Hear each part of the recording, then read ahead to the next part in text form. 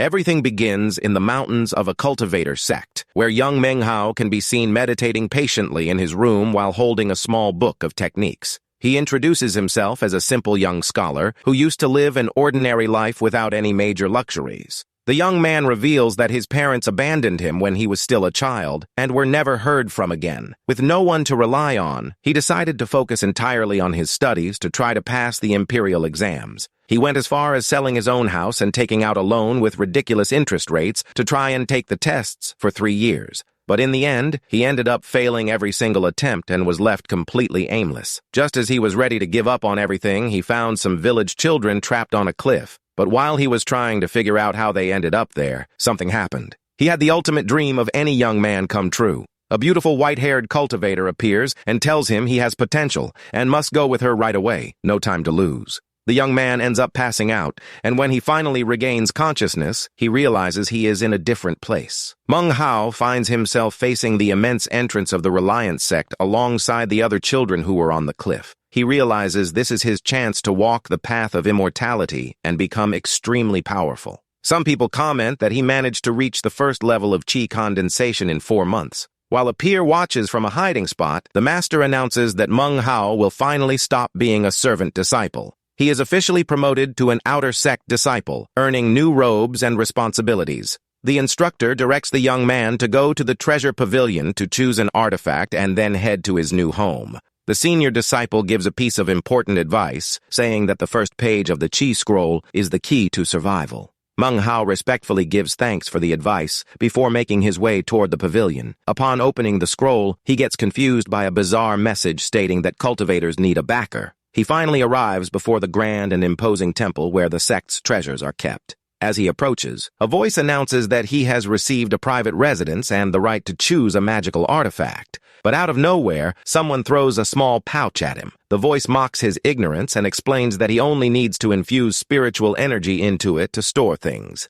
The young man enters the mysterious pavilion, eager to find out what kinds of valuable relics he will discover. He is amazed to see the shelves filled with glowing artifacts and magical objects of all kinds. Manhwa wonders if all of those are truly relics and hopes he can find something useful there. Suddenly, his attention is drawn to a simple mirror on display on a shelf. He examines the object closely and realizes it is just a rusty bronze mirror with no magical aura whatsoever. But someone suddenly comes leaping down from the ceiling and praises the young man's eyes for choosing that mirror. He claims that the simple mirror is actually the most mysterious treasure in the entire place. The man insists, saying that Manhwa seems to be truly chosen by destiny. The senior disciple places the mirror in the young man's hand, insisting that the most powerful treasures usually hide their glow. He begins to tell an ancient legend, saying that whoever masters the secrets of this mirror will be unbeatable in the entire world. Manhwa becomes suspicious, thinking that if not even the sect founder managed to use the mirror, the object must be useless.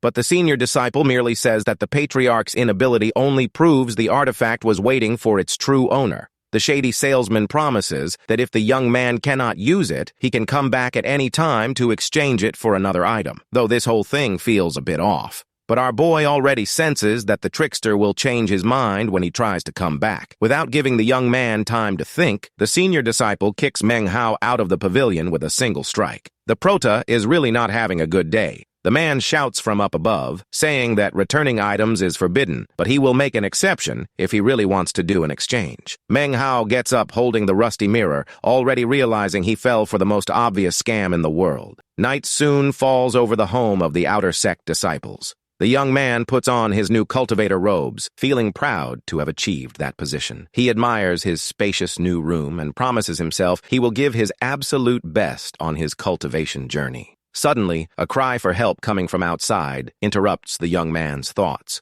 and things escalated quickly with a major mess right outside the window. Peeking out, he sees a masked cultivator mercilessly taking the life of another disciple to steal his belongings. Manhwa panics and realizes that life in this sect is far more dangerous than he imagined. The senior disciple explains that the Reliance sect was once the strongest in the state of Zhao, but things have changed a lot now. He reveals that the rules of the place are ruthless and that the sect itself encourages internal fighting among disciples. Known as a demonic sect, the leaders distribute resources every month but do not stop them from robbing each other. There is even a public deathmatch arena, so the newcomer needs to stay sharp to keep safe. Manghao finally understands that the warning was real and that this place is a true den of hungry wolves. He remembers being brought here against his will to work, so he realizes he shouldn't expect any welcome party. The young man sits thoughtfully in his room, staring intently at the mirror. He realizes that keeping a useless mirror might actually protect him from becoming a target for the outer sect bullies. Either way, the youth knows that if he wants to survive here, he will need to find a way to become much stronger. Outside, other disciples observe the newcomer and conclude it is not even worth robbing him because of his broken item. One of them spits on the ground in annoyance, calling the boy useless garbage and saying he is not worth the effort of an attack. Menghao's plan works perfectly, since no one bothers him during his first few days at the location. I really can't believe getting played with that mirror actually helped him. With no one to guide him, he realizes his cultivation pace is far too slow, and it will take years to level up. He concludes that he needs spiritual pills, but he knows that any newcomer who gets those resources is instantly robbed. Suddenly, several disciples begin running toward the central plaza, announcing that it is pill distribution day. Menghao becomes curious about the commotion and decides to follow the crowd to see how this important event works. A large crowd of cultivators gathers before the temple, while commenting on the presence of important sect figures. The young man spots the leaders of the event and immediately recognizes the beautiful white-haired cultivator who brought him here. Two boys gossip, saying that the special pills have a 12-hour seal, which will spark an insane hunt among them. Menghao understands that it is just a trap to trigger a massive brawl until a powerful shout demands silence from everyone.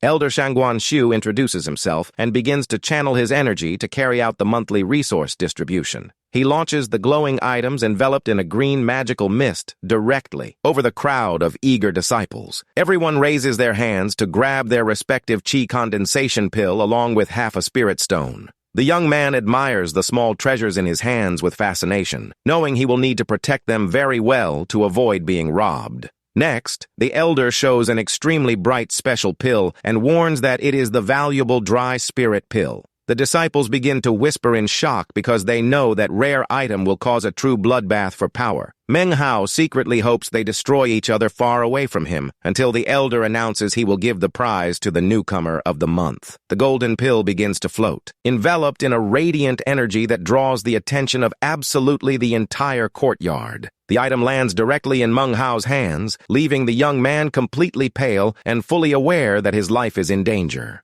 And it was at that exact moment he realized he was completely done for. The senior disciples begin to surround the boy, making terrible threats and demanding that he hand over the golden pill immediately. The entire courtyard turns into a total madhouse, with hundreds of voices echoing the same terrifying order for him to hand over the item. Up on the mountaintop, one of the older elders watches the scene and says that Shangguan has gone way too far. He comments that giving such a valuable pill to a newly arrived youth is the same as signing the boy's end. Another elder laments the situation but reminds him that the sect's rules are absolute and the cultivation world has never been a fair place. They conclude that they cannot interfere with the laws left by the ancient ancestor and decide to just watch the young man's fate. Basically, you're on your own, buddy. But before the brawl can start, the clever Menghao raises his hand high, drawing everyone's attention in the central plaza. He says he is immensely grateful to the wonderful person who brought him to this great sect, and he points directly at the white-haired cultivator, revealing that his great savior is Senior Sister Shu, the one where whoever leaves a comment down below will get one just like her. He bows respectfully and offers the valuable golden pill to her as a sincere way to return the past favor. The crowd of bullies is completely dumbfounded by the genius move, as no one would be crazy enough to rob Sister Shu.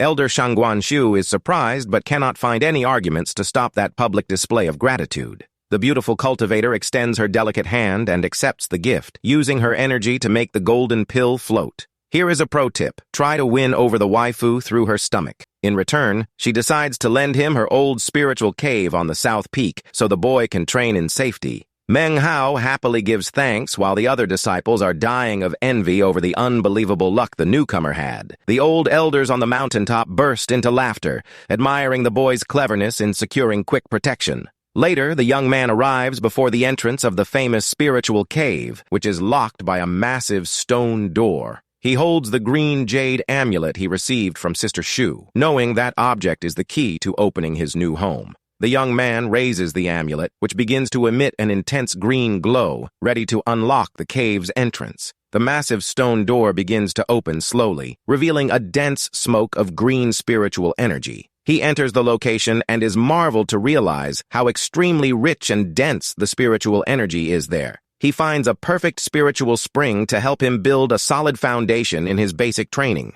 He concludes that the value of that place is immeasurable and that Sister Shu's gift was overly generous. The next day, he wakes up glowing, noticing that just one night there was equivalent to nearly 2 months of normal cultivation. The young man realizes he absorbed almost all the energy in the environment, but knows the spring will soon recharge the location.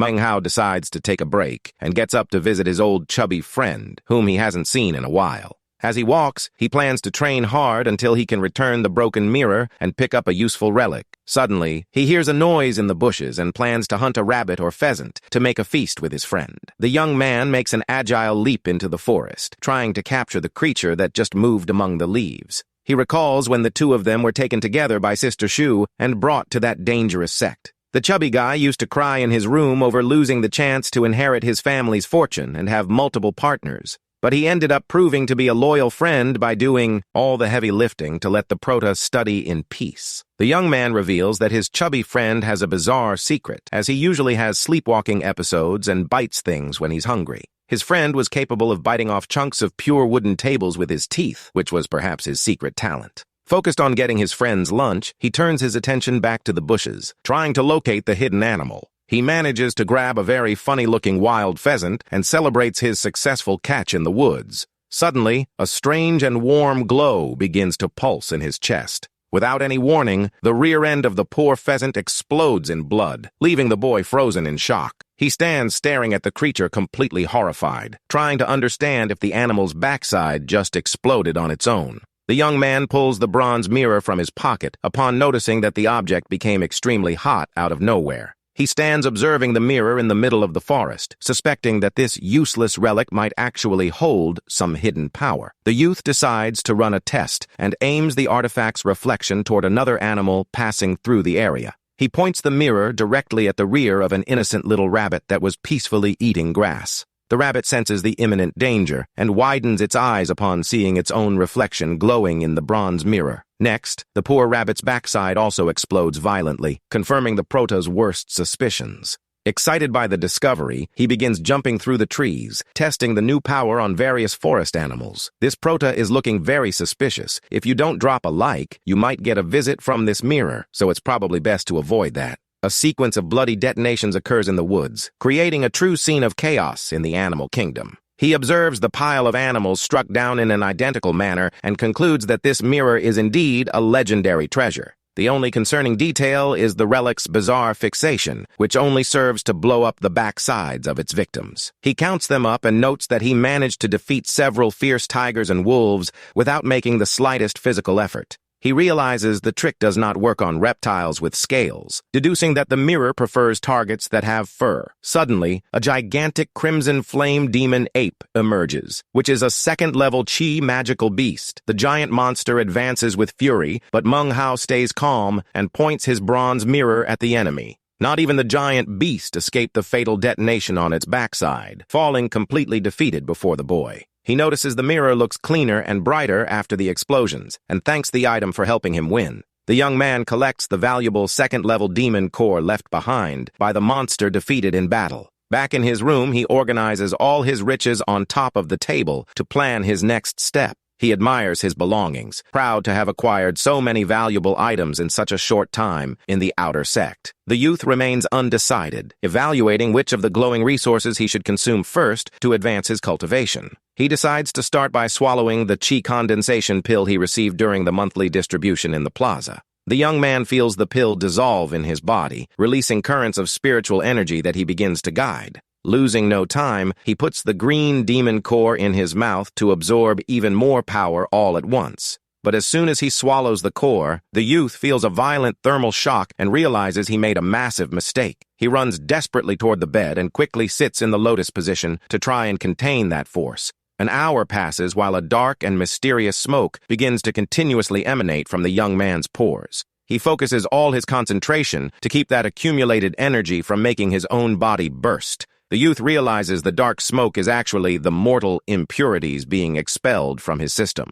Upon opening his eyes, he feels renewed and realizes he finally managed to reach the second level of chi condensation. He gets up surprised, noticing that the demon core was incredibly effective for his advancement. He laments that magical beasts are rare, because with the mirror, he could accumulate infinite pills and level up. However, the young man gets a massive scare upon looking at the table and seeing another identical green core on top of the mirror. Manhwa steps back confused and realizes that his half-a-spirit stone has mysteriously vanished from the table. He then deduces that the mirror consumed the spirit stone to perfectly duplicate the monster core. The boy realizes he has a legendary artifact in his hands, capable of copying pills and wonders how no one discovered this before. With no time to philosophize, he focuses on the real problem, which is getting more spirit stones to test his theory. He complains that the next resource distribution will take more than a month, and that he remains broke despite being a cultivator. Remembering the old saying that fortune favors the bold, he decides to take a drastic and risky action. Without hesitation, the young man swallows the second magical beast core, ready to test the limits of his own body. An immense amount of energy flows through his meridians, forcing him to meditate intensely to absorb the power. He recalls reading in the scroll that second-level cultivators can finally use immortal techniques. The boy channels his chi and focuses on learning the fire snake technique, generating intense flames in his hands. Out in the forest, he tests the spell by launching a powerful blast of fire against a giant bear that appears in his path. However, the demon bear merely roars furiously, showing that it took almost no damage from the flaming attack. Manhwa is shocked to see that his new fire magic technique was completely useless against the creature. With no other choice, he draws his trusty bronze mirror. The bear leaps in pain when its backside explodes violently, and the young man celebrates having managed to resolve the situation. With the new core in hand, he plans to use the stone from the next distribution to duplicate it and reach the third level. But hearing sinister howls echoing from inside the dark forest, he realizes it's better to head back before it's too late. 10 days later, the long-awaited moment of the monthly pill distribution arrives, with the plaza packed with gathered disciples. Manhwa collects his spirit stone and realizes that ordinary pills are no longer as useful to him as before. Suddenly, his attention is diverted by a strange and violent commotion that begins to take place nearby. He observes the bullies attacking and robbing the weaker disciples before everyone can even leave the plaza. The young man knows that Sister Shu's protection won't last forever and that he needs to get strong fast to defend himself. He gives a slight smile, thinking that when his plan works, the bullies will be the ones getting robbed by him. The young man walks back thinking that the mirror is very strange, since it didn't work when he tried to aim it at humans. But his thoughts are interrupted when he notices the silhouette of someone lurking behind a forest tree. He recognizes the dangerous third-level Zhao Wugang, who is famous for ending newborn disciples to steal resources. The bully emerges from the shadows with an intimidating look and coldly demands that the boy hand over all his riches. The prota fakes cowardice, bowing and begging for the senior to show mercy and give him a little more time. The villain accepts with a laugh and warns that he will confiscate the young man's spiritual cave and turn him into his personal servant. Manhwa argues that the location belongs to Sister Shu and that he lacks the authority to give up the training space. Angered by the refusal, the brute advances with fury, extending his hand to attack and finish off the boy. But Manhwa reacts instantly, summoning his fire snake and launching the spell against the aggressor by surprise. A loud explosion of flames occurs, striking the opponent's chest dead on and covering the area with smoke and dust. However, the senior quickly recovers from the blow and draws a sharp sword, showing that the real combat has begun. He is surprised to notice that the newcomer already masters that magic technique and concludes that the spiritual cave is to blame. The villain gives a greedy smile, coveting the location even more, and decides to activate his secret demonization technique. The opponent's body begins to undergo a terrifying mutation, turning him into a werewolf covered in dark fur. Seeing that bizarre transformation happen before his eyes, the prota decides to retreat. Running through the forest, the monster pursues the boy swiftly through the trees, vowing that he will end his life right there in the woods. The beast extends its sharp claws, almost reaching the back of the young man who tries to dodge the strikes as best as he can. The werewolf delivers a powerful slash through the air, but the young man manages to evade by rolling on the ground at the very last millisecond. Taking advantage of the opening, the boy uses his agility to counterattack against the giant opponent. The werewolf roars confidently, but Manhwa notices the crucial detail that the transformation covered the rival's body with a lot of fur. With a victorious smile on his face, the young man quickly pulls his precious bronze mirror out from inside his robes. The reflection of the startled beast appears on the mirror's surface, and the villain realizes too late that he fell into a trap. With zero chance of defense, the monster's rear region explodes in an extremely destructive beam of light and blood. The terrible warrior collapses violently to the ground, his legs shaking in pain after suffering the most humiliating blow in the sect. The werewolf screams in absolute pain, completely failing to understand what just happened to his backside. Manghwa decides to handle things diplomatically and suggests they end the fight right there peacefully and without hard feelings. But the villain refuses to accept the deal and swears an oath against the boy's entire family with pure hatred in his eyes. The young man is indignant, noting that he tried to resolve everything in peace, but the adversary still wants to wipe out his lineage. With no other viable alternative, he decides to use his secret detonation trick again to eliminate the threat. The werewolf begins to tremble in terror upon realizing the young man's relentless intentions with that bronze artifact. The beam of light hits the monster, causing new deep cuts and shedding blood in a rather painful manner. The creature lets out one last, desperate howl of agony, unable to endure the severe punishment from the bronze mirror. A monumental bloody explosion takes place at the beast's rear. The impact is so strong that the bronze mirror ends up slipping from the boy's hands. Manghwa stands frozen, staring at the miserable scene. He realizes he has just taken someone's life for the very first time and stares at the inanimate body of his adversary on the trail. Meanwhile, in the public combat zone for beginners, two other disciples duel fiercely for resources.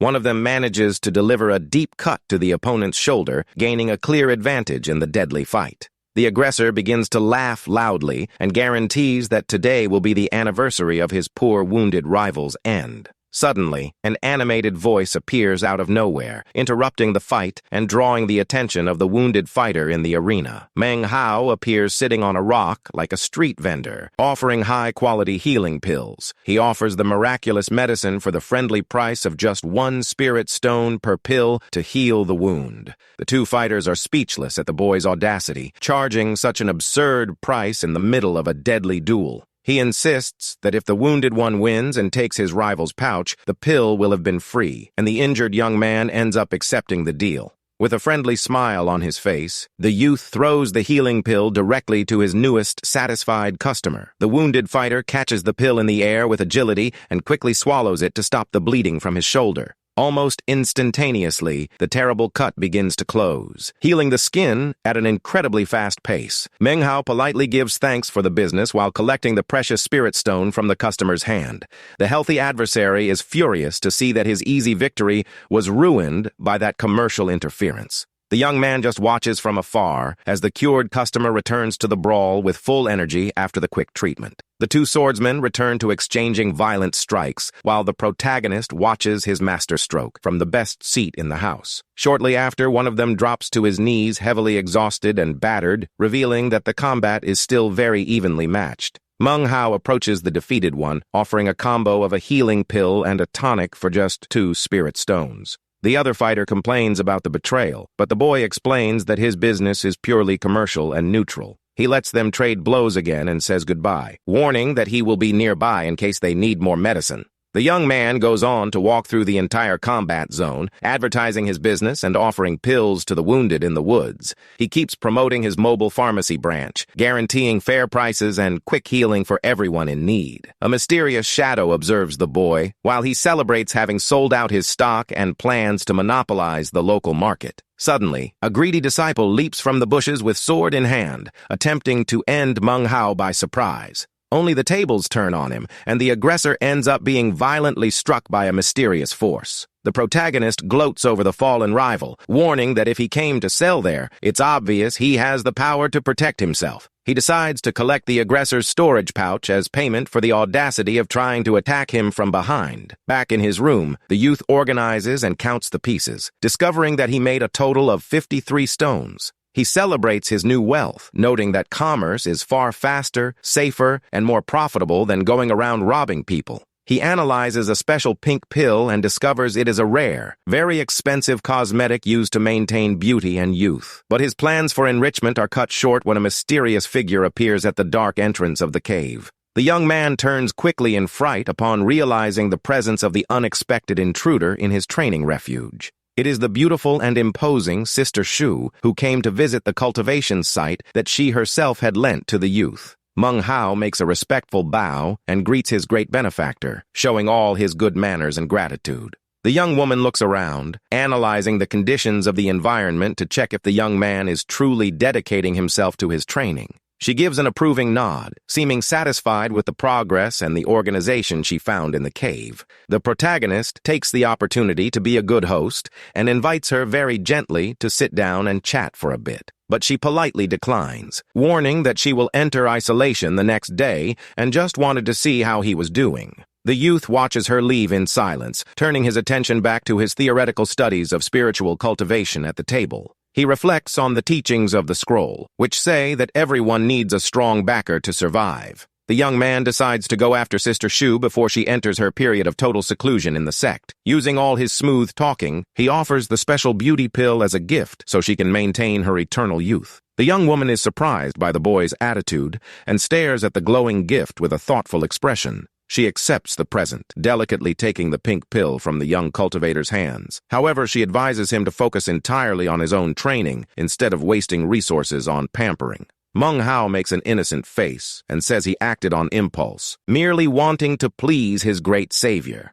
As a reward, the young woman hands over a special green amulet that serves as a powerful magical shield for personal defense. He gives thanks and insists on walking her a bit, because he knows that seeing them together will keep future aggressors away. The cultivator stares at him in silence, seeming to read perfectly through the clever young man's ulterior motives. In the end, she accepts the company, and the two walk side by side under the beautiful sunset of the mountains. Their public walk draws the attention of the entire sect, generating instant gossip among the other disciples. In the distance, the mountain elder laughs, finding the boy extremely intelligent for his audacity in securing protection. He comments proudly that Meng Hao truly understood the essence of the sect by knowing how to maintain his important connections. The next day, the gossips comment on the success of Meng Hao's business and on him having defeated the senior Chao Yang. They are shocked trying to understand how a newcomer managed to become so powerful in such a short time in that place.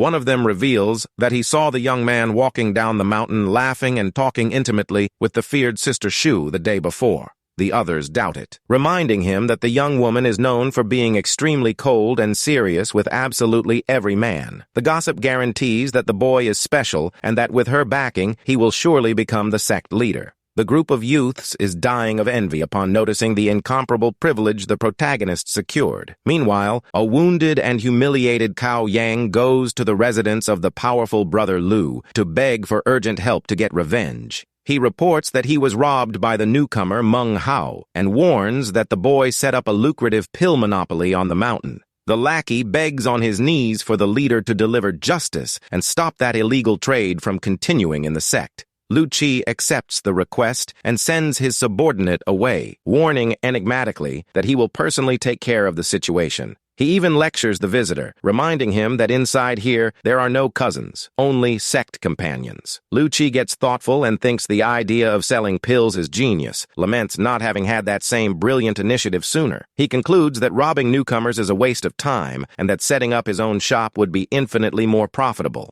The next day, a large white banner announcing the second branch of the Pill Empire is stretched out in the forest. Meng Hao observes the scene from afar with a blank stare, unable to believe the nerve of the unfair competition. The villain simply copied the protagonist's entire idea and set up his own little stall at the exact same sales location. The young man decides to back off to avoid fights, knowing that the opponent is extremely strong and is at the peak of the third level. Time passes, and two other disciples begin to duel fiercely in the courtyard to settle an old blood rivalry. One of them delivers a precise strike, cutting the rival's chest and leaving the combat practically decided in his favor. The struck fighter screams in pain while blood gushes from the deep wound, appearing to be on the verge of passing out on the ground. But before the final blow, both sellers appear at the same time, offering their respective healing pills. The warriors interrupt the combat and stand there with blank expressions, completely failing to understand anything about that joint offer. The wounded man ends up buying the item from the powerful Lu Chi, who receives the payment with an imposing and intimidating look. Midday arrives, bringing intense heat over the forest that serves as the stage for the sect's business.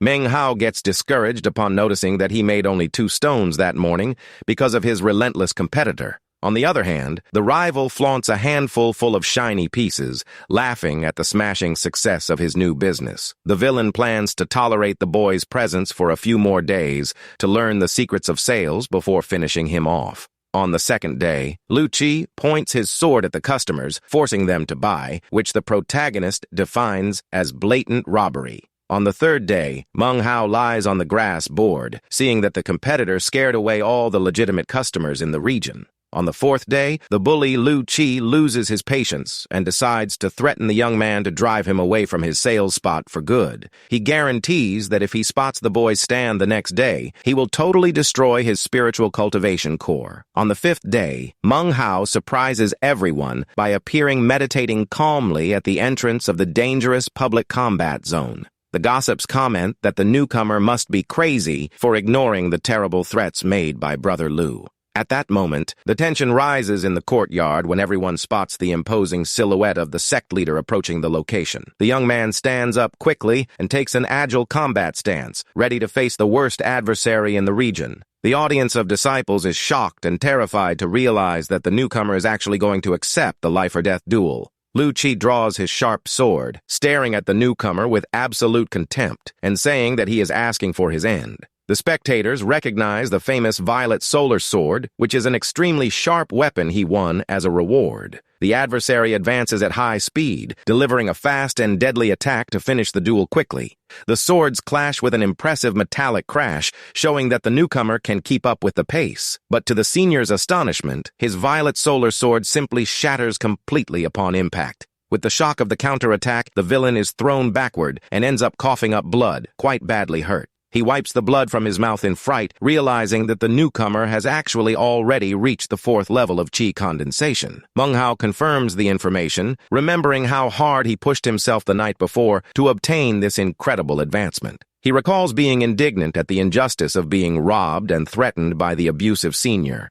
To prepare, the young man gathered all his savings and pills to carry out a mass duplication process. The mirror duplicated dozens of normal pills, creating an absurd amount of resources for his training. The protagonist simply swallowed a massive handful of pills all at once to force his rapid evolution. A colossal explosion of spiritual energy flooded his body during his meditation in the cave. He grew tired of being the peaceful victim and decided to use all that accumulated strength to level up and fight. Back in the present, Meng Hao coldly asks his fallen rival if he still has the courage to continue the fight. The spectators begin to shout in absolute shock, failing to understand how the newcomer reached such a high level in so little time. The young man insists on the question, while Lu Chi merely grumbles in anger, keeping his wounded pride before everyone. But the villain refuses to accept defeat and attempts one last desperate attack using a secret relic. He releases a powerful blast of green energy from his magical bottle, which collides directly with the boy's sword. The attack is so destructive that Meng Hao's ordinary sword ends up breaking into dozens of pieces in midair.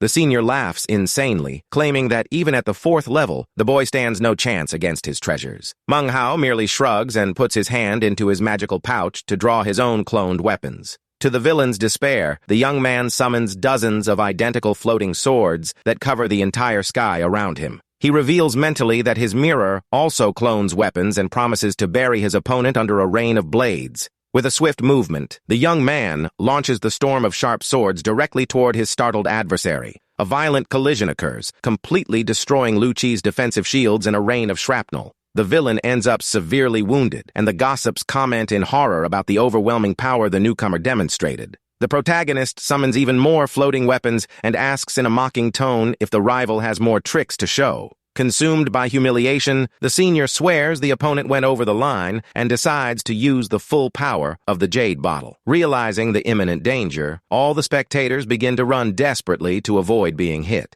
A gigantic bottle of spiritual energy appears in the skies, emanating an overwhelming pressure over the battlefield. The villain warns, infuriated, that this supreme treasure was a gift from a very powerful senior and will pulverize the boy. A colossal beam of energy is fired from the giant bottle, directly against the protagonist's position. The gossips watch the devastating attack from a distance, hoping not to be disintegrated by the shockwave. Manghao uses the jade shield he received from Sister Shu, managing to create an impenetrable barrier against the deadly blast. The protective amulet ends up cracking after enduring the attack, but it fulfills its role of keeping the young man completely unharmed. The young man mentally thanks his benefactor, knowing he would be gone if not for the jade shield she gave him. Lu Chi turns pale with terror upon seeing that his most powerful supreme strike didn't cause even a scratch on the newcomer. The projection of the giant bottle begins to fade, and the villain suffers a heavy backlash of energy from forcing the artifact.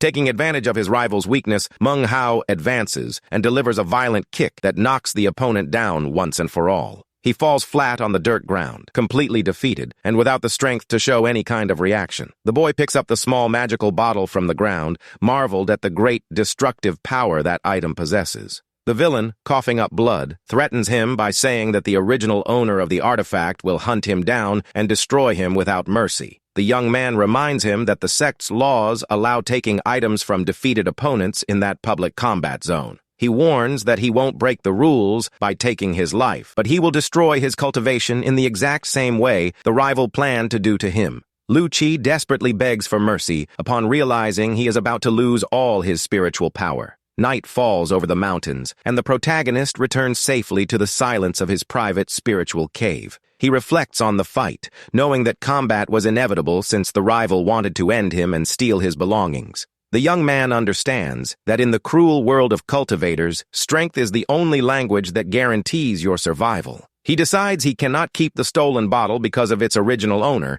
and plans to give the item to someone else. Manghao gets thoughtful, remembering that Sister Shu entered total seclusion, and now he needs to find another backer. He considers returning the artifact directly to Brother Wang, since the man seemed to be a calm and peaceful person. But peace ends when a messenger named Shangguan Song appears, demanding that the young man open the cave on his knees. Manghao gets tense, noticing that Wang's collectors arrived much faster than he had actually expected. The visitor finds the boy arrogant and decides to pass on the severe punishment order sent by the powerful older brother. The order demands that he hand over the jade treasure, in addition to breaking his own cultivation and severing an arm and a leg. The protagonist breaks into a cold sweat and is completely indignant at the cruel terms of that absurd punishment of expulsion. He questions whether Brother Wang's personal orders actually hold more power and authority than the official rules of the sect. The messenger asserts that Wang's orders are the law itself and commands the newcomer to kneel and apologize by dawn. Receiving no answer from the boy, the arrogant emissary decides to turn his back and leave in the middle of the dark night. Time passes under the moonlight while Manghao deals with the biggest dilemma of his entire cultivator journey. He keeps pacing back and forth in his room, thinking desperately of how to resolve that crisis. The first logical idea that crosses his mind is simply to flee from there as fast as possible to save his skin. But looking at the exit, he hesitates, wondering if running away like a coward is truly the only available option.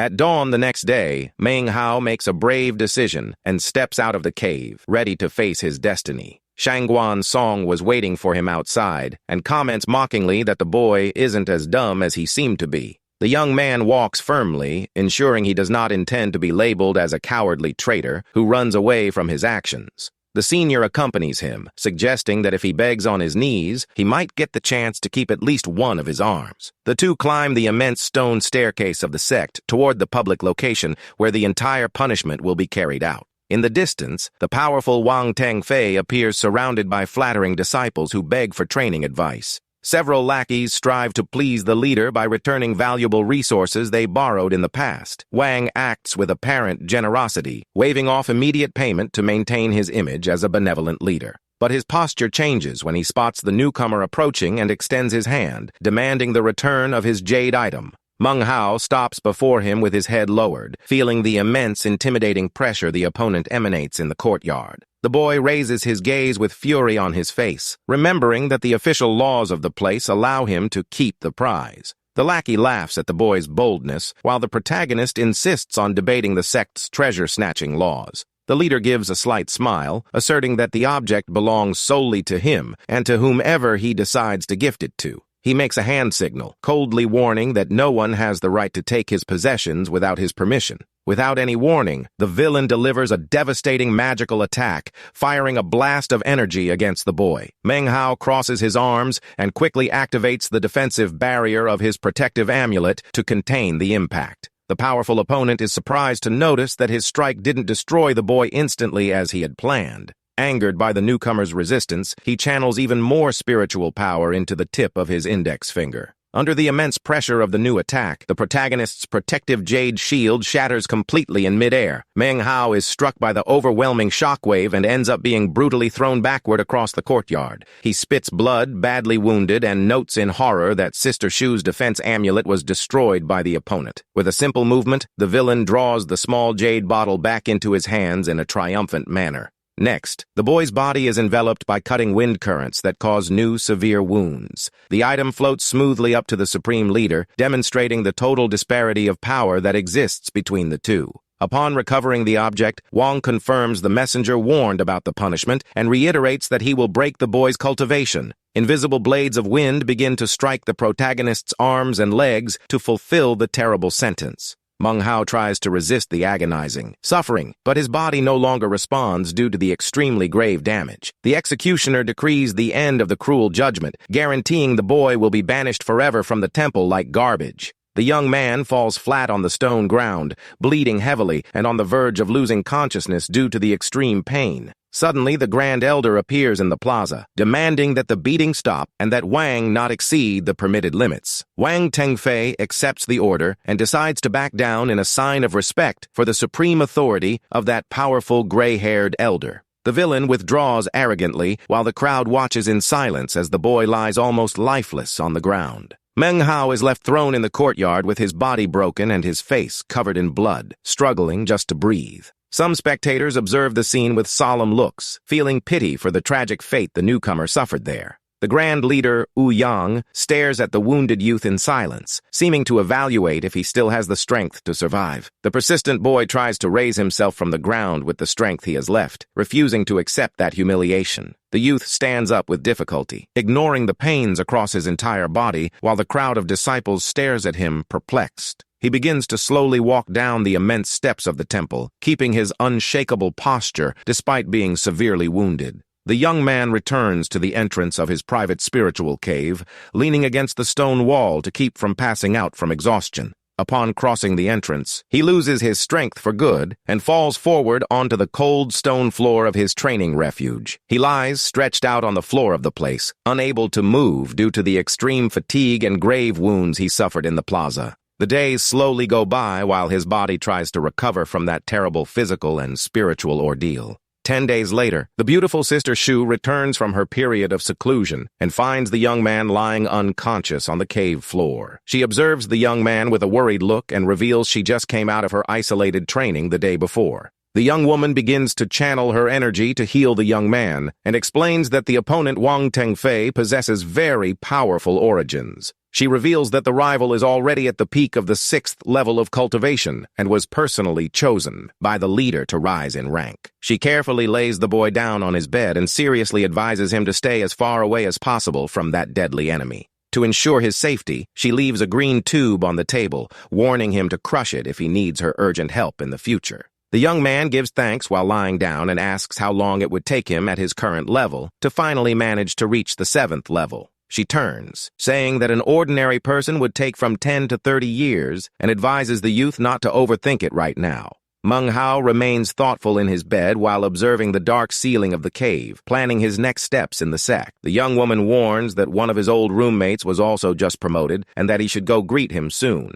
He closes his eyes to rest a bit more, knowing he needs to recover his energy before making any visits. Hours later, the boy finally gets out of bed, feeling much stronger and renewed after the magical treatment. He walks over to the stone table and opens the sect's book of teachings again to read its mysterious pages. The page brings a message from the ancient patriarch, promising to be the supreme backer of any dedicated cultivator there. Manghwa wipes the remaining blood from his mouth with an intense look, focused on achieving a new goal in his training. He points his index finger firmly over the book page while channeling his inner determination to win. A red glow appears on the paper, as if the boy himself were claiming the role of being his own sole backer. A message advises to follow the next chapters of the story, while the author leaves his thanks on the panel. Time passes, revealing the beautiful and colorful treetops in autumn around the mountains of the Cultivator sect. Meng Hao walks peacefully down the stone staircases of the mountain, taking advantage of the calm day to clear his mind. Suddenly, his trusty, chubby friend emerges in the crowd, waving happily and shouting words of encouragement to the young man.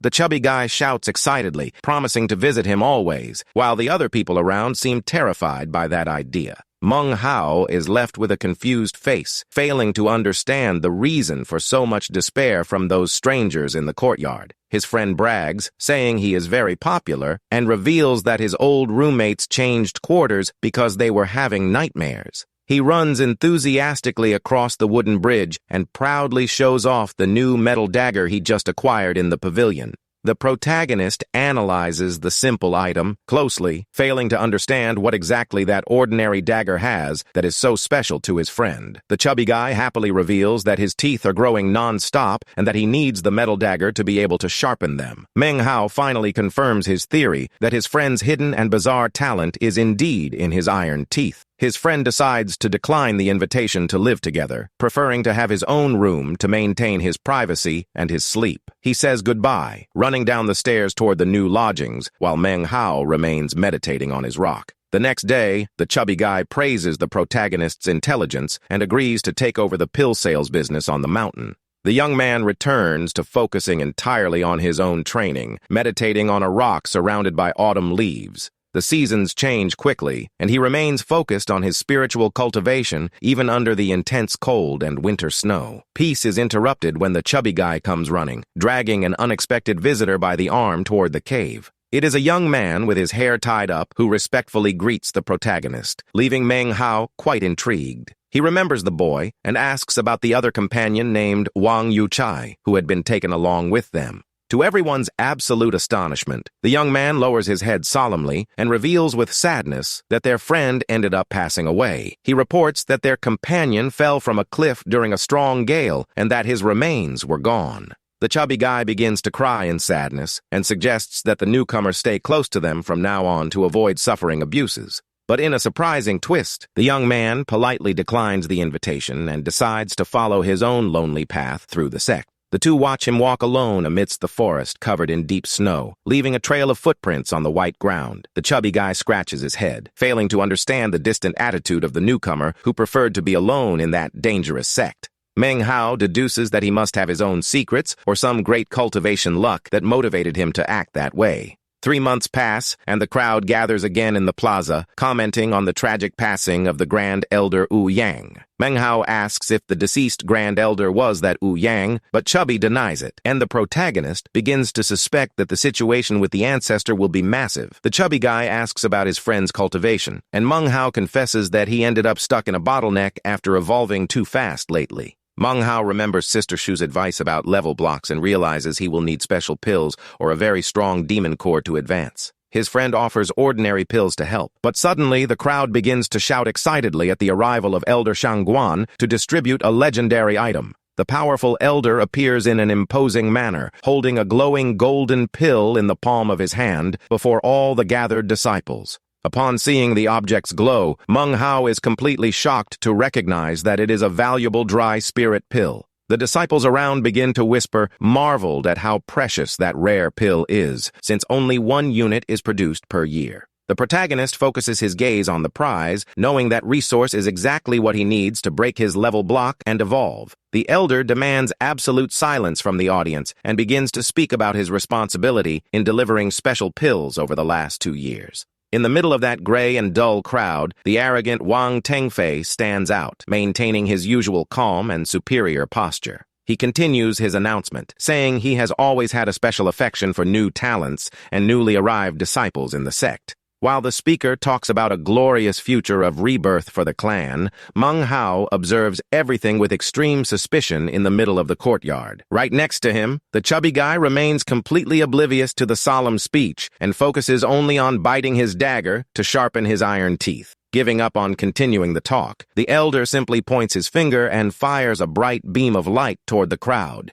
To everyone's surprise and total despair, the energy beam strikes the chubby guy's hands dead on, making him almost drop his weapon from the scare. With the golden pill glowing in his hands, the poor chubby guy begins to tremble in terror, failing to understand why he was chosen to receive that prize. Desperate with the obvious death sentence that carrying that thing represents, he begs for help and hands the precious item directly to Manhwa. In that exact instant, greed takes over the place, and the senior disciples begin to brutally assault each other to clear a path to the treasure. The strongest cultivators around advance with hungry and furious looks, ready to slaughter anyone in front of them. In a fraction of a second, Manhwa takes the golden pill with determination, knowing that from now on, he has become the primary target of the hunt. The hero pushes his startled friend away and tells him to go hide immediately in his spiritual cave while he draws the enemies away. Realizing the item changed hands, the aggressors shout that they won't let Manhwa escape just because he is of the 4th cultivation level. With agility, the young man begins to descend the stone steps at high speed while using his movement techniques to lose the group. To help with the distraction and save his own skin, the chubby guy points to the staircase and falsely shouts that the protagonist stole his pill. A horde of frenzied opponents rushes down the stairs, shouting that a mere newcomer will never manage to protect a valuable resource like that. Alone at the top of the staircase, the chubby guy joins his hands in despair and silently hopes that his best friend can survive the escape. Manhwa calculates that if he survives for 12 hours, the pill will be his by right, so he decides to run toward the desolate mountains to hide. Knowing the pursuers are strong, the young man decides to risk everything and enter the dangerous Black Mountain, which is filled with furry and dangerous beasts. The pursuers stop at the entrance of the forest, completely perplexed, unable to believe the boy was crazy enough to enter that deadly territory. They know the beasts will devour the newcomer quickly and decide to quicken their pace before some monster swallows the precious golden pill first. Upon entering the dense, dark woods surrounded by black trees, the hunters begin to feel a tense atmosphere and spot something bizarre just ahead on the path. To their surprise, a huge, striped beast resembling a tiger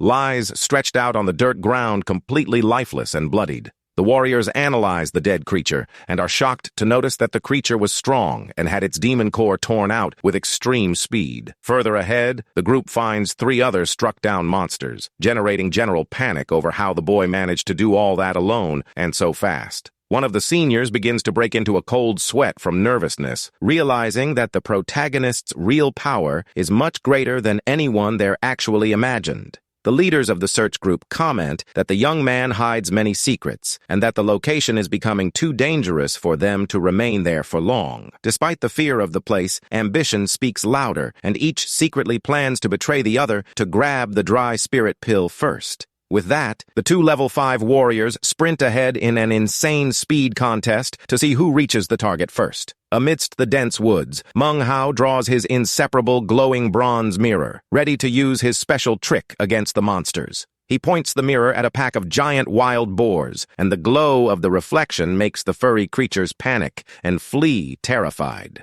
He realizes that merely scaring the monsters with the flash of the mirror already saves his time and still creates a natural barrier against his pursuers. Suddenly, several sharp swords are launched from the sky, and the protagonist needs to execute a backflip to avoid being hit by the weapons. He spins his body in the air with extreme precision, demonstrating that his combat reflexes are incredibly sharp after the intense training. The young man uses a bizarre energy control technique to make the blade of one of the swords serve as a floating foothold right under his foot. With that, he begins to glide over the flying sword at high speed, leaving the enemies who were coming right behind completely incredulous at the scene. The hunters are left open-mouthed, shouting that it's impossible for a mere cultivator of the 4th level to manage to fly on top of a magical sword that way. But soon one of them realizes the trick and explains that the boy is actually just using energy to hurl the blade and catch momentum to glide. The senior laughs at the hero's bold tactic, deducing that this ridiculous maneuver consumes a lot of spiritual energy and will leave him exhausted in a few minutes.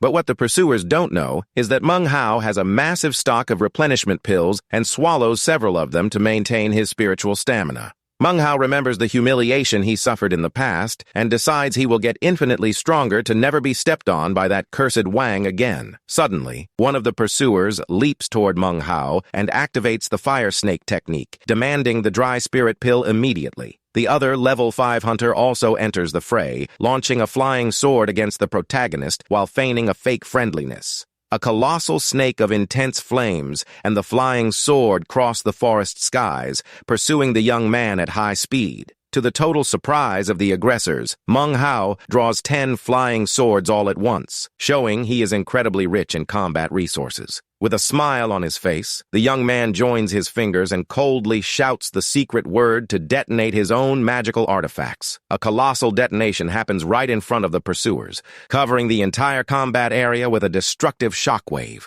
The two emerge from the smoke coughing and are indignant to realize that the brat simply destroyed 10 swords at once to delay them. Half an hour passes, and another gigantic explosion lights up the canopy of the black trees, indicating that the frenzied hunt continues at full steam. An hour later, and the sound of more detonations echoes through the valley, while the clever protagonist continues to delay the enemies with his tactics. After an hour and a half of relentless pursuit, the forest sky suffers from yet another detonation of magical swords cloned by him. The hunters are exhausted and desperate, failing to understand how a mere level 4 boy can have so many swords to blow up along the way. They notice that the young man keeps running without tiring and realize that the boy's replenishment pills seem to be infinite. But worst of all, a massive wild beast emerges from the shadows of the woods and advances directly against the group of pursuers. One of them punches the monster in anger and is furious to notice that the forest animals only attack his group while ignoring Meng Hao.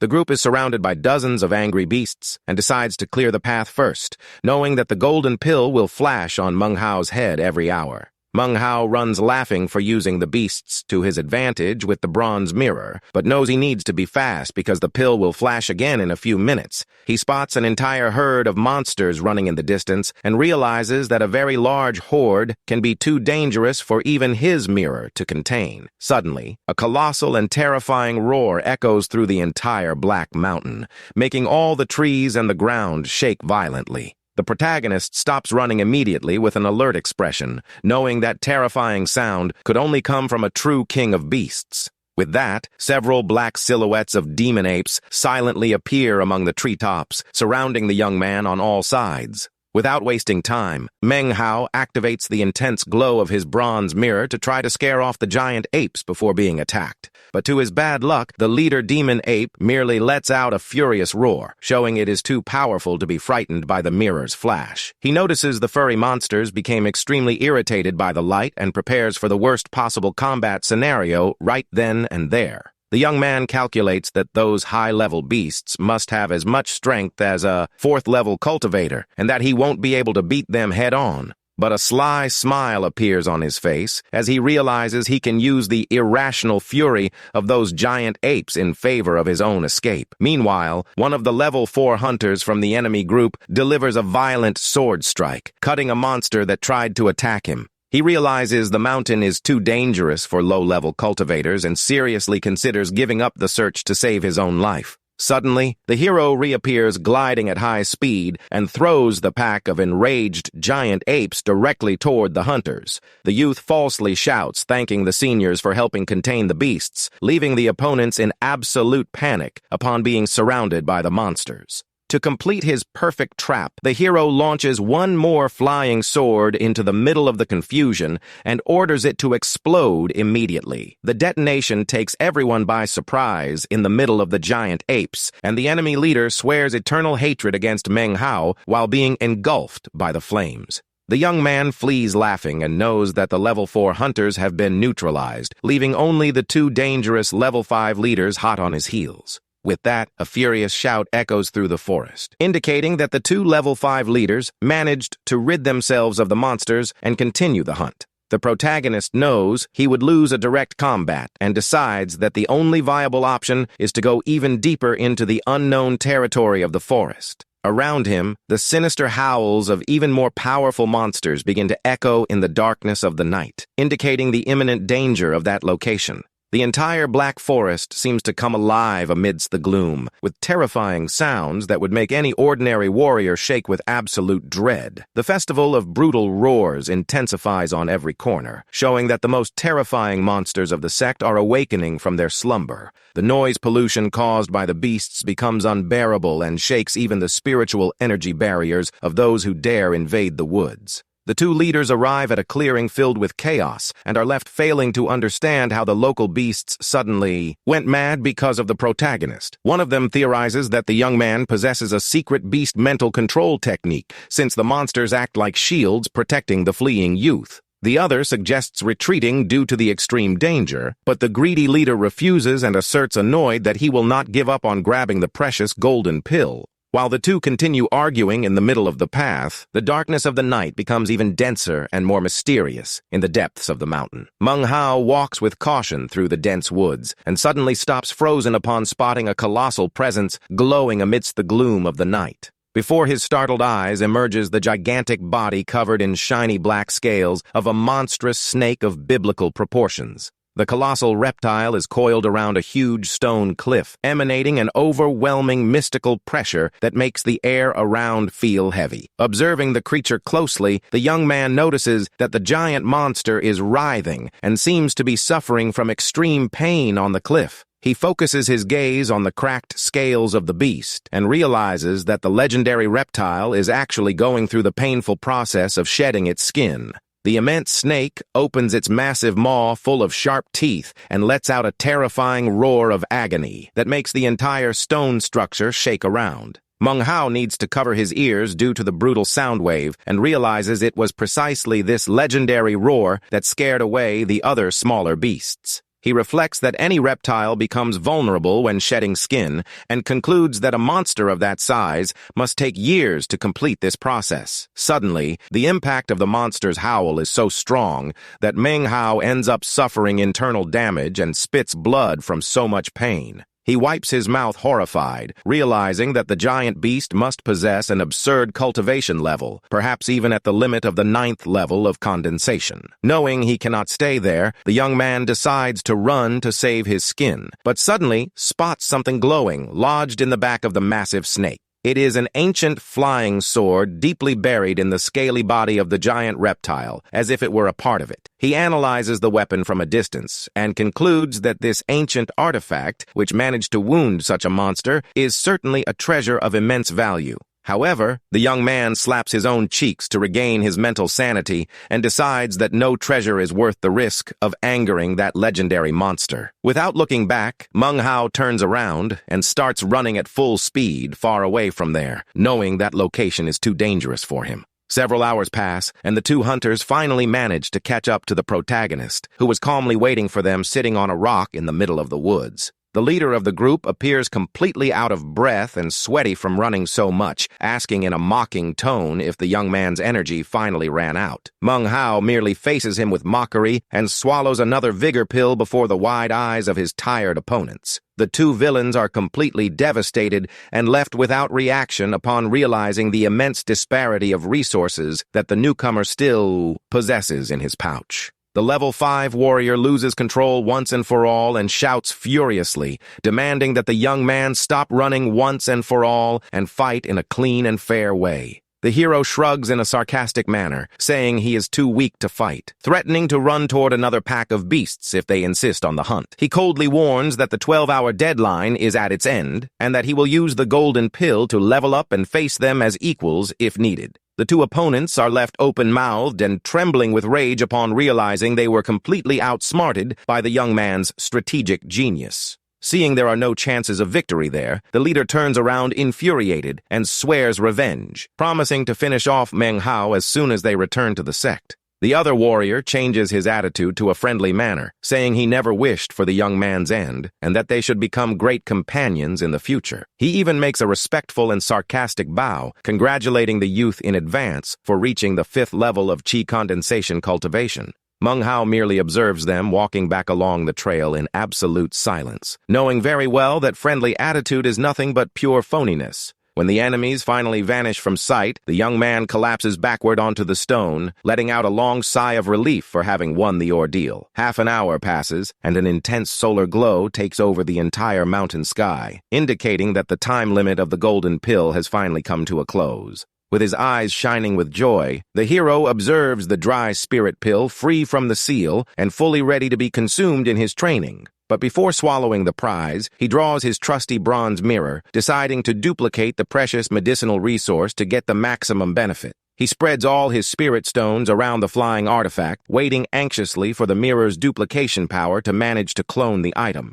To his absolute happiness, the process works to perfection, creating 10 identical pills that make that risky escape incredibly lucrative. Holding one of the new glowing clones in his right hand, the young man prepares himself mentally to break the bottleneck and evolve to the 5th level of cultivation. Although the rival's plans unfold on the outside, in the silence of his meditation, Manhwa observes his 10 golden pill clones floating. He remembers the legend about a legendary flying dragon from centuries ago that supposedly entered those black mountains before succumbing and passing away. Holding an ancient medallion of fine wood, the arrogant heir plans to enter the inner sect, soon to carry out his grand foundation establishment plan.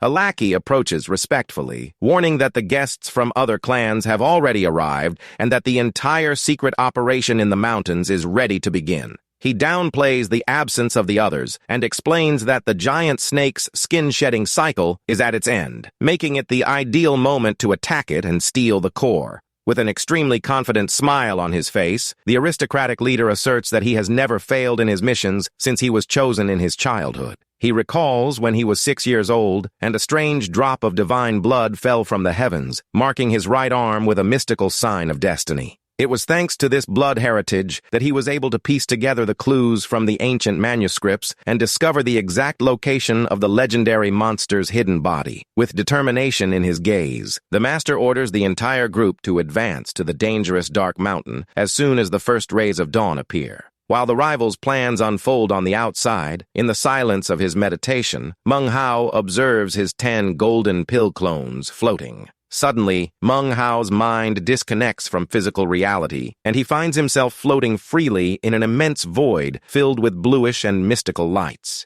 He spots a beautiful and clear spiritual lake that stretches across the entire mental horizon and realizes he is somehow observing the inside of himself. The young man is filled with surprise upon finding that the lake of mystical energy formed in his dantian, confirming the success of his evolution to the 5th level. Touching the water's surface, he recalls the teachings that say the 5th level is the first and most important milestone in the journey of every cultivator. The young man understands that upon reaching the absolute peak of cultivation, he will finally stop being a mere mortal to have his own spiritual foundation establishment. Extremely excited, Manhwa celebrates knowing that now he will be able to master the art of walking on the wind, raising his flight speed to an incomparable level. Suddenly, the same colossal roar of agony and despair echoes piercingly through the valley, instantly breaking the peaceful atmosphere of that meditation. Realizing the obvious, unusual agitation of the giant snake, he decides to run back toward the cliff just to observe what is happening over there.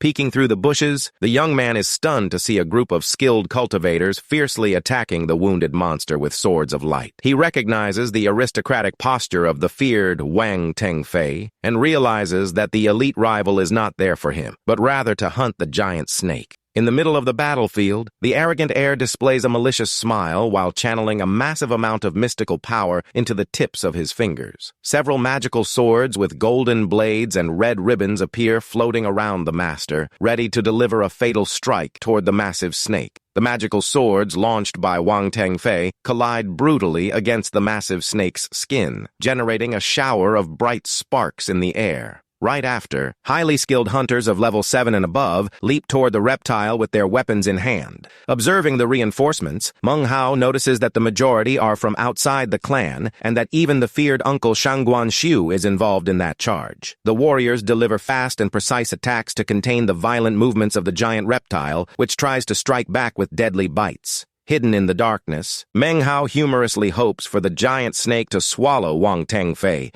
and thus deliver his long-desired revenge. However, the arrogant leader raises his right hand, coldly ordering his subordinates to activate the special battle formation. An immense magical circle begins to materialize in the night sky, glowing with ancestral runes and emanating an immense restriction energy. Violent lightning bolts fall from the conjuration circle, enveloping the entire mountain and completely paralyzing the giant snake's movements. Under the destructive impact of the blue thunders, the reptile lets out a terrifying roar of agony while trying desperately to fight against the barrier. Suddenly, the bluish ghost of the legendary flying dragon appears floating majestically above the head of the paralyzed snake in the canyon. Upon spotting the spiritual projection of the legendary dragon, Wang Tengfei displays a victorious smile, knowing his grand objective is very close. But in a matter of seconds, the glowing projection begins to dissolve in the air and mysteriously vanishes, leaving everyone in shock. One of the combatants shouts alarmed upon noticing the disappearance of the spirit, while the others observe the area with a lot of apprehension and doubt. Without being shaken, the aristocratic master obsessed insists that the local supreme treasure is very close to finally belonging to him. At that moment, Manhwa notices that the snake rid itself of its old skin and notices that the valuable legendary sword is no longer stuck in its new body. The young man perceives with shrewdness that the sword remained lodged in the empty husk discarded by the reptile and that the great prize is unprotected. Overcome by an immense determination, the hero decides to act to give a proper payback to his rival and prove he will never be crushed like a mere insect by him. With agile feet filled with mystical energy, he runs at full speed toward the secret location of the skin shedding, ignoring any danger. The youth uses all his 5th-level mystical strength to climb the stone wall as fast as possible before anyone notices his presence. He sneaks with extreme speed through a small rocky crevice, knowing that every second is precious for the success of his bold plan. Manghao descends carefully through the darkness of the stone crevice, hearing the muffled sounds of the fierce battle that continues happening outside. The young man breaks into a cold sweat, feeling the immense pressure of the location, but remains totally focused on reaching the spot where the discarded husk lies fallen. Upon reaching the bottom of the dark cave, the hero stands completely paralyzed and breathless before the grandiosity of what he has just found there. Outside, the helpers manage to contain the monster's advance and ask for Wang Tengfei to advance to the location to recover the legendary core. Confident, the arrogant heir leaps toward the rocky crevice to finally claim the supreme prize he has sought so much over the last few years. He walks in an imposing manner through the narrow stone corridor with the triumphant smile of someone who believes they are about to dominate the entire mystical world. The villain murmurs victoriously that he has finally found the legendary resting place of the sacred dragon and that destiny will finally fulfill itself in his favor inside there. Facing this scenario lies the immense and preserved skeleton of the legendary dragon, revealing that the terrifying snake of the canyon was merely the tail of that beast.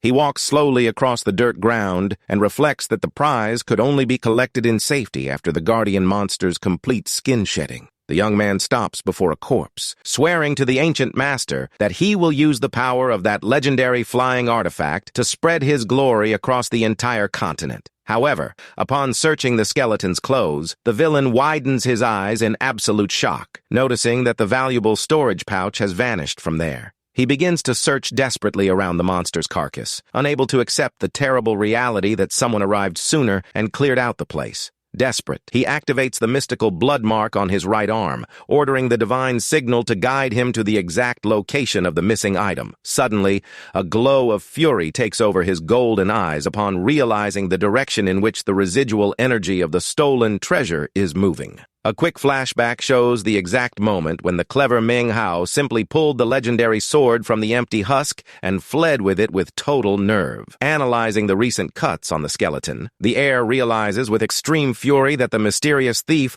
also took away the invaluable dragon core. Overcome by an unprecedented murderous hatred, the elite youth leaps out of the cliff at high speed while releasing his entire destructive aura. He floats above the black treetops and begins to bellow crazily, demanding to know who was the scoundrel that stole his precious things from there. His fury is so overwhelming that his own spiritual energy projects a bizarre and terrifying blue demon mask in the forest skies. While the rival bellows that they stole the treasure that would make him the supreme leader of the mystical world, Manghwa runs displaying an immense and mischievous victorious smile. He hears the insane shouts of the villain echoing in the distance and decides to inject even more mystical power into his floating sword to fly as fast as possible. Hours later, the protagonist finally collapses exhausted on the floor of his spiritual cave, breathing a sigh of relief for managing to return home in safety. After recovering his breath from his tiring escape, the hero stands up with enthusiasm to analyze the contents of the valuable golden storage pouch. He concludes that the ancient skeleton master was surely the one responsible for defeating the dragon, and gets excited to discover the riches stored inside there.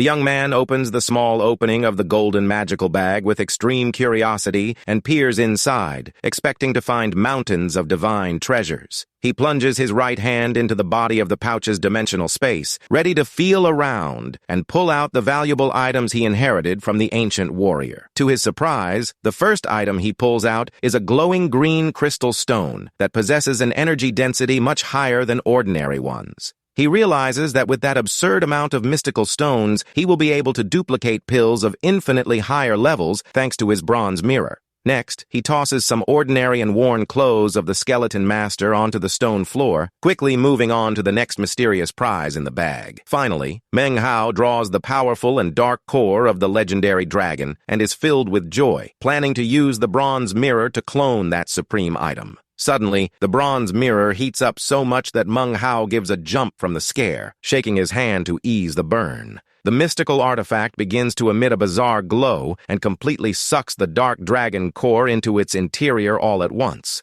A powerful beam of light collides against the mirror, initiating a violent magical energy channeling reaction in the cave. Lightnings of spiritual energy begin to ricochet off all the walls of the training room in an overwhelming visual display. Worried about the chaos caused, the protagonist joins his fingers and tries to contain the uncontrolled reaction of the artifact before everything collapses. Upon regaining control, the young man picks up the cracked husk of the core and wonders why the mirror got so excited about an item without fur. Suddenly, an extremely bright red pill emerges from inside the shattered husk, releasing a magical smoke into the air. The youth holds the item in the palm of his hand and is marveled to feel the immense density of spiritual energy that the relic emanates in the room. Focused on finishing the analysis of his prizes, Manhwa directs his attention to the last and most intriguing item lodged in the ground. It is a sword that appears to be made of ordinary wood, but which possesses a cut so sharp that it reveals it has an extraordinary past. He notices shocked that the mysterious blade automatically began to suck all the rich spiritual energy from his cave's magical spring.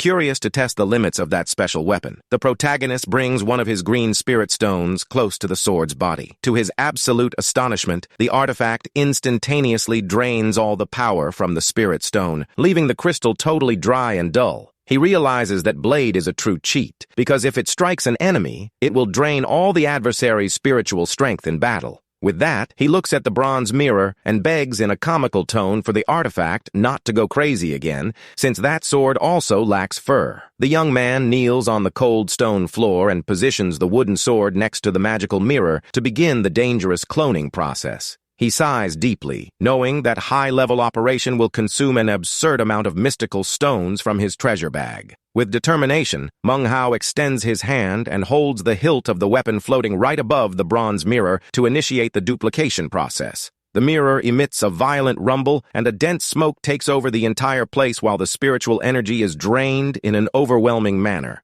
To the young man's total panic, the smoke dissipates, and he notices the sword vanished completely, leaving him in shock, thinking he was robbed by the mirror. He tries to breathe deeply to avoid having a breakdown, and wonders if the cloning process has actually already begun to act in a silent way. To clear up the doubt, Manhwa brings one more green mystical stone close to the glowing surface of the mirror to see if the artifact needs fuel. He gets furious upon noticing the stones vanishing non-stop and begins to curse the mirror, calling it a wasteful piece of trash, while the consumption numbers rise alarmingly. Upon realizing that the consumption surpassed hundreds, the hero begins to cry and begs the mirror for mercy, deciding he will not place a single spiritual stone more. He breaks into a cold sweat, remembering that if he cuts off the supply now, the process will fail halfway, and he will lose the legendary sword forever. Yielding to the mirror's blackmail, he hands over his last mystical stones, triggering an explosion of bright flames that lights up the entire cave.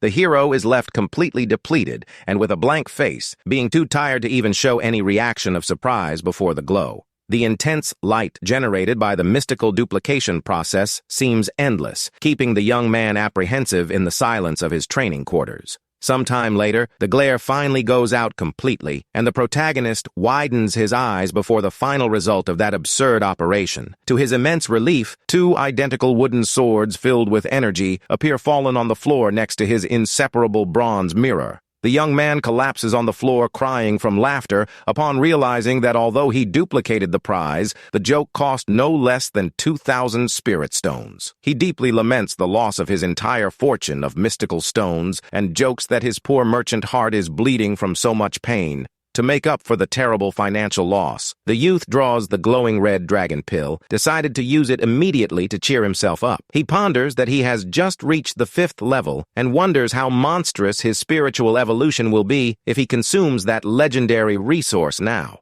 Without hesitating another second, the young man places the glowing sphere in his mouth and swallows it all at once. Feeling the energy spread instantaneously, a colossal torrent of vital force expands through his body as if drops of divine energy were falling directly into his sea of consciousness. The energy strikes his dantian dead on, causing an immense wave of spiritual shock that begins to expand the barriers of his internal mystical lake. Suddenly, an absolute silence takes over his body while all that immense amount of power is refined and integrated into his internal cultivation. In the next instant, the spiritual lake of his dantian suffers a colossal explosion of energy, raising the limits of his cultivation in an unbelievable way. Gigantic waves of power run through the young man's meridian channels, promoting a true and deep structural transformation across his entire body. The torrent of energy cleanses all biological impurities from his arteries and bones, like a powerful flood that sweeps away everything in its path. Sitting in the lotus position on his bed, the protagonist begins to expel a dense and dark black smoke through the pores of his skin during the process. A golden message reveals that the young man finally broke through the barriers and reached the intermediate stage of the 6th level of chi condensation. Several days pass, and the hero concludes his isolation, being completely covered by a bizarre and foul layer of black mud on his body. He opens his eyes slowly, revealing an incredibly piercing and focused gaze that demonstrates the absurd leap in power his cultivation took in these days. The young man gets out of bed, breaking the dry shell of mud that covered his back, and feels his body incredibly lighter and more refreshed than before. He walks toward the bathroom, leaving a trail of dark and foul footprints on the white stone floor of his private meditation refuge. Manhwa splashes fresh water from the spiritual spring onto his face with enthusiasm to clean off all that expelled dirt and rid himself of the bad smell once and for all. Totally clean, the protagonist displays a renewed physique with long, glossy hair, appearing to be a much more imposing and powerful cultivator. Looking back and seeing the black mud on the bed, he concludes satisfied that the 6th level of chi condensation promoted a complete cleansing of his toxins and marrow. He notices his hair grew quite a lot and is surprised at how incredibly light his body is after consolidating the advancement. The young man analyzes the power hierarchy of the sect and concludes that now that he is at the 6th level of chi condensation, almost no one there will be able to intimidate him. He stretches happily, feeling great for having snatched that grand opportunity directly from the hands of the arrogant Wang Tengfei. Meanwhile, in the rivals' hall, a kneeling lackey reports that he secretly investigated the whereabouts of all the disciples absent on the day of the theft. The messenger reveals that after eliminating almost all suspects, only Meng Hao and a warrior named Han Zong were near the Black Mountain on that date. Wang Tengfei gets thoughtful, suspecting Han Zong because he is the second strongest in the outer clan, but becomes totally confused upon hearing Meng Hao's name. The lackey explains that this Meng Hao is the meddling newcomer who defeated the henchman Lu Qi and ended up being punished in the public plaza in the recent past. Remembering the beaten boy, the heir gets even more intrigued and annoyed for considering that a mere weak newcomer could be behind everything. He lifts his sleeve and falls into absolute despair upon noticing that his precious mystical divine blood mark vanished for good from his wrist. Totally out of his mind, the villain shouts infuriated, swearing he will cut the cursed thief into 1,000 pieces for stealing his sacred heritage. Blinded by fury at that entire humiliating situation, the master commands his frightened subordinate to get out of his presence immediately. The messenger bows and beats a hasty retreat, closing the large wooden door of the hall so as not to suffer from the leader's fury. the heir decides to use a forbidden barrier reversal technique to track the thief's energy, even knowing this will severely damage his body. He raises his right hand, concentrating all his spiritual power, and orders the reverse activation of the magical circle with a gaze filled with pure hatred. An immense blue runic portal begins to glow intensely in front of the villain, initiating the dangerous ritual to track Manhwa. While the ritual begins in the palace, large and dense white clouds cover the blue sky over the sacred mountains of the Cultivator sect. Suddenly, a beam of light cuts through the dense mist at high speed, indicating that someone is moving rapidly through the clan's air. The quietness of the day is broken by the strong gust of wind that scatters the clouds, leaving an air of mystery hanging over the entire forest. Manhwa opens his brown eyes abruptly, with an expression of surprise upon awakening from a very deep period of meditation. He sees himself lying comfortably on his back in his bed in the spiritual cave, and wonders if all that fantastic evolution was nothing but a dream. Outside the cave, the chubby guy cries copiously while burning paper money, lamenting the supposed tragic end of his best friend. The hero appears by surprise and delivers a comical slap to the chubby guy's head, telling him to stop cursing him with that bizarre funeral bonfire. Noticing his friend is very much alive, the chubby guy throws himself into his arms, crying with joy, and demands to know all the details of his miraculous survival. He stands with his eyes shining with pure admiration upon hearing that the hero reached the 6th level, excitedly asserting that his friend is now almost an immortal. Manhwa prefers to hide the truth about the dragon hunt so as not to scare the chubby guy, who soon asks curiously if he can already fly through the skies. To demonstrate his new power, the young man concentrates and makes his feet begin to float smoothly a few inches above the dirt ground. He humbly confesses that he is still mastering the technique of walking on the wind, while his friend watches everything open-mouthed, finding the floating incredible. Next, the youth makes a gesture with his right hand, summoning his flying sword, which appears floating in front of him, ready to be used. He leaps onto the blade and performs a spectacular flight, skirting the treetops at high speed before the marveled eyes of the chubby guy. While his friend thrills at the flight, Manhwa feels an ancient and mysterious scripture of power echo directly in his mind in the middle of his aerial journey. Golden runes float in his consciousness, revealing the secrets of an ancestral wind control technique that he begins to decipher in a natural way. Instinctively, the hero makes a quick sequence of mystical hand seals, channeling the energy from his dantian to his index fingers. Upon releasing the seal, a colossal and invisible blade of wind is fired, cutting several forest trees below with immense destructive power. He stares at his own hand, surprised to notice he created a cutting blast without effort, remembering that the wind felt like invisible wings flapping in the air. The chubby guy celebrates wildly with shouts, saying that now no one in the sect will dare rob their customers with such a powerful protector around. His friend remembers an important detail and warns that the promotion test for the inner sect will begin soon, with registration open to everyone. Manhwa gets thoughtful upon hearing about the great promotion opportunity, knowing that this would drastically change his cultivator status inside there. His partner comments smiling that the test was made to pass the arrogant Wang Tengfei, but jokes that it would be hilarious if the hero stole his spot. The youth likes the idea of defeating his rival, but fears his too rapid evolution might draw unwanted attention and decides to focus on resolving the business issue. Back at the palace, the reversal process causes severe damage and makes Wang Tengfei spit blood due to the extreme effort of his spiritual energy. He collapses to his knees on the magical plaza upon feeling the presence of an overwhelming hidden force that cut his blood connection, preventing him from finding the culprit. More than 20 days pass, and some disciples in the plaza converse about the strict rules and low turnout for the sect's dangerous promotion test. Another warrior comments with disdain about the decline of the clan and how the trial now boils down to a simple arena duel between the registered participants. In the public trade zone, the chubby guy jumps with joy, his arms raised, celebrating the massive success of their business's pill sales. Manhwa reveals mentally that he duplicated nearly 100 new flying swords and disguised them with different scratches and colors so as not to raise suspicions of fraud. However, his attentive gaze is drawn to a mysterious golden seal with red runes that floats attached to the robes of a visitor in the sales plaza. It is Han Zong, the second strongest warrior of the outer clan, who brings a direct summons message sent by the powerful Uncle Shangguan Shu.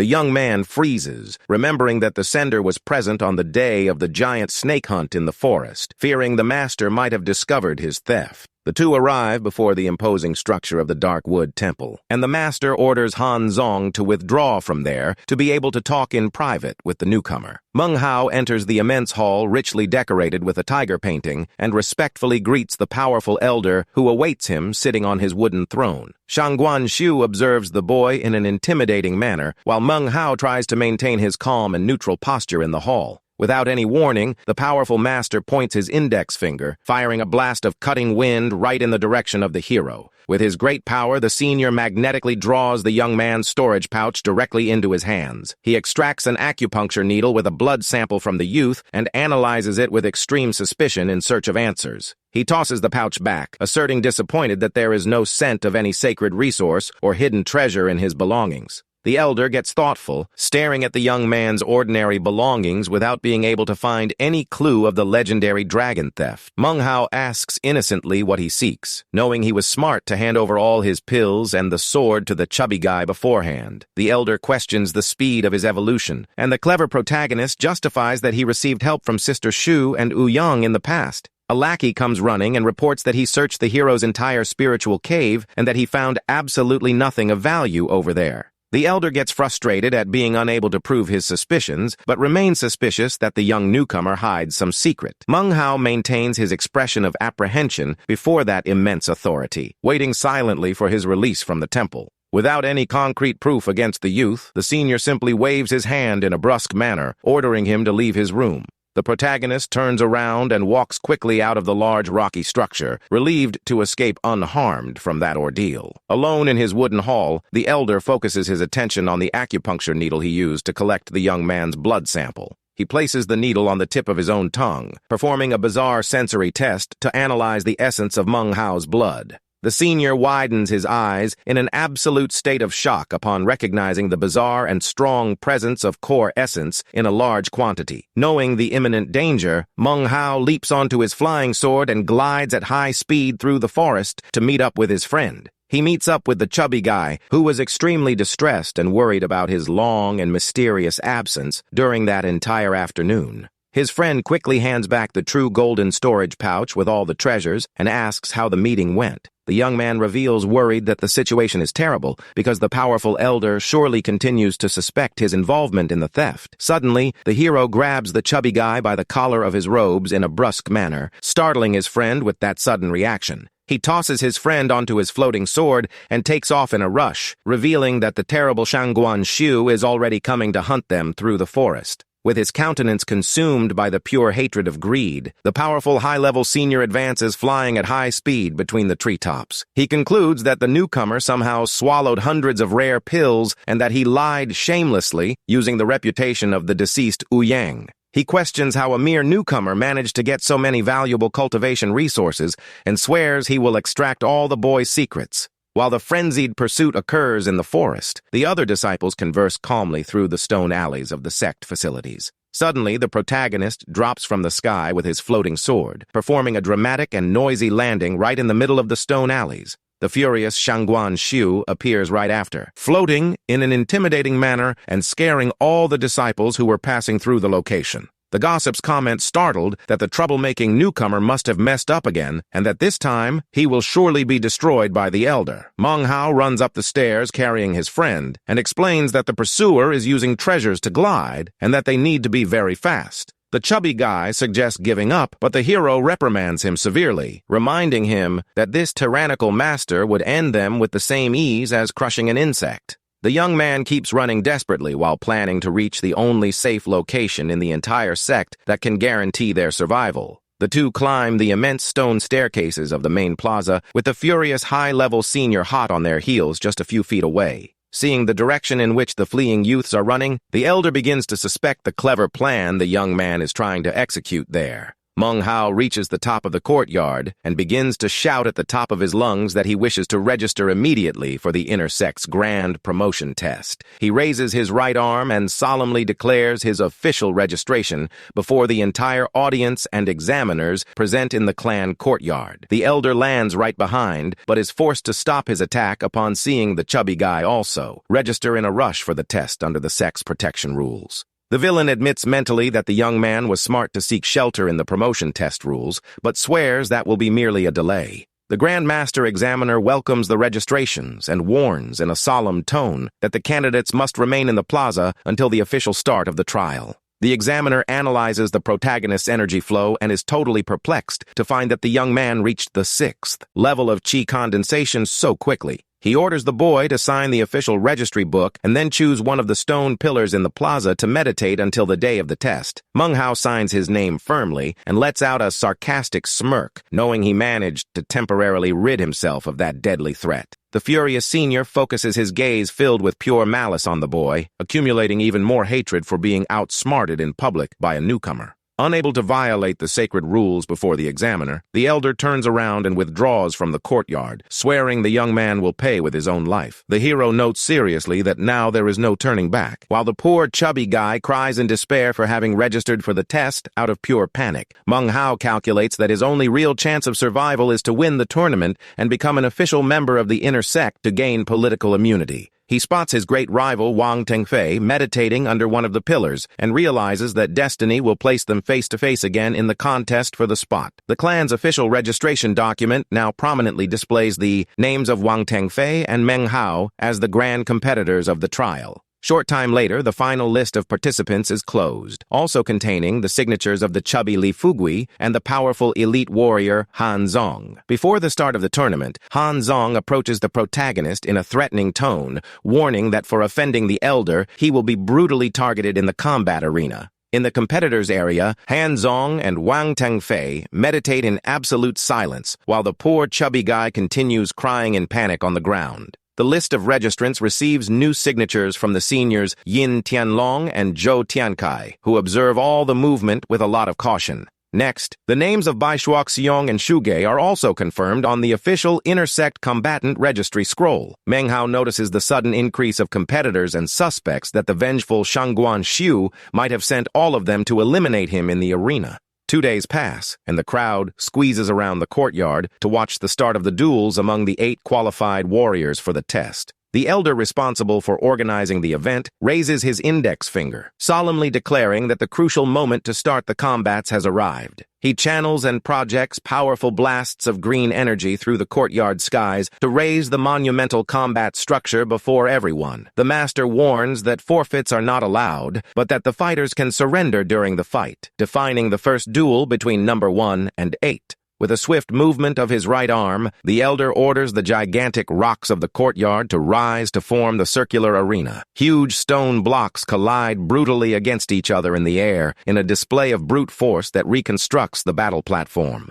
A colossal and beautiful runic duel arena emerges amidst the mist, floating in an imposing manner over the crowd of curious disciples. The elder officially announces the start of the first duel, demanding that the competitors of number 1 and 8 immediately mount the platform. The first competitor takes a firm and loud step onto the cold stone floor of the arena, concentrating his entire determination for the imminent combat. It is the arrogant Wang Tengfei, who appears at the top with his usual elegant posture of a supreme heir and draws sighs from the entire audience. The unlucky opponent of number 8 is the warrior Zhou Tiankai, who enters complete despair upon realizing he will have to face the clan favorite. Seeing the overwhelming blue aura that the leader emanates in the arena, the young man raises his arms, startled, and decides to surrender immediately to save his skin. He bows respectfully, wishing glory to the champion, while Wang Tengfei merely turns his back with total disdain for the opponent's cowardice. The examiner announces the quick victory by surrender and calls the participants of number 3 and 7 to carry out the second combat of the day. The feared warrior Han Zong mounts the stone steps with a cold and intense look, sword in hand, ready to destroy his target. The poor chubby guy panics upon noticing it is his turn, but Meng Hao tries to calm him down, advising him to go up and surrender in the very first second. The trembling young man is pushed in an awkward way onto the platform under the attentive gazes of the entire crowd of Reliance sect disciples. Desperate, the chubby guy quickly raises his right arm, trying to shout the word of surrender before the opponent can attack him in the arena. But the relentless Han Zong completely ignores ethical rules and advances with his drawn sword at high speed to strike down the young man. The chubby guy breaks into a cold sweat of panic and manages to shout his surrender at the exact instant a terrifying and sharp gust of wind grazes his face. The villain's strike throws the young man brutally off the stone platform, while the sword hits the empty ground, amidst a cloud of dust. Manghao runs with agility and manages to catch his tearful friend in his arms, preventing him from suffering a fall that would be fatal in that courtyard. Manghao glares at the aggressor at the top of the platform with extreme fury, realizing that the opponent tried to finish off the chubby guy in an intentional and cruel way. Glancing at the clan box, the hero realizes that Elder Shangguan Shu surely ordered that cowardly attack against his friend. The assassin makes a throat-slitting gesture toward the protagonist, threatening that in the next combat, both he and the chubby guy will be eliminated from the sect. Analyzing the tense scenario, Manghao realizes that the sect's rules are indeed cruel, and that even the feared heir Wang Tengfei would act with more ethics than them. The disciples in the audience begin to whisper, asserting that Manghao is crazy for challenging the most powerful and influential elder in the entire Reliance sect. In the following combat, Han Zong's adversary kneels trembling and surrenders immediately, ensuring his survival without even trying to fight in the arena. The master announces the final duel of the first round, calling Manghao of level 6 and his aggressive opponent of level 5, who carries an axe. The opponent channels his spiritual power and activates the secret gigantification technique to double the size of his own physical body before the fight. The now giant warrior displays his muscles and positions himself in a threatening way before the protagonist, who remains totally calm and motionless. Outside the floating arena, the villain Han Zong closely observes the movements of the young newcomer, anxiously awaiting his defeat there. Manghao maintains his straight posture with his hands behind his back, demonstrating total confidence in his superior chi condensation cultivation level. The giant leaps roaring and delivers a colossal axe strike from top to bottom, with the objective of splitting the young man in half once and for all right there.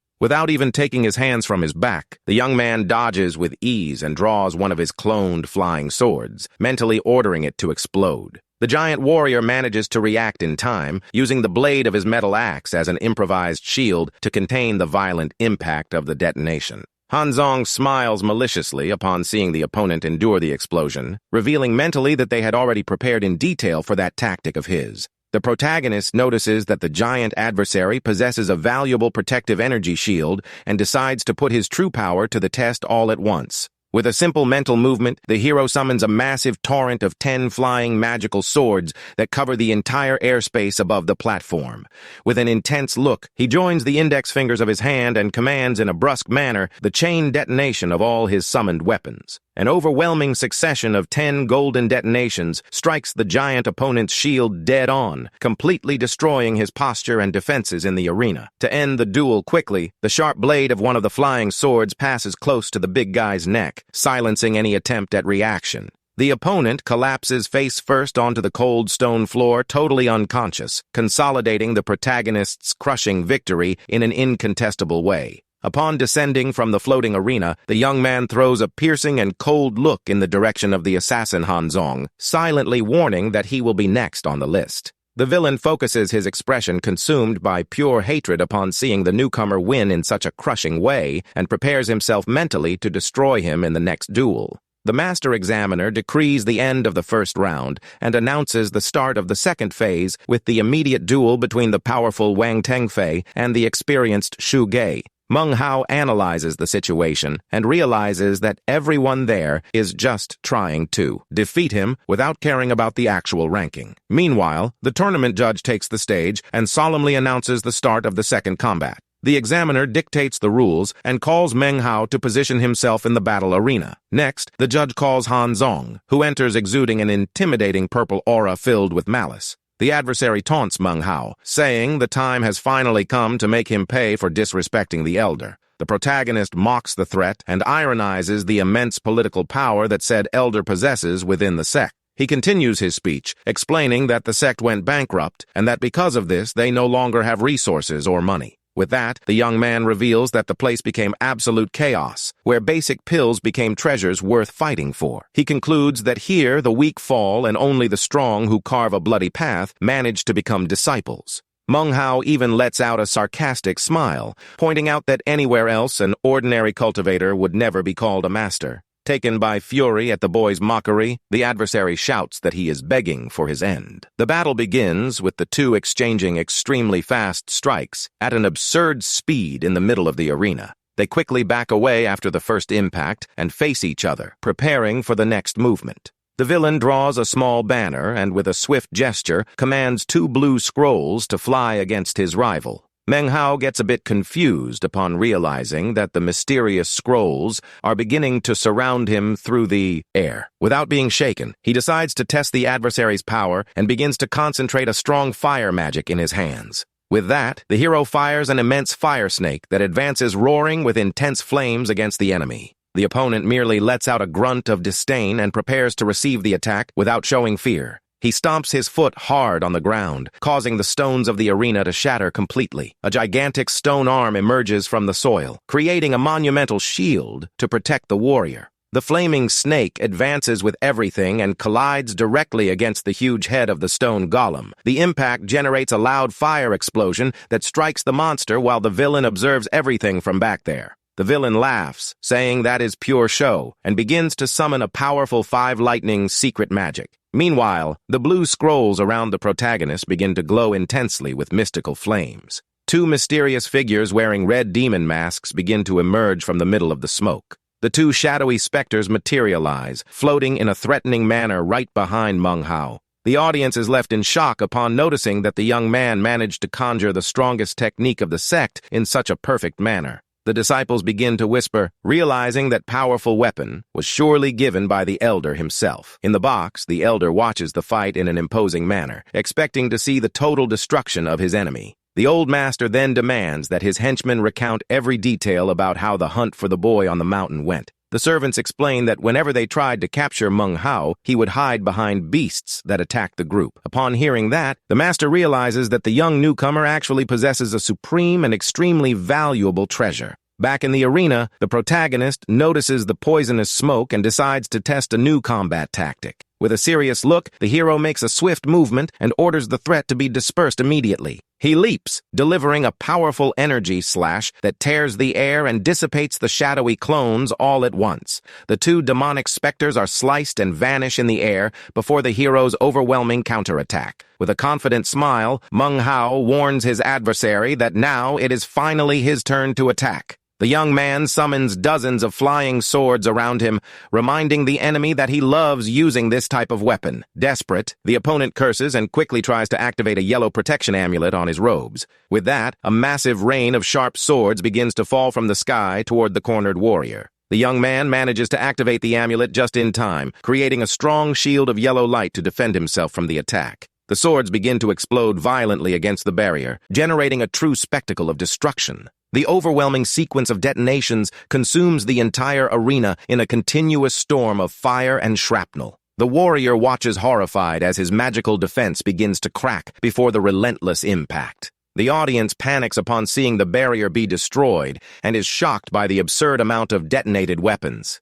Manhwa takes advantage of the opening and advances through the air, falling like a lightning bolt in the direction of the unprotected opponent. He repeats the rival's own words, reminding him that in this place, the strong survive and the weak fall. The hero descends at high speed, accompanied by his sharp blades, ready to end the combat for good. The swords pierce the villain's body, who bleeds heavily under the relentless and fatal attack from the protagonist. The protagonist lands calmly next to the fallen body and ironizes, saying the rival's life was not strong enough. The audience enters a complete state of shock upon realizing that Manhwa not only won, but also finished Hanzong's life in a merciless way. Wang Tengfei observes that entire scene with an extremely serious and focused expression, demonstrating that he has finally begun to take the protagonist seriously. The heir concludes mentally that since the defeated opponent was so weak, he was surely not the one responsible for stealing his precious legacy. Meanwhile, the lifeless body of the defeated warrior is dragged out of the courtyard, leaving a trail of blood that impresses the spectators. The chubby guy runs worried to help the hero, who admits to being quite tired, but guarantees he will be fine after resting a bit right there. The protagonist takes the opportunity to swallow pills in public, knowing that the recent battle on the mountain serves as the perfect excuse for his resources. The elder examines the young man and recognizes that he possesses extraordinary luck, in addition to being a cultivator with an impressive natural talent. But the old man worries because the next opponent is the feared genius Wang Tengfei, and he fears the youth might end up losing his life in that deadly combat.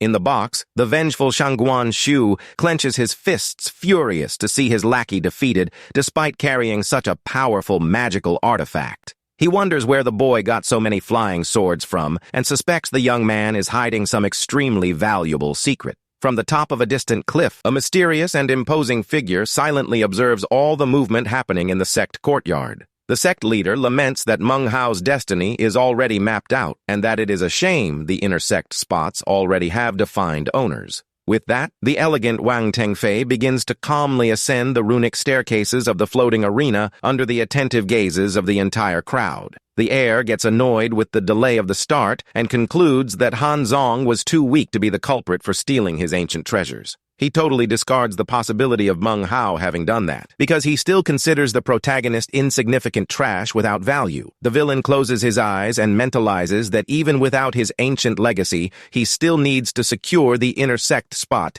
to obtain his great fortune. Proud, he recalls that he belongs to a legendary clan, and that his coming to that remote place serves only to guarantee his glorious destiny. The examiner officially announces the start of the final duel for the coveted spot in the intersect and orders the combat to begin immediately. The disciples comment that the hero is being far too arrogant by challenging the supreme leader who already humiliated him brutally in the clan's past. The malicious Shangguan Shu plans to steal the protagonist's treasure pouch as soon as he is inevitably finished off in the arena by the heir. Ignoring the tension of the environment, the faithful chubby guy raises his fists and begins to shout, cheering desperately for his best friend's victory. Wang Tengfei merely smiles with disdain and makes an elegant movement with his hand, summoning a powerful whirlwind of cutting wind in the arena. The villain points his arm and commands the windstorm to advance at high speed to sweep the protagonist from the stone platform. Meng Hao positions himself firmly and warns the adversary that he also learned some wind techniques recently and wants to test them there.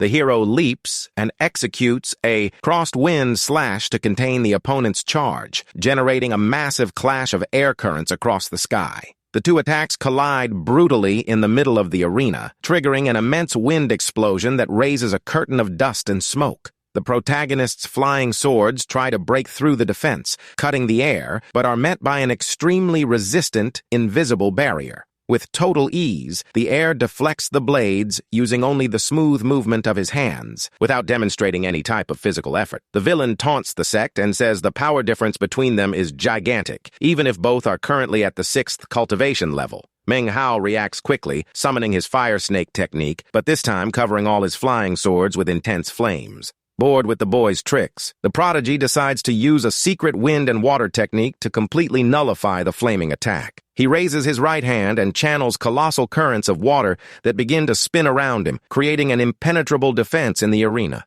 The immense pillar of water and wind rises up to the skies while the protagonist observes the colossal difference in the adversary's spiritual power. The elder in the audience is perplexed upon realizing that the young prodigy is utilizing the secret and forbidden techniques of his own family clan.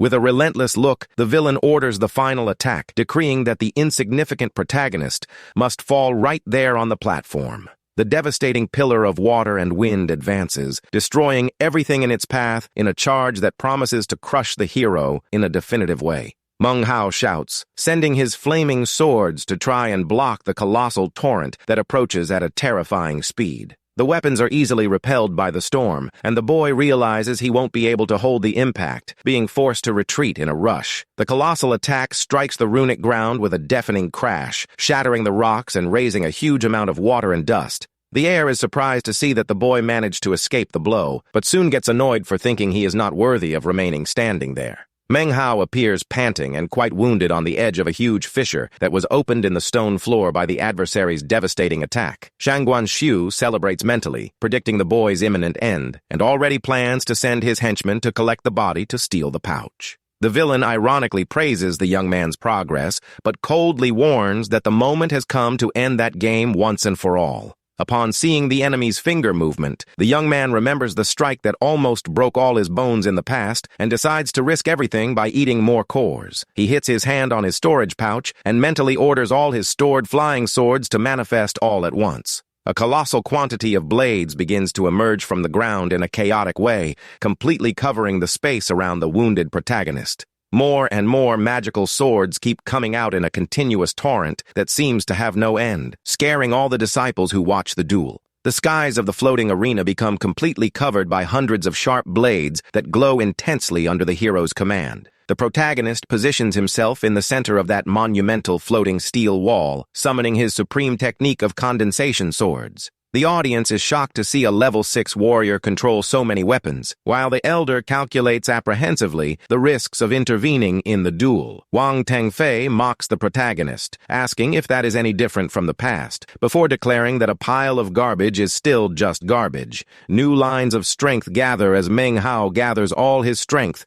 and raises a gigantic structure made of dozens of flying swords, pointing directly at the air. The boy delivers a massive strike, launching that colossal metal drill in the direction of the arrogant adversary who refuses to back down. Wang Tengfei merely points his index finger, maintaining a posture of extreme superiority before the overwhelming attack that approaches. A strong blue light emerges from the tip of his finger, completely stopping the impact of that entire wall of flying swords from the hero. The disciples comment in the audience that the newcomer's attack is useless, because an unbridgeable abyss of power exists between an heir and a nobody. However, the colossal sword structure begins to disintegrate in mid-air under the immense pressure of the prodigy's force field. The blades scatter in a chaotic way across the arena, while the opponent continues maintaining his energy shield active with ease. Suddenly, the dozens of flying swords change course and begin to surround the air, creating a perfect circular formation of imprisonment. Wang Tengfei perceives the trap too late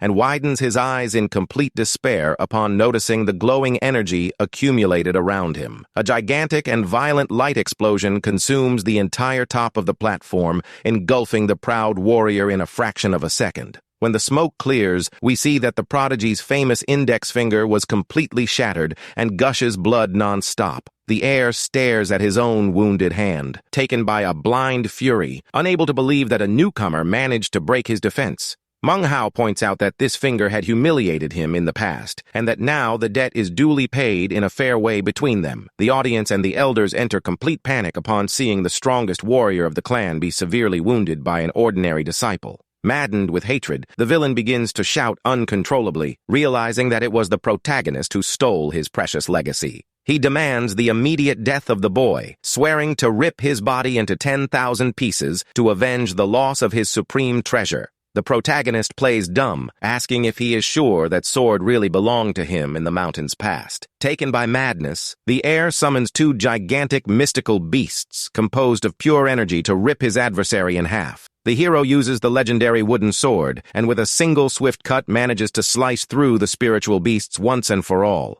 But the boy spits blood from the immense effort, while the adversary mocks, asserting that he is too weak to use a supreme item. Meng Hao fires back, saying the rival merely wants to rob him, and, ironically, questions if that weapon is really unique in the world. With that, the hero extends his left hand and channels his spiritual energy, making a second identical and glowing sword appear. To everyone's astonishment, the protagonist now firmly wields two identical mystical swords, ready for the final combat. Wang Tengfei's shock is so brutal that his eyes almost pop out upon seeing two perfect copies of that legendary weapon. The heir enters a complete mental short circuit, stammering that this is impossible and that another copy should not exist in the world. Meng Hao takes firm steps in the direction of the humiliated rival, ironically asking if that second sword also belonged to his clan. He advances with fury, revealing that the weapons are a pair of twin swords called by him the legendary blades of heaven and earth. Desperate, the villain leaps, utilizing a treasure to glide in the skies, while the protagonist pursues him, flying right behind him. Both rise to the skies at high speed, locking in a spectacular aerial combat before the entire dumbfounded audience on the ground.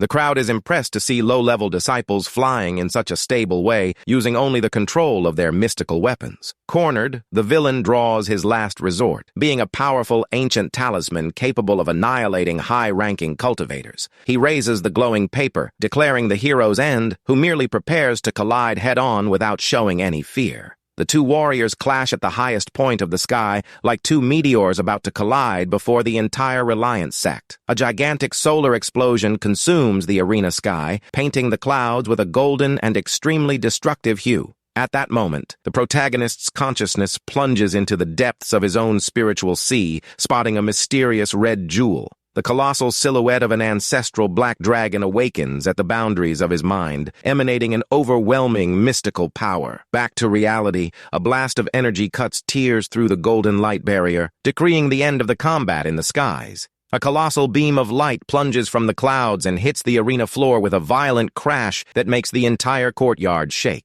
The proud Wang Tengfei falls completely defeated and bloodied amidst the debris of the destroyed stone platform. The crowd shouts incredulous at Meng Hao's victory, realizing horrified that the young man now intends to deliver the final blow. Meng Hao advances in a free fall, holding his sword tight, and focuses his determined gaze to deliver the final strike to finish off the adversary. The Grand Elder enters complete panic in the stands and begins to shout desperately, demanding that the boy stop the attack immediately. Suddenly, an imposing figure appears in the air and rescues the wounded heir, easily blocking the protagonist's deadly attack in the arena. It is the powerful sect leader who faces the young man with seriousness and coldly warns that he has already won the fight and must not go too far. Upon recognizing the presence of the highest authority of the clan, all the disciples in the stands bow respectfully to greet the leader. The sect master, Haluohua, proclaims in a solemn tone Meng Hao's incontestable victory, officially naming the young man as the new inner disciple. The hero remains standing in the center of the destroyed platform, reflecting on his entire trajectory of fights and breakthroughs to reach the top. The boy then makes a respectful bow before the leader, consolidating his new position of prestige and power within the Reliance sect. Meng Hao proudly mentalizes that from now on, he himself will be his own backing and the sole one responsible for guaranteeing his own destiny. Sect leader Haluohua reinforces his official announcement, decreeing before the entire crowd that the young man is now part of the inner sect's elite. Fatty jumps with joy, celebrating his friend's victory, while the Grand Elder sighs in relief, no longer needing to keep the boy hidden. The envious Shangguan Xiu turns his back, fuming with rage as he realizes his target has now gained political immunity by joining the inner sect. The spectators whisper among themselves, thoroughly impressed, admitting that the MC is a true genius for defeating the strongest warrior in just a few days. The scene shifts to the imposing and bleak Black Mountain, which guards ancient secrets and deep mysteries hidden within its caverns. At the peak of the mountain, an enigmatic voice mocks the name Reliance, revealing that the sect altered its identity 1,000 years ago to escape its destiny. The mysterious creature reveals that the location is actually called the Demon Sealing Sect, and finds it intriguing that the young man managed to obtain that legacy. With eyes glowing with purple flames, the mysterious entity vows that sooner or later it will overthrow the heavens themselves with its power. It adds that its main body is still asleep, but its divine projection found that unusual scene highly entertaining. 7 days pass, and the MC is brought to pay his respects before the official portrait of the sect's legendary founding patriarch. The guide explains the rules, demanding that he bow before the ancestors, as the inner sect comes with many formalities and privileges. Meng Hao chats amiably with Senior Chen Fan, confessing that he used to think he was a very stern young man, but now considers him a good person. Chen Fan laughs heartily, scratching his head, and accepts the compliment in a very warm and easygoing manner. He promises to guide the hero to his new Immortal's Cave, noting that the location has spiritual energy far superior to Sister Shu's old dwelling. The hero smiles with satisfaction, realizing the inner sect is quite different, and that his new training brother is a fair and incredibly kind man. As they walk up the forest stairs, the senior advises the young man to read more scrolls, so he does not rely so heavily on treasures in combat. He also warns him in a humorous way that a cultivator should not hunt and eat ordinary animals, as that would be a complete waste of spiritual energy. Once at the residence, the elder brother complains about the excessive number of holding bags the boy is carrying, suggesting he organize everything into just one. Meng Hao covers his face with his hand, realizing the senior is actually a massive chatterbox who probably has no one else to talk to. Out of nowhere, the senior asks if he is anxious for Sister Shu's return, making the hero completely panic and stammer nervously. Chen Fan laughs, saying it is perfectly normal to have a crush on the young lady, and the MC hastily tries to change the subject by asking about the next level of power. The guide launches into a lengthy technical speech, explaining the divisions of the Foundation establishment stage in detail, leaving the young man exhausted. He reveals that the flawless technique was lost in the past, and explains that after Foundation establishment comes the core formation stage, followed by the nascent soul. Chen Fan continues, stating that after the nascent soul comes the spirit-severing stage, which serves as the final path to becoming an immortal. Upon hearing that revelation, young Meng Hao is completely paralyzed and fascinated by the real possibility of becoming an immortal being. The senior confirms the goal and advises the boy to travel to the Great Southern Domain in the future if he truly wants to advance his cultivation. With eyes shining as he reflects on the landscape, he describes the Southern Domain as the true world of legendary cultivators and heroes. The boy smiles, noticing his companion's excitement, and asks if he does not wish to set out on that incredible journey right away himself. Chen Fan gets up with an awkward laugh and admits he got a bit too carried away with his own stories about the cultivation world. He adopts a serious posture and reveals that his true lifelong dream is to achieve the same glories that the founding patriarch once did.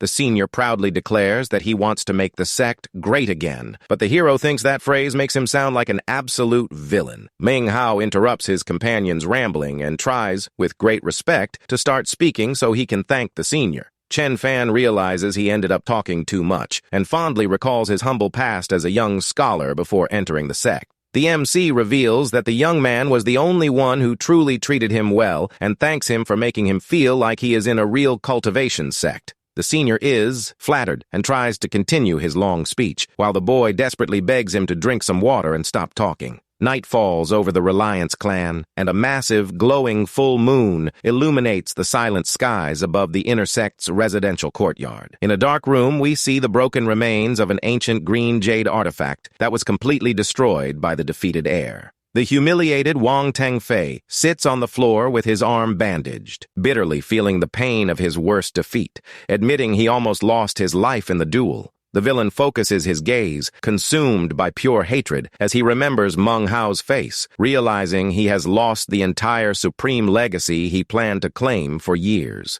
Wang Tengfei lets out a hysterical laugh, covering his eyes with his bandaged hand, lamenting that he hid away for so long, only to lose everything in the end. Suddenly, his bedroom door is violently blown into 1,000 pieces, startling the young heir who was deeply immersed in his own madness. The injured young man turns around, startled by the impact, and demands to know who dared invade his sacred quarters in such a highly disrespectful manner. A pair of extremely powerful warriors from the Wang clan enter the room and warn him that a legitimate heir should never be shaken by a minor setback. The leader of the group states that only the geniuses from other great clans are worthy opponents for the young man, and demands to know if he still honors the Wang family name. The defeated youth clenches his teeth tightly as cold sweat pours down his forehead, feeling the immense weight of the expectations from his prestigious lineage. Overcome by a renewed determination, he stands up and shouts at the top of his lungs that his last name is Wang, and he will never accept being humiliated again.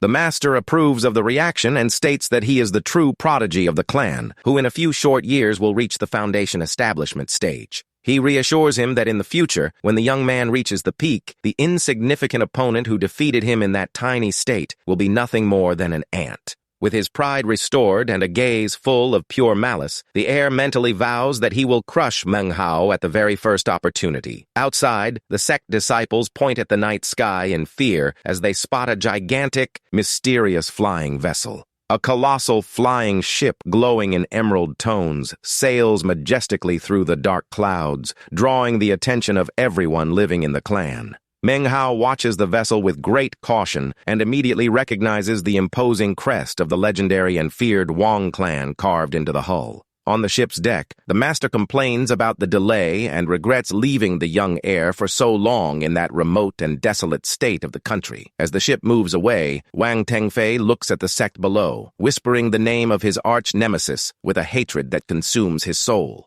At that moment, the master of the ship channels his immense mental power and fires an invisible blast of psychic energy directly at the MC. Meng Hao is hit dead on by the surprise mental attack, and his eyes widen as unbearable pain strikes his sea of consciousness. The boy doubles over in pain and coughs up a large amount of blood from the brutal impact of that strike delivered by a supreme-level cultivator. The young man collapses to his knees on the ground, leaving the surrounding disciples terrified as they realize the Wang clan has already begun its terrible revenge. The sect leader appears flying and recognizes the crimson energy of the aggressor, identifying him as the feared protector of the Wang clan's third lineage. The invader bids a polite farewell through telepathy, thanking the leader for taking care of the air, and orders the vessel's immediate departure. The colossal emerald vessel accelerates at high speed, generating a bright glow, and disappears into the heavens, leaving the Reliance clan behind. Manghao grips his head tightly, realizing the massive disparity in power, and vows to himself that he will keep training until he becomes invincible or die trying.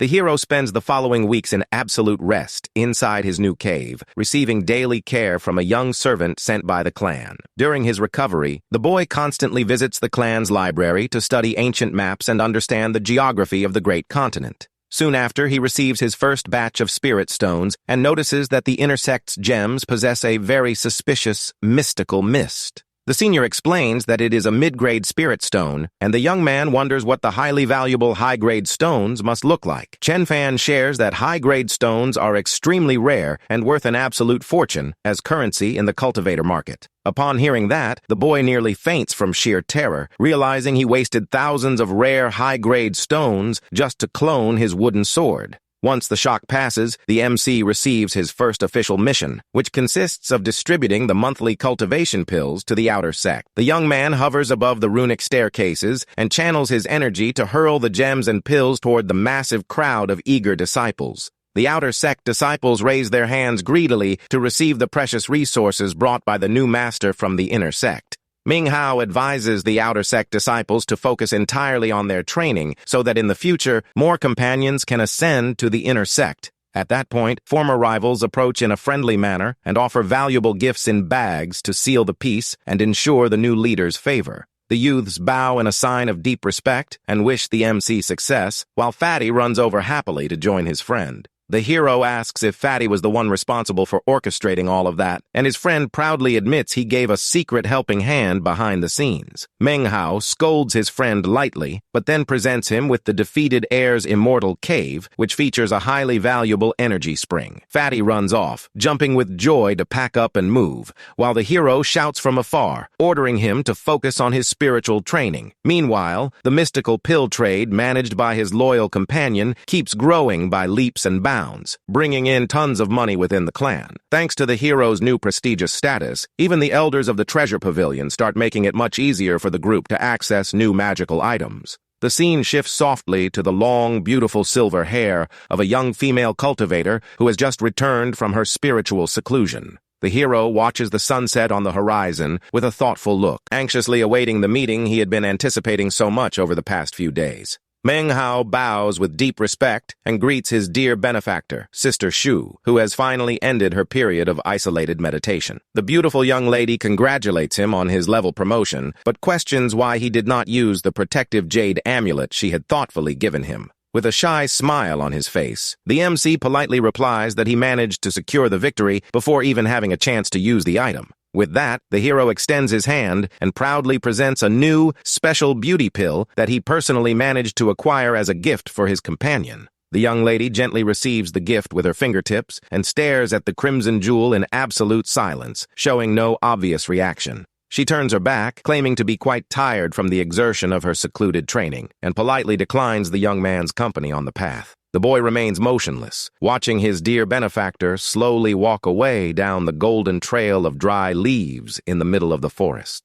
The young lady's soft footsteps echo silently on the damp forest floor as she walks thoughtfully back to her quarters. Sister Shu reflects in silence and realizes that the first beauty pill the young man gave her did not actually exist in the clan's official exchange registry. She continues on her way, disappearing into the dense golden vegetation, while the MC watches her vanish into the forest horizon. The hero scratches the back of his neck, a bit embarrassed by the young lady's mysterious reaction, but decides to focus his attention back on his cultivation duties. Later, the boy sits in the lotus position inside his new immortal cave to absorb the thick currents of green energy from the environment. Suddenly, a mysterious, glowing flame of green energy appears floating right on the cave's stone wall, startling the young man. The runic fire transforms into a message, summoning Meng Hao and his companions to report immediately to the grand main hall. The scene displays the monumental and beautiful structure of the Reliance clan's main temple, standing imposingly at the top of a rocky cliff.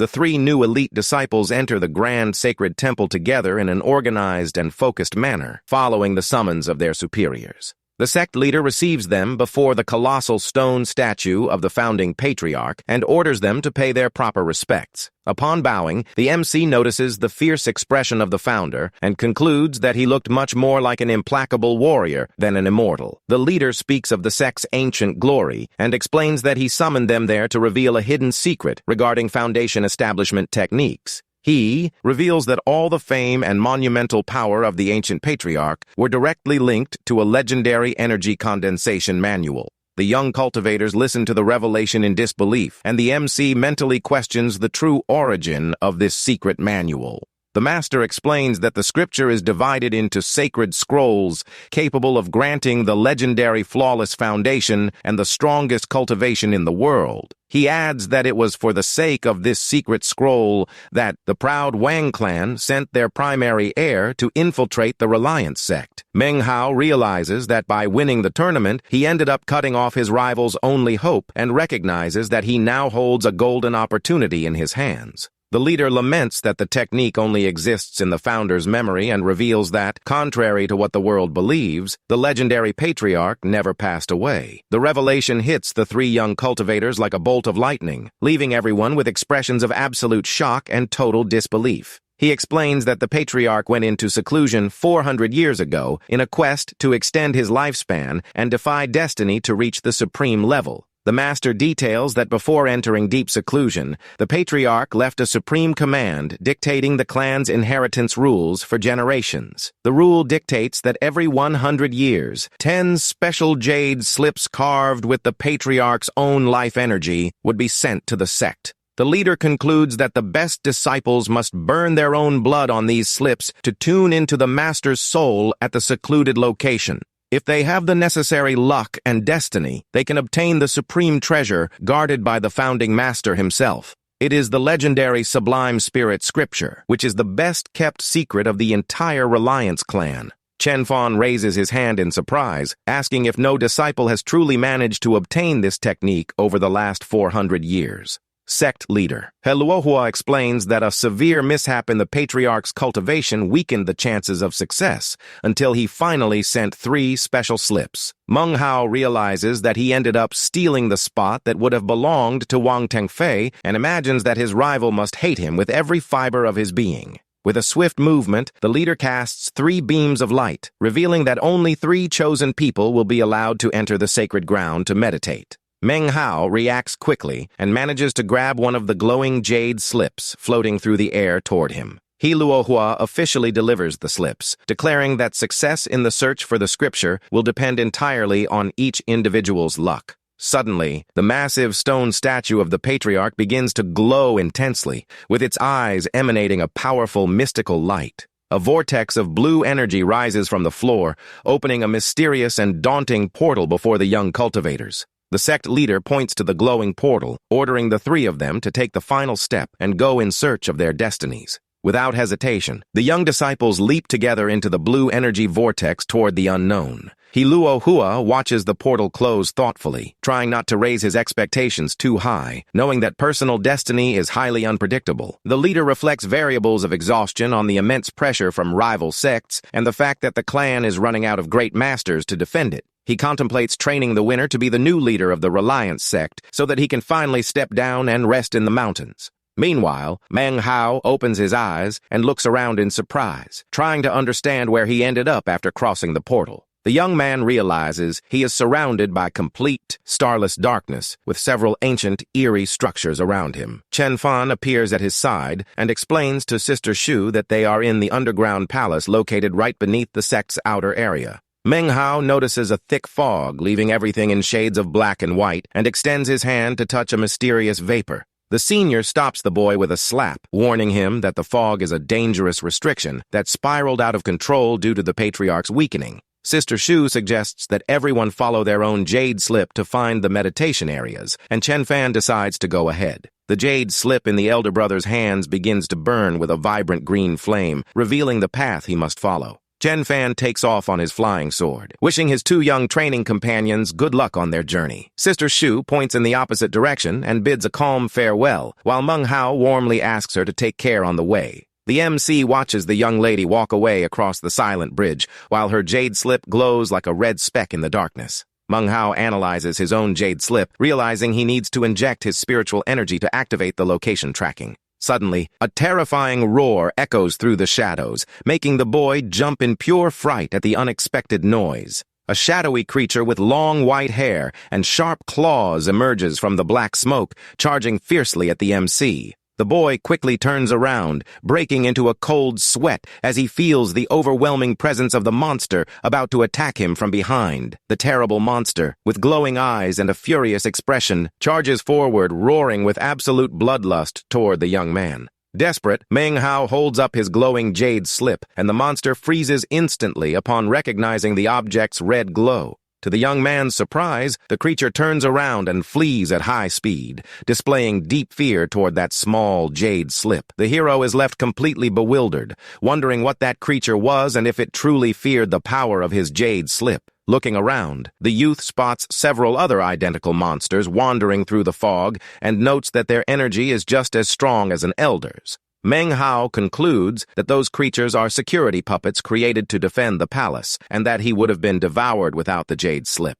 Right after that, the young man comes across an unbelievable sight, a gigantic mountain made entirely of green spirit stones. With eyes gleaming, he almost charges forward, but remembers the dangerous restrictions of the fog and decides to back off so as not to risk his life. Controlling his greed, the MC decides to focus on the primary objective and resumes following the floating glowing signal from his jade slip. He walks with great caution through the silent courtyards of the underground palace as the object continues to guide his steps. Finally, the jade slip stops floating and points directly toward a large decorative rock in the middle of an abandoned garden. Meng Hao notices that specific rock has color and is not surrounded by the dangerous fog, concluding he has found one of the meditation spots. He thinks about sitting there to meditate before the glow of the jade slip runs out, knowing that the historical success rate of disciples is extremely low. The young man deeply desires to obtain the flawless scripture to surpass Wang Tengfei, feeling that stealing this opportunity from his rival would be the best revenge of all.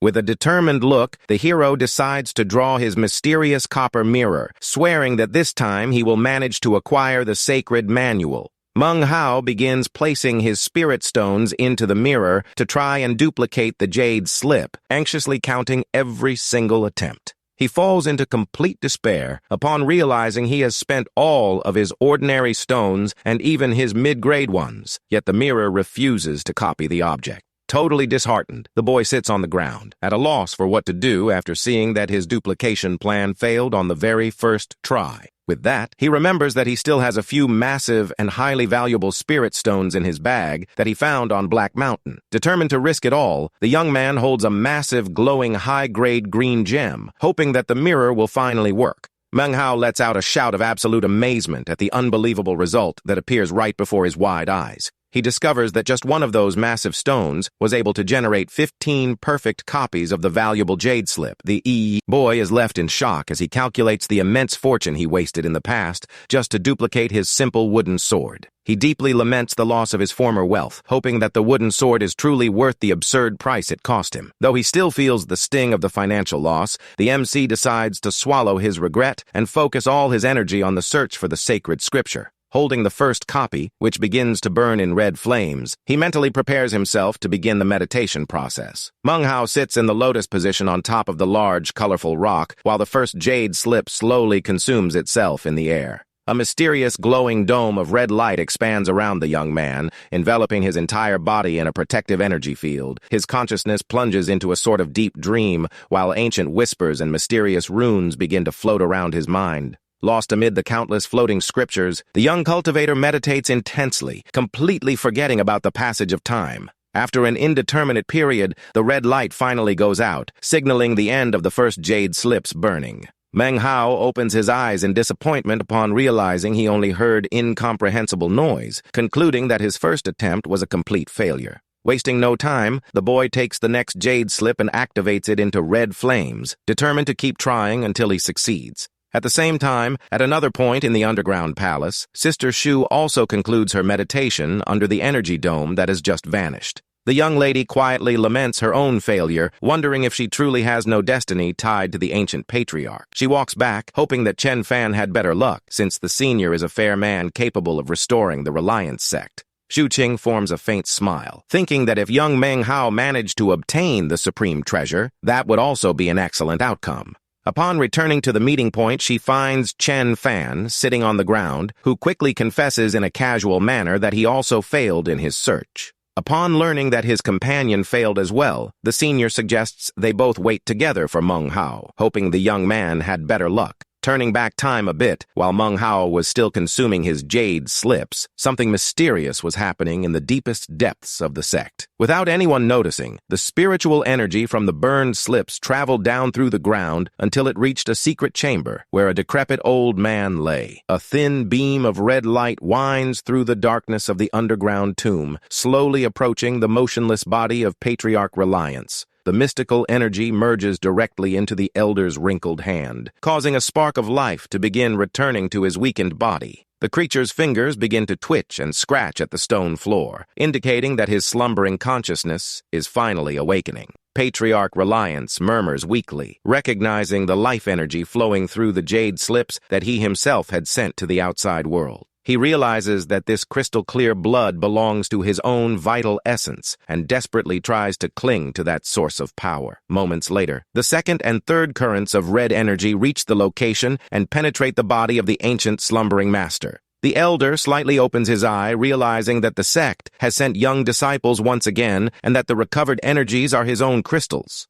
He reflects that he almost passed away, but that small portion of energy saved him, though 3 jade slips are still far too little to free him. Suddenly, he senses a fourth current of energy approaching and is left confused, unable to understand how another active jade slip could possibly exist. Patriarch Reliance opens his glowing eye wide, focusing on this unexpected new energy, and desperately calls out in his mind to be saved. Outside, Chen Fan remarks that Meng Hao's meditation is taking much longer than expected, but decides to wait a little more before going to look for him. Meanwhile, the hero keeps breaking into a cold sweat in the cave, consuming one slip after another without stopping in the hope of finally reaching enlightenment. Meng Hao accumulates the remains of the consumed jade slips on the ground as he pushes himself to the limit to absorb the mystical runes. He scratches his head, exhausted and frustrated by the massive headache brought on by the immense mental effort of processing so much information. Despite being tired, the young man does not give up and keeps burning more and more copies of the slips, accumulating dozens of failed attempts along the way. Upon reaching his 27th attempt, a colossal golden rune manifests, floating before his eyes and illuminating the entire darkness. The hero is enveloped by a sea of sacred golden texts, confirming that he has finally obtained the legendary Sublime Spirit Scripture. Deep within the earth, the skeletal figure of Patriarch Reliance fully awakens and sits up in alarm as he feels the sudden shift in energy. The old man is left in shock upon realizing he received 35 jade slips in a row, wondering where all that vital blood identical to his own came from. With eyes wide in pure disbelief, the ancient patriarch tries to comprehend the bizarre anomaly that has just occurred in his temple. He recognizes that those drops of vital blood saved him from imminent death and decides to use his spiritual perception to find out who entered the premises. Patriarch Reliance conjures 3 wind mirrors, revealing the silhouettes of the youths who entered the underground palace to meditate. He focuses his attention directly on Meng Hao, realizing the boy was solely responsible for channeling that immense amount of energy. 3 days pass since the start of the test, and Shu Qing decides that they should finally look for their companion, who has still not returned from his meditation. But before they can set out, Chen Fan spots the MC calmly approaching across the stone bridge and greets him happily on his return.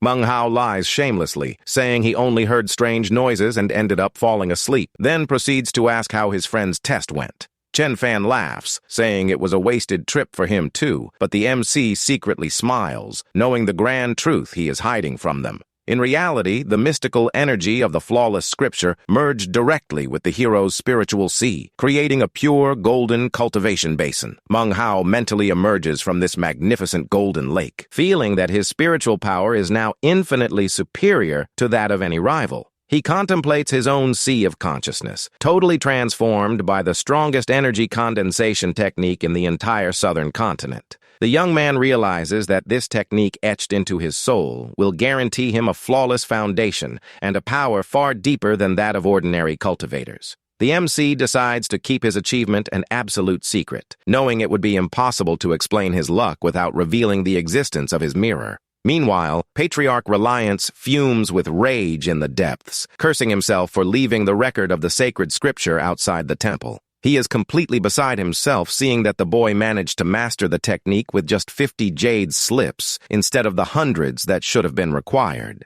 The old man laments that if the boy had used 500 copies, he would have recovered enough energy to shatter his seal and break out of seclusion. Trapped deep underground and far too weak to use long-range spells, the Patriarch desperately tries to concoct a new plan to escape. He decides he needs to lure all the cultivators from the state of Zhao to his temple, so their combined strength breaks the seal, allowing him to devour their lives. The old man vows that as soon as he recovers his full power, he will make his second spirit severing to reach the legendary spirit severing stage. Through his mirror, he watches the group of youths preparing to leave and decides he must act immediately before they depart. The Patriarch bites his own hand and delivers a violent punch against the ground, channeling the little energy he has left to activate a hidden mechanism. The entire underground structure begins to shake violently, leaving the three young disciples in a panic over the sudden, heavy earthquake. Suddenly, a monumental black stone tablet covered in golden writing emerges from the ground right before the group of cultivators. Shu Qing and Chen Fan recognize the sacred manuscript of the scripture on the stone, while Ming Hao grows suspicious of such a highly convenient appearance.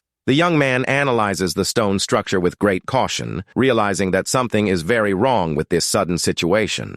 Meng Hao notices that only the first two lines are real, and that the rest of the text was maliciously altered to look like an authentic manuscript. Shu Qing suggests they take the massive stone tablet outside so leader Hilohua can analyze it, and Meng Hao pretends to agree with the idea. The Patriarch celebrates happily, predicting that removing the stone will generate a colossal glow capable of drawing every cultivator in the region to the tomb.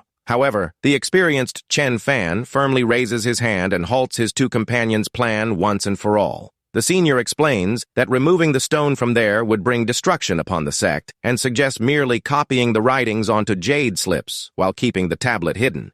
Seeing the youths merely copying the text instead of taking the tablet, Patriarch Reliance falls into despair and curses wildly over the failure of his plan. The Patriarch curses Chen Fan, calling him a bastard, and complains about his absurd honesty, claiming he vastly prefers Meng Hao's quiet cleverness. The old man irritably realizes that if the stone tablet is not taken outside, he will never manage to draw the cultivators needed to save him. Suspecting nothing, Chen Fan announces that the copying of the writings is finished and suggests they summon the teleportation portal to return. Patriarch Reliance panics as he sees the group preparing to leave, concluding he cannot afford to wait for a next generation of disciples. The three young cultivators step into the blue energy portal together, beginning their return journey to the Reliance clan's main hall. Determined not to lose his last chance at freedom, the old master gathers his remaining strength to conjure a forbidden blood spell. At the exact moment they cross the portal, a mysterious wave of red energy is forcibly activated by Patriarch Reliance. The spell consumes a large amount of the old master's own blood, which is fired violently toward the outside world. The three elite disciples finally re-emerge in the clan's temple and are welcomed with open arms by sect leader Yahello.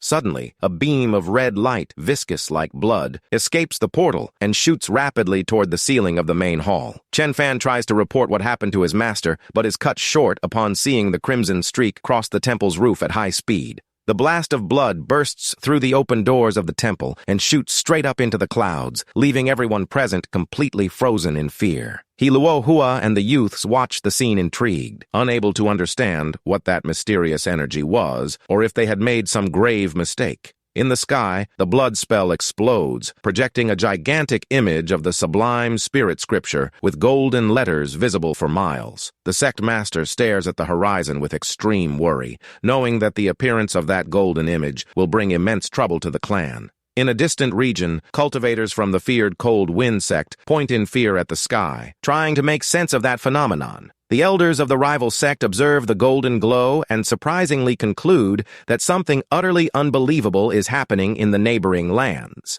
At the Heavenly Lake sect, the leaders panic upon recognizing the title of the legendary sublime spirit scripture floating in the sky of Zhao. The leader of the Wansho sect realizes the phenomenon originates from the Reliance sect and immediately summons his best warriors to march over there. The entire mountainous region of the Reliance clan is bathed in the immense golden light of the projection, catching the attention of all residents and animals. Fatty and other clan warriors watch it all bewildered, while the political tension in the region reaches extremely dangerous levels. Realizing the severity of the situation, Heluahua activates a quick runic teleportation circle on the stone floor to gather his disciples. He teleports in the blink of an eye to the inner quarters, where the trio of youths awaits him apprehensively with the latest updates. Heluahua demands explanations about what they activated, and Chen Fan explains that they merely took a copy of a strange stone tablet that appeared. The leader analyzes the runic jade block and reveals in surprise that both the stone tablet and the golden image in the sky are complete fakes. Manhwa watches his master's reaction in silence, relieved to see that the sect leader was also able to spot the fraud in the scripture. Heluahua warns that rival clans will soon invade in search of the patriarch and orders the 3 elite disciples to wait safely in the hall. Moments later, a colossal beam of white light descends from the heavens, striking the edge of the cliff with a deafening crash. Dozens of blue streaks from powerful cultivators cross the skies at high speed, invading the Reliance clan's territory without any permission. Other groups glowing in shades of red and gold also emerge from the forests, further expanding the army of invaders on the scene. The sect's great temple activates its emerald-colored runic protection barrier to try and hold back the massive advance of enemy forces. Heluahua leaps majestically toward the top of the cliff to personally face the arrival of the leaders of the country of Zhao's rival sects. He observes the 5 great beams of colored energy hovering in the air right before his Reliance sect's great protection barrier. The lights reveal the presence of 5 legendary core formation stage elders leading the massive invasion against the clan. The furious red-haired leader of the Cold Wind sect screams the Reliance sect's name, demanding that Heluahua surrender immediately. Heluahua stands firm before the 5 great masters, proving he will not be easily intimidated by the enemy threat. The novice disciples tremble in fear upon recognizing the presence of so many legendary core formation stage monsters gathered in the sky. The courageous master Heluahua unleashes his own spiritual energy and mocks the arrogance of the invaders who dare challenge his territory. The immense currents of power from both sides collide in midair, generating heavy shockwaves that make the entire mountain shake violently. The leader of the Wansho sect interferes, demanding that the host provide a convincing explanation for the phenomenon that appeared in his territory. Heluahua claims he has absolutely no idea why that phenomenon appeared, but the invading leader insists on demanding immediate answers. The rival leader orders them to open their defenses and surrender without a fight, threatening to destroy the entire Reliance sect if his demands are not met. Faced with the terrible threat of total annihilation, Heluahua remains in absolute silence, staring down his opponent with an extremely grim expression.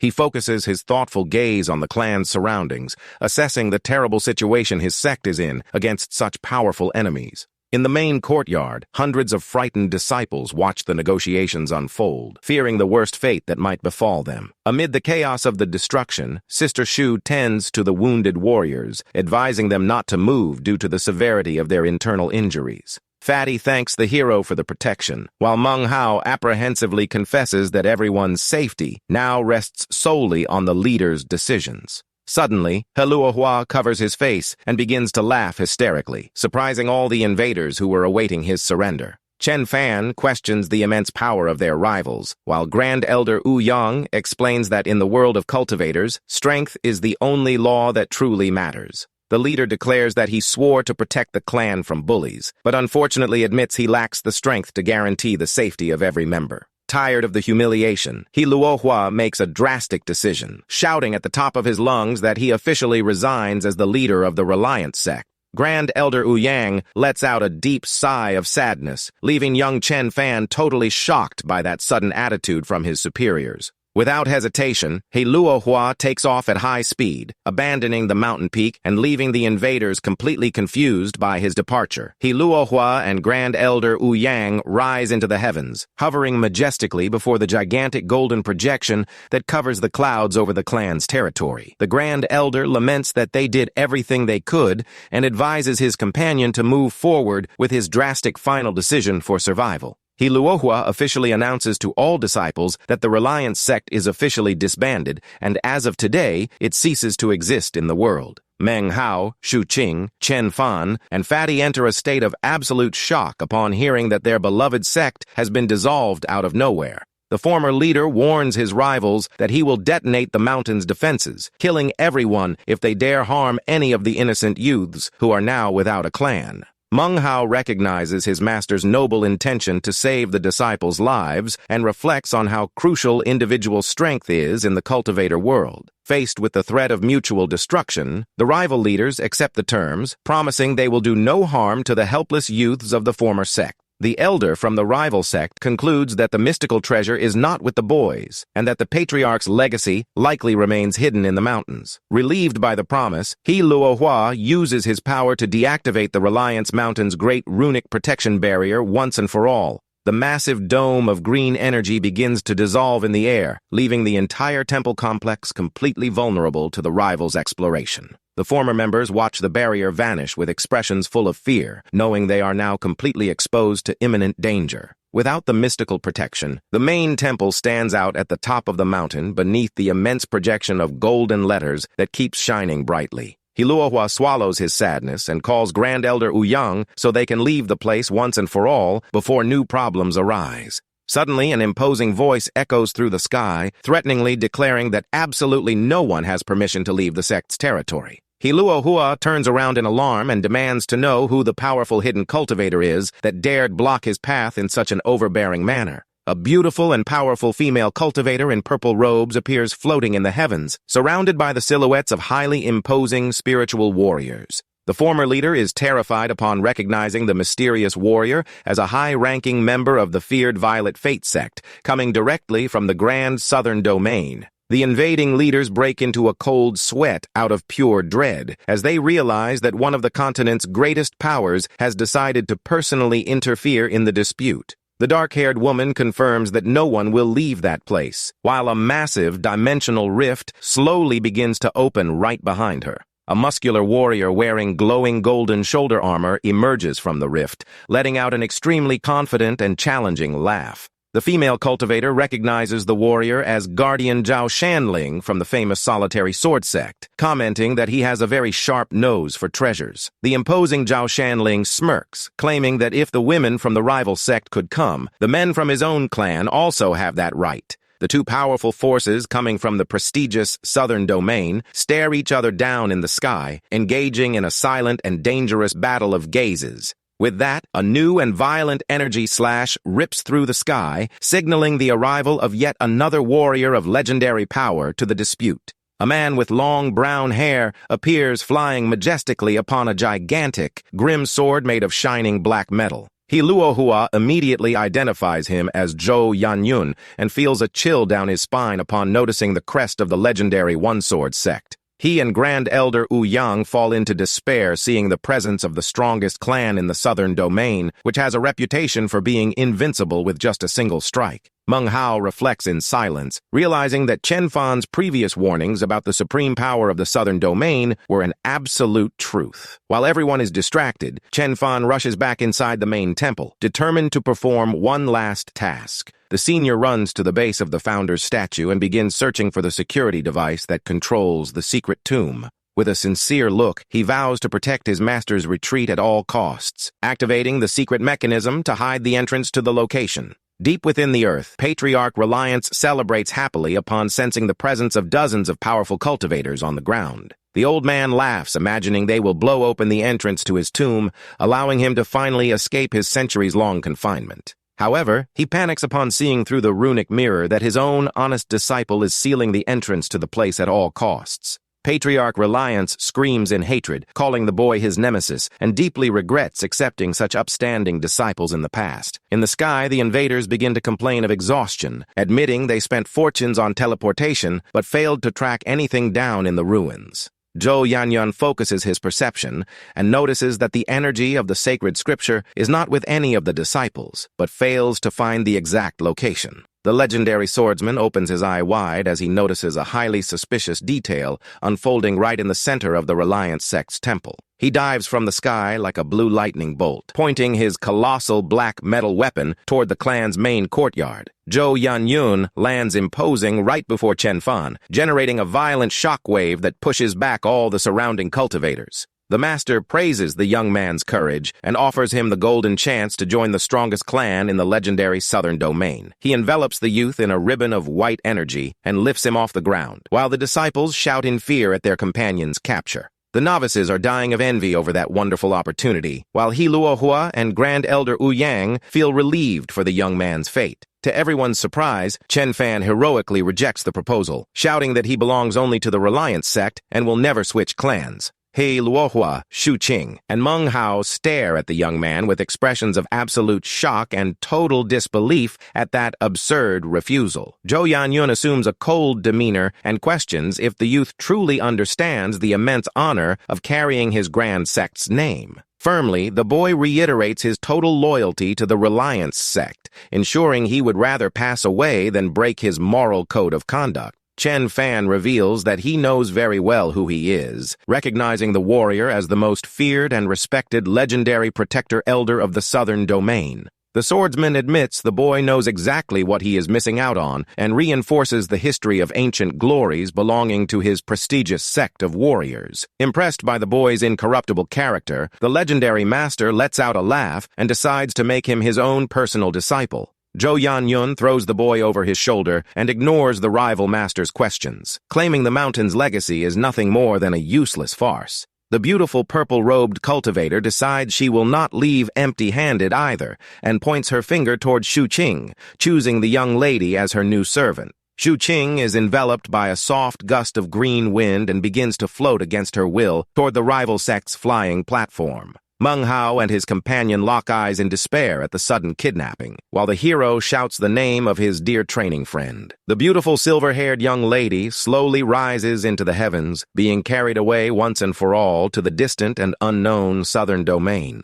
Fatty approaches the hero gnawing on a knife and begins daydreaming about his future life of luxury following the official dissolution of the Reliance clan. With clenched teeth, he proudly declares that he will become the richest and most influential landowner in the entire state of Zhao after returning home. Suddenly, the golden warrior Zhao Shanling emerges from the ground and becomes fascinated upon noticing the startled Fatty's powerful spiritual bite. He grabs Fatty by the collar, declaring that mystical bite makes him ideal for inheriting a forbidden technique from his southern domain sect. Meng Hao shouts desperately for his friend Fugi and extends his hand to try and stop the golden warrior from taking him away to the other side of the world. Zhao Shanling focuses his glowing eyes directly on the hero's body and notices that he hides an extremely valuable secret inside him. The MC panics completely and begins breaking into a cold sweat, knowing that the copper mirror or the flawless scripture could be discovered at any moment. Up high, the other masters from the southern domain notice the golden warrior's movement and begin to suspect that something very valuable is going on.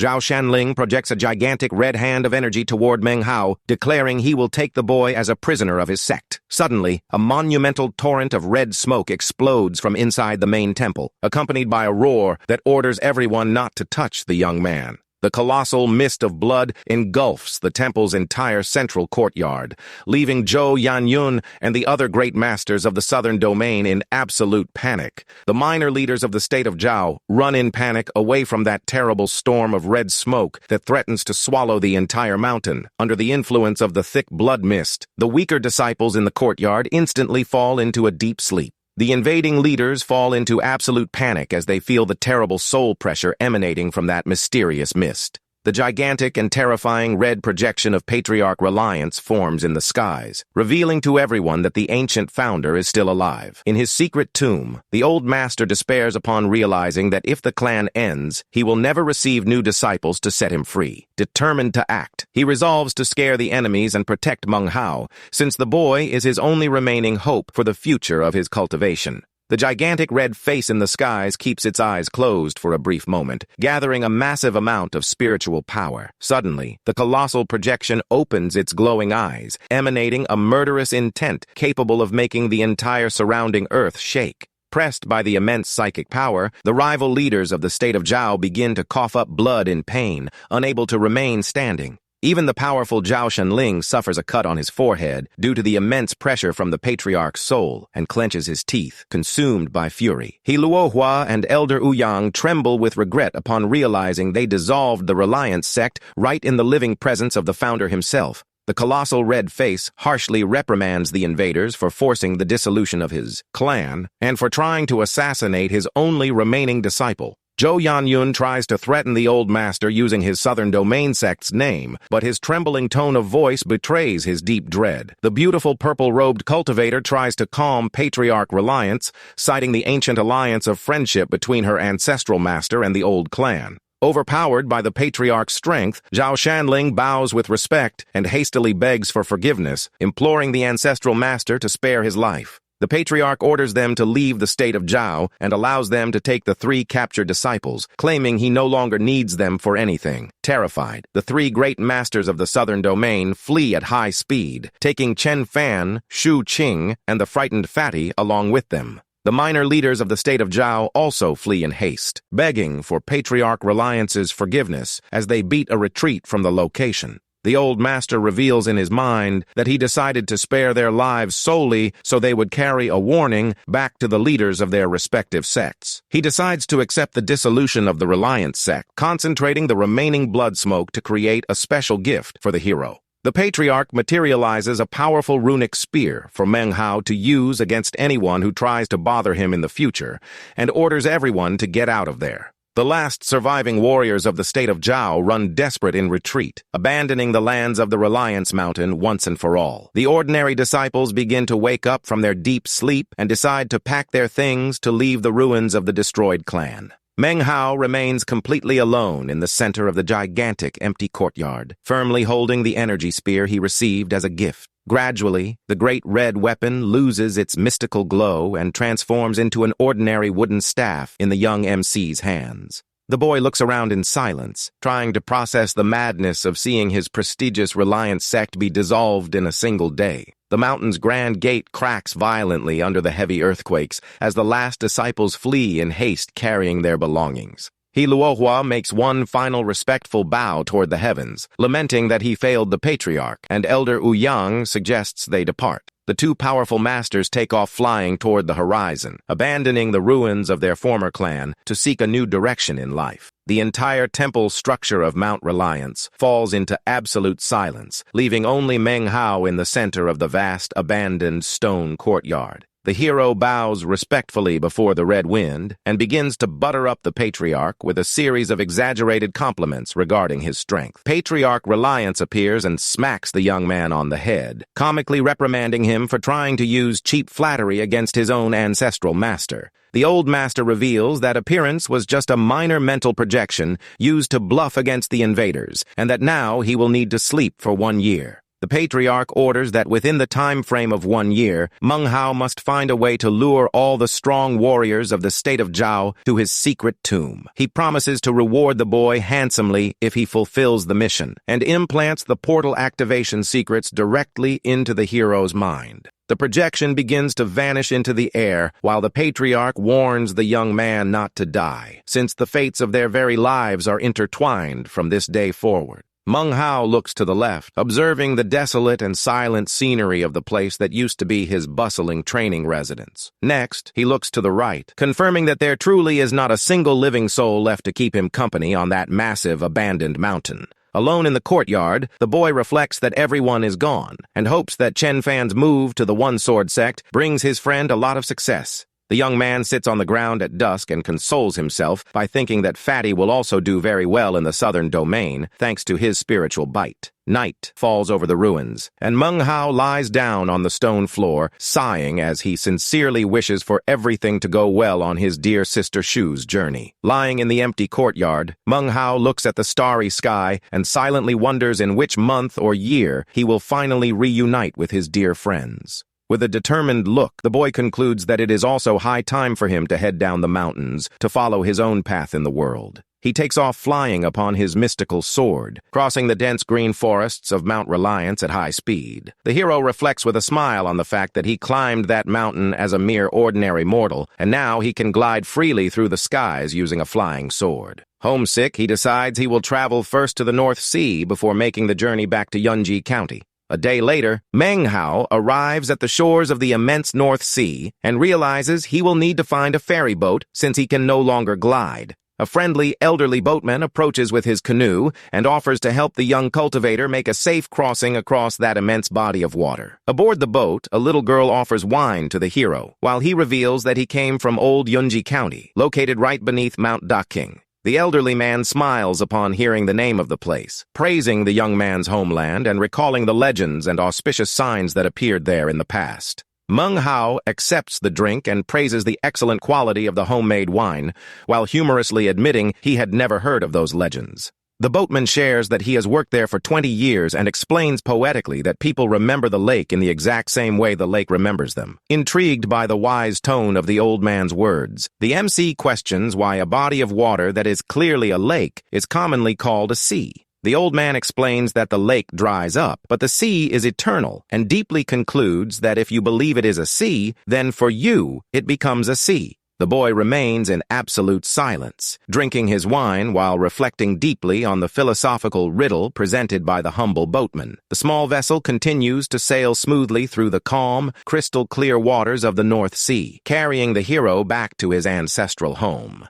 Now, on the other shore, the MC waves goodbye while the little girl shouts, wishing her elder training brother a good journey back. Manghao walks thoughtfully, feeling that simple conversation with the boatman touched something extremely profound within his very soul. The elderly man's wise words regarding the spiritual difference between believing in a lake or a sea keep echoing non-stop in the young man's mind. He stares at the calm waters and realizes that his own spiritual energy must expand infinitely to accommodate all the power of the immortal world. Overcome by a sudden revelation, the young man sits in the lotus position on the edge of the shore to meditate and channel the old man's profound phrases. The moment he closes his eyes, his internal cultivation spiritual sea begins to churn and expand in an extremely violent manner. Totally immersed in his mystical trance, the youth does not even notice that the spiritual energy of heaven and earth is beginning to create a gigantic vortex around him. The phenomenon is so devastating that it causes the normally calm waters of the North Sea to start churning into gigantic, terrifying waves. An immense amount of nature's energy overflows from the waters and penetrates the hero's body, sealing his legendary spiritual awakening in the North Sea.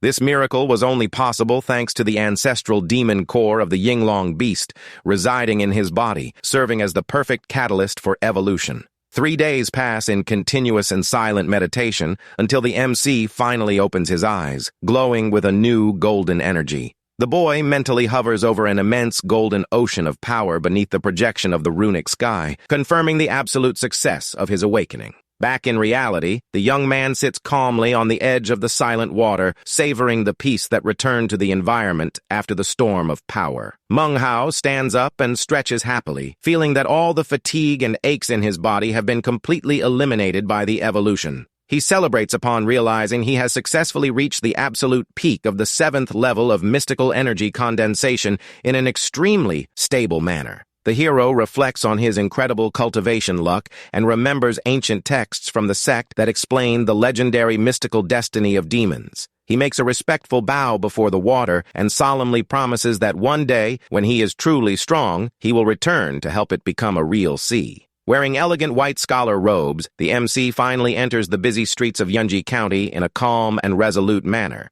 As he passes by the massive Sun family mansion, the young man smiles, remembering how he used to daydream about marrying the landowner's beautiful daughter. But now, with Sister Shu's image in his mind, he chuckles at his childhood fantasies and decides to head toward his old childhood home. With deep emotion, Meng Hao pushes open the wooden doors of his old ancestral residence, silently stepping into the stone courtyard. A man rushes out to see who invaded the courtyard, but is startled to recognize Meng Hao, hastily calling his wife to see who was back. The affectionate Aunt Li embraces him emotionally, noticing how much he has grown, and invites him to sit at the table, reassuring him that house will always be his home. Sitting at the table, the aunt and uncle explain the financial hardships that led them to move in there, and Meng Hao makes up a story that he left to learn a trade. The hero presents a heavy bag of silver coins, offering the money to buy back his ancestral home, and asks his aunt and uncle to look after the place. Meng Hao's aunt says they accept living there because they are old, but refuses the money, explaining they always cared for the young man as if he were a real son. After saying goodbye and leaving, the youth leaves the coins behind in secret, causing his aunt and uncle to become deeply moved as he decides to look for an inn. Walking through the town, the young man reflects on how he ceased to be a mere mortal, but realizes his bonds to the past are simply impossible to erase. The following morning, Meng Hao passes in front of Uncle Wang's carving shop and spots a wooden doll identical to his former village companion. The old carver gets a massive fright upon recognizing the young man and asks if he is truly the Meng Hao who had vanished from the town so long ago. Desperate, the elderly man grabs him by the shoulders, begging for news of his son, and the hero lies, saying his friend is doing great and will return in a few years. Meng Hao makes up a story that the young man is extremely intelligent and busy learning a new trade, leaving his father much more reassured and relieved. The elderly man begins to weep out of pure emotion and thanks him from the bottom of his heart for knowing his dear son remains alive and well somewhere in the world. In reality, the MC remembers that the poor boy ended up falling off a cliff and was likely devoured by beasts, leaving nothing but his bones. With his heart a bit heavy from the lie, Meng Hao says goodbye to the gentleman, asking him to take good care of his health before continuing his journey. Knowing nothing about the whereabouts of other acquaintances, the young man decides that his next destination will be the residence of his great friend, Fatty Fugi's family. Upon arriving at the Li family mansion, he comes across young Master Zhao threatening to seize the local owner's assets using his cultivator brother's name. To make matters worse, the freeloading youth demands that the homeowner's daughter-in-law accompany him that night in exchange for favors with said immortal brother. The poor young lady begins to weep in despair, while the master of the house turns red with rage at such immense audacity from the blackmailer. Completely furious, the owner shouts for his guards to throw the invader out, ensuring he would rather go bankrupt than be humiliated by that family. Young Master Zhao retreats, huffing with hatred, and promises that things will not end like this, while the homeowner's daughter runs to her father. The elderly man tries to calm the young lady, saying there is still law in the world, and orders his servants to safely accompany her back to her room. Alone, the old man sighs, missing his son Fatty, wondering where he might be, when suddenly a mysterious voice announces that he is doing great. Meng Hao appears imposing, enveloped in a spiritual glow, and introduces himself as a very close friend of Fu Gui, coming directly from his sect. Fatty's father is shocked to remember that Meng Hao was one of the missing boys, and anxiously asks for the whereabouts of his beloved heir. The MC calms the man, explaining that Fu Gui is out of the realm at the moment, but reassures him that it will not take long for him to return home. He promises to resolve the trouble with the rivals and hands over a blueprint, asking the blacksmith to forge 3 long spears, one of iron, one of silver, and one of gold. Meanwhile, at the enemy mansion, young Master Zhao whines to his cultivator brother, lying that he was assaulted by the Li family. He displays the marks on his face and swears up and down that he was extremely polite, but ended up being humiliated and slapped by the rivals.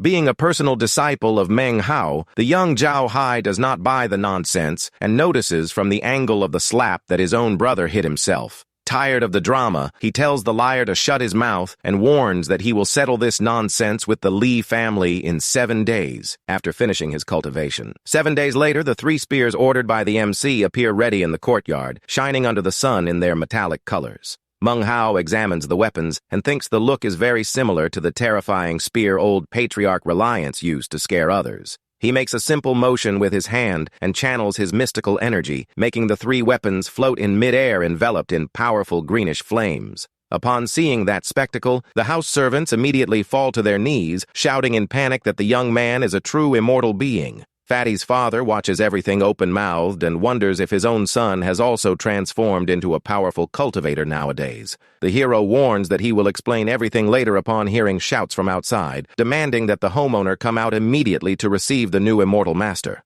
The insolent Master Zhao invades the courtyard, bringing his brother, who proudly displays a small fire serpent in his hand to scare everyone. However, the young cultivator opens his eyes wide in pure dread upon coming face to face with Manhwa himself right there in the middle of the mansion's courtyard. Unaware of his brother's panic, the liar continues mocking and threatening everyone, while the young cultivator begins breaking into a cold sweat and tells the chatterbox to shut his mouth. Totally desperate, the young man delivers a violent slap to his own lying brother's face to make him stop talking nonsense once and for all. The strike is so heavy it sends the chatterbox flying straight to the courtyard floor, completely dazed by his defender's violent reaction. Next, the young cultivator throws himself to his knees on the ground and bows his head with the utmost respect to greet his feared senior brother, Manghao. With a cold look, the MC remarks that although they lived together for a short time, the young man should already know his temperament very well. Trembling in fear, the boy ensures he knows everything very well, while his freeloading brother remains sprawled on the grass, understanding absolutely nothing of what occurred. In a total panic, the young man tries to hastily extinguish his own fire serpent before it ends up irritating his powerful and feared senior superior. The young cultivator throws himself onto the ground again, begging for mercy, while his idiot brother screams in pain with his tail between his legs. Manghwa points his finger coldly, declaring that since he likes the ordinary world so much, from this day forward he will live in peace as nothing more than a simple mortal. With a single strike of invisible energy, the hero shatters the young man's cultivation base, causing him to cough up blood as he loses all his spiritual power. Manghwa orders the thugs to carry the defeated man back, while the former cultivator still weakly gives thanks for having his life spared. The mansion owner watches that entire outcome completely shocked, unable to believe the immense power demonstrated by his son's friend. The hero makes a respectful bow and apologizes for the inappropriate behavior of his former servant, who ended up dragging the owner into that mess. Manghwa reassures the elderly man, saying that since Fugi is his best friend, he could never ignore that injustice, and announces that he is already leaving. The entire Lee family goes to the courtyard to wave goodbye, wishing the young and grand immortal an excellent and safe journey back. Fatty's father weeps with emotion upon realizing his son has finally found his path in life and rushes to light incense at his ancestor's shrine. Walking alone, the MC concludes he has already visited everyone important and decides to take one last look at a special place before departing. The young man reaches the old cave on the mountain where it all began, remembering with nostalgia the day he and his mortal friends were kidnapped. He recalls that Sister Shu was at the 7th level of condensation at the time, and proudly realizes that after 3 years, he has also reached the same stage. Facing the abyss, the youth reflects on whether this return to the starting point symbolizes the beginning of a new and even more challenging cycle in his spiritual journey. He laughs at himself upon realizing that although he has evolved quite a bit, his eternal problem with the lack of money and spirit stones remains exactly the same. Suddenly, a mysterious voice echoes from the top of the mountain, stating it already knew the young cultivator would end up returning to that place of origin. The MC quickly raises his head with a highly serious look upon recognizing the unexpected presence of that powerful warrior in his path. The terrible elder Shangguan Xiu reveals mockingly that he came all the way there just to ambush the hero, and questions how he intends to escape his clutches now.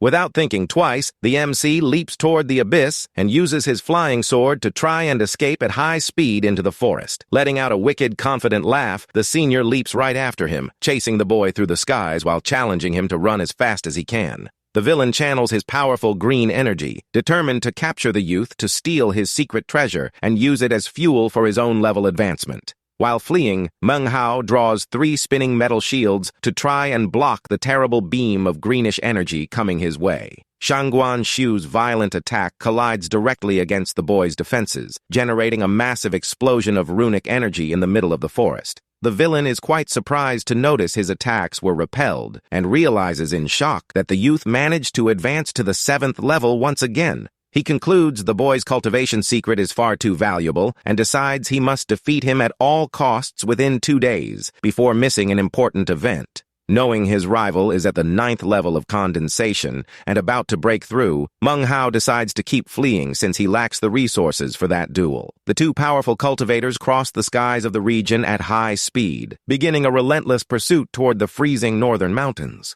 At the peak of a massive mountain covered in snow, a group of cultivators gathers around a large stone arena to witness a special event. A respectable master points to his young warriors, explaining that the 100 boys present there are the best elite disciples of his sect. The Grand Master Wu Dingqiu of the famous Violet Fate sect makes his move on the chessboard and questions his old friend about the boys. The charismatic Elder Song praises the new talents, admitting the prestigious rival clan truly lives up to its reputation as one of the 5 largest on the continent. To shake things up, the master of the Violet sect displays a valuable glowing stone and proposes they finally begin the grand wager planned by both. Elder Song accepts the challenge immediately and places a rare piece of dark star ore on the table, which his gaming companion had desired to obtain for so long. He points to the peak of a frozen mountain and explains that if the disciples manage to retrieve the red flag up there, the victory will be theirs.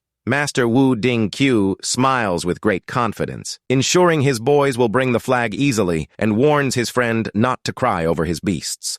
Old Song swears by his 400 years of honor that any cultivator below the foundation level will have the chance to try and conquer that treasure. However, he gives a grim warning, advising that if the youths are not strong enough and become food for his wild beasts, the blame will rest solely on destiny. Old Song boasts, saying he spent 60 years refining that mountain filled with hungry beasts that will easily devour any unprepared novice. While listening to the argument, the disciples begin breaking into a cold sweat upon realizing they are being used as mere betting toys by the two crazy old men. The master turns to the group and announces that whoever brings the flag will be accepted as his personal disciple in the inner sect, ordering everyone to set out at once. Facing the command, the 100 disciples run with determination and roar in unison, accepting the challenge to climb the dangerous mountain to impress the master. Old Song lets out a mocking laugh, reminding his rival that to reach the ice mountain, the warriors first need to cross the thick forest of beasts.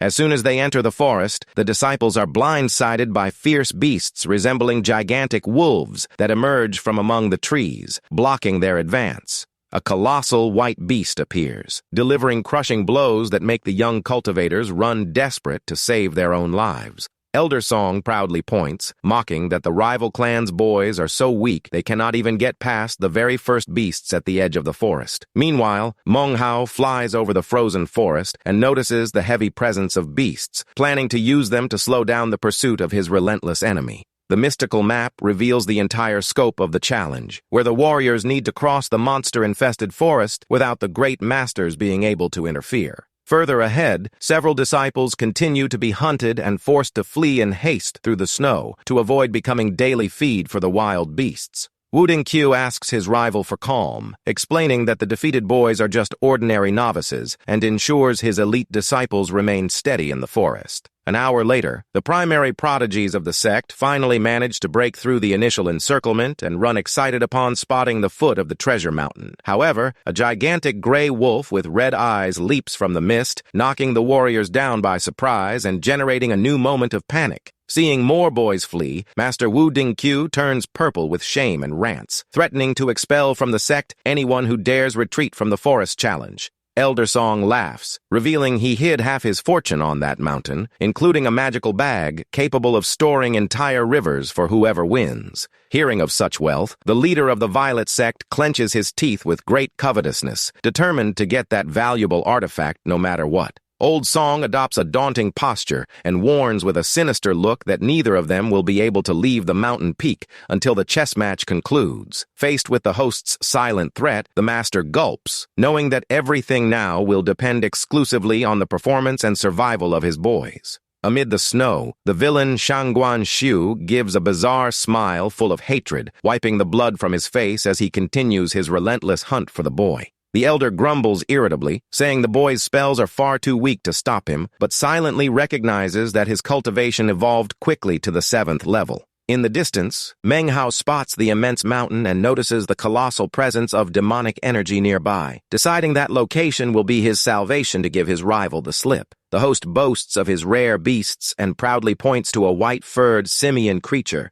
ensuring it is worth an absolute fortune in today's market. The rival leader smiles and points to his best 7th-level prodigy, confidently stating the warrior will capture and turn said white ape into his pet. However, the chosen youth panics completely upon seeing that the docile white creature actually possesses colossal fists capable of crushing anyone. The colossal white ape roars in a threatening manner, making its immense spiritual power vibrate through the environment in an extremely violent and overwhelming way. Seeing the rival prodigy get hurled away, Old Song lets out an outrageous laugh while the Violet Sect Master is left speechless and breaking into a cold sweat from shame. Suddenly, the elder notices the approach of 2 outsiders invading the premises and comments with a smile that the rules allow anyone to face the danger. Oblivious to the tournament, the MC dashes past at high speed right under the gigantic white ape's arms to dodge the beast's first attack. With a sharp and determined look, Menghao draws his powerful black combat spear and prepares to deliver a well-aimed strike at the colossal opponent ahead of him. The runic thrust hits the white ape's rear dead on, generating a tremendous crash and making the poor monster bellow in pain as it explodes in the air. The hero stares at his copper mirror and concludes that the reflection causes a glitch in the internal energy of furry beasts, clarifying that the artifact has no weird fetish. Right behind, Elder Shangguan Shu watches the scene of the exploding ape and begins sweating from nervousness, unable to understand what bizarre spell the boy used for that. The host song is left jaw-dropped upon seeing his favorite beast get defeated with such ease, while his rival laughs, finding the hero highly interesting. Further along in the forest, a group of disciples tries to encircle and defeat a colossal gray bear covered in sharp spikes and horns across its head. Menghao suddenly appears flying and delivers a powerful slashing strike with his black spear, defeating the gigantic beast instantly before the youths. The Violet Sect disciples are left open-mouthed by the brutality of that unknown warrior and begin to envy the immense strength of his incredible black weapon.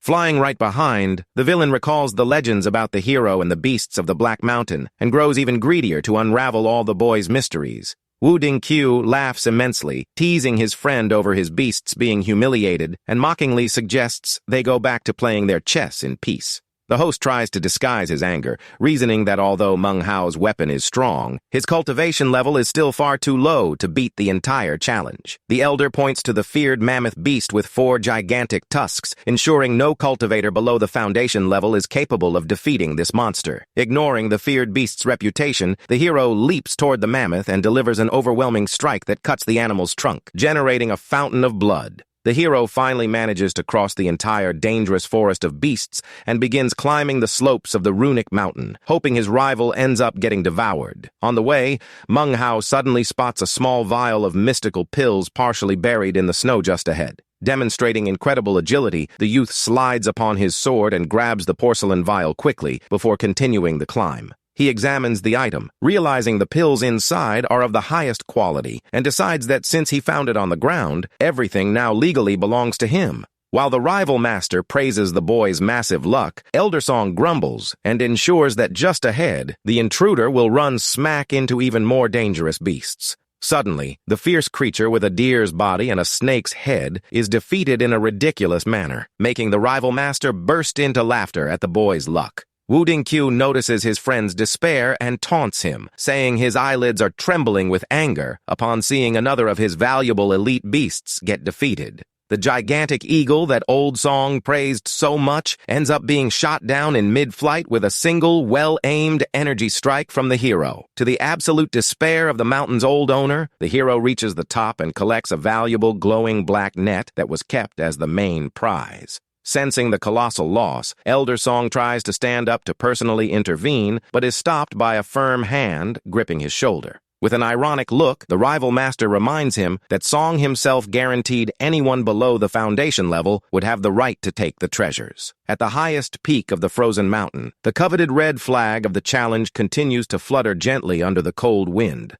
Menghao finally sets foot on the highest point and notices with relief that his pursuer Shangguan Shu seems to have given up hunting him after so much chaos. He spots a glowing golden storage bag right at the base of the flag and concludes that must be the most valuable prize on the entire mountain. The hero mentally thanks the heavens for his immense fortune today, but accidentally bumps into the challenge flag, causing it to collapse to the ground. Wasting no more time and with his pockets full of treasures, the clever MC leaps from the mountain and begins descending the icy slopes at high speed. On the way back, the feared elder Shangguan Shu walks through the forest and comes across the bodies of several powerful beasts lying lifeless on the ground. He stares at that scene of total destruction in absolute silence, his eyes filled with pure hatred as he realizes the level of devastation caused by the boy. The surviving disciples begin to complain indignantly about how a complete outsider invaded their territory and stole all the prizes of the trial.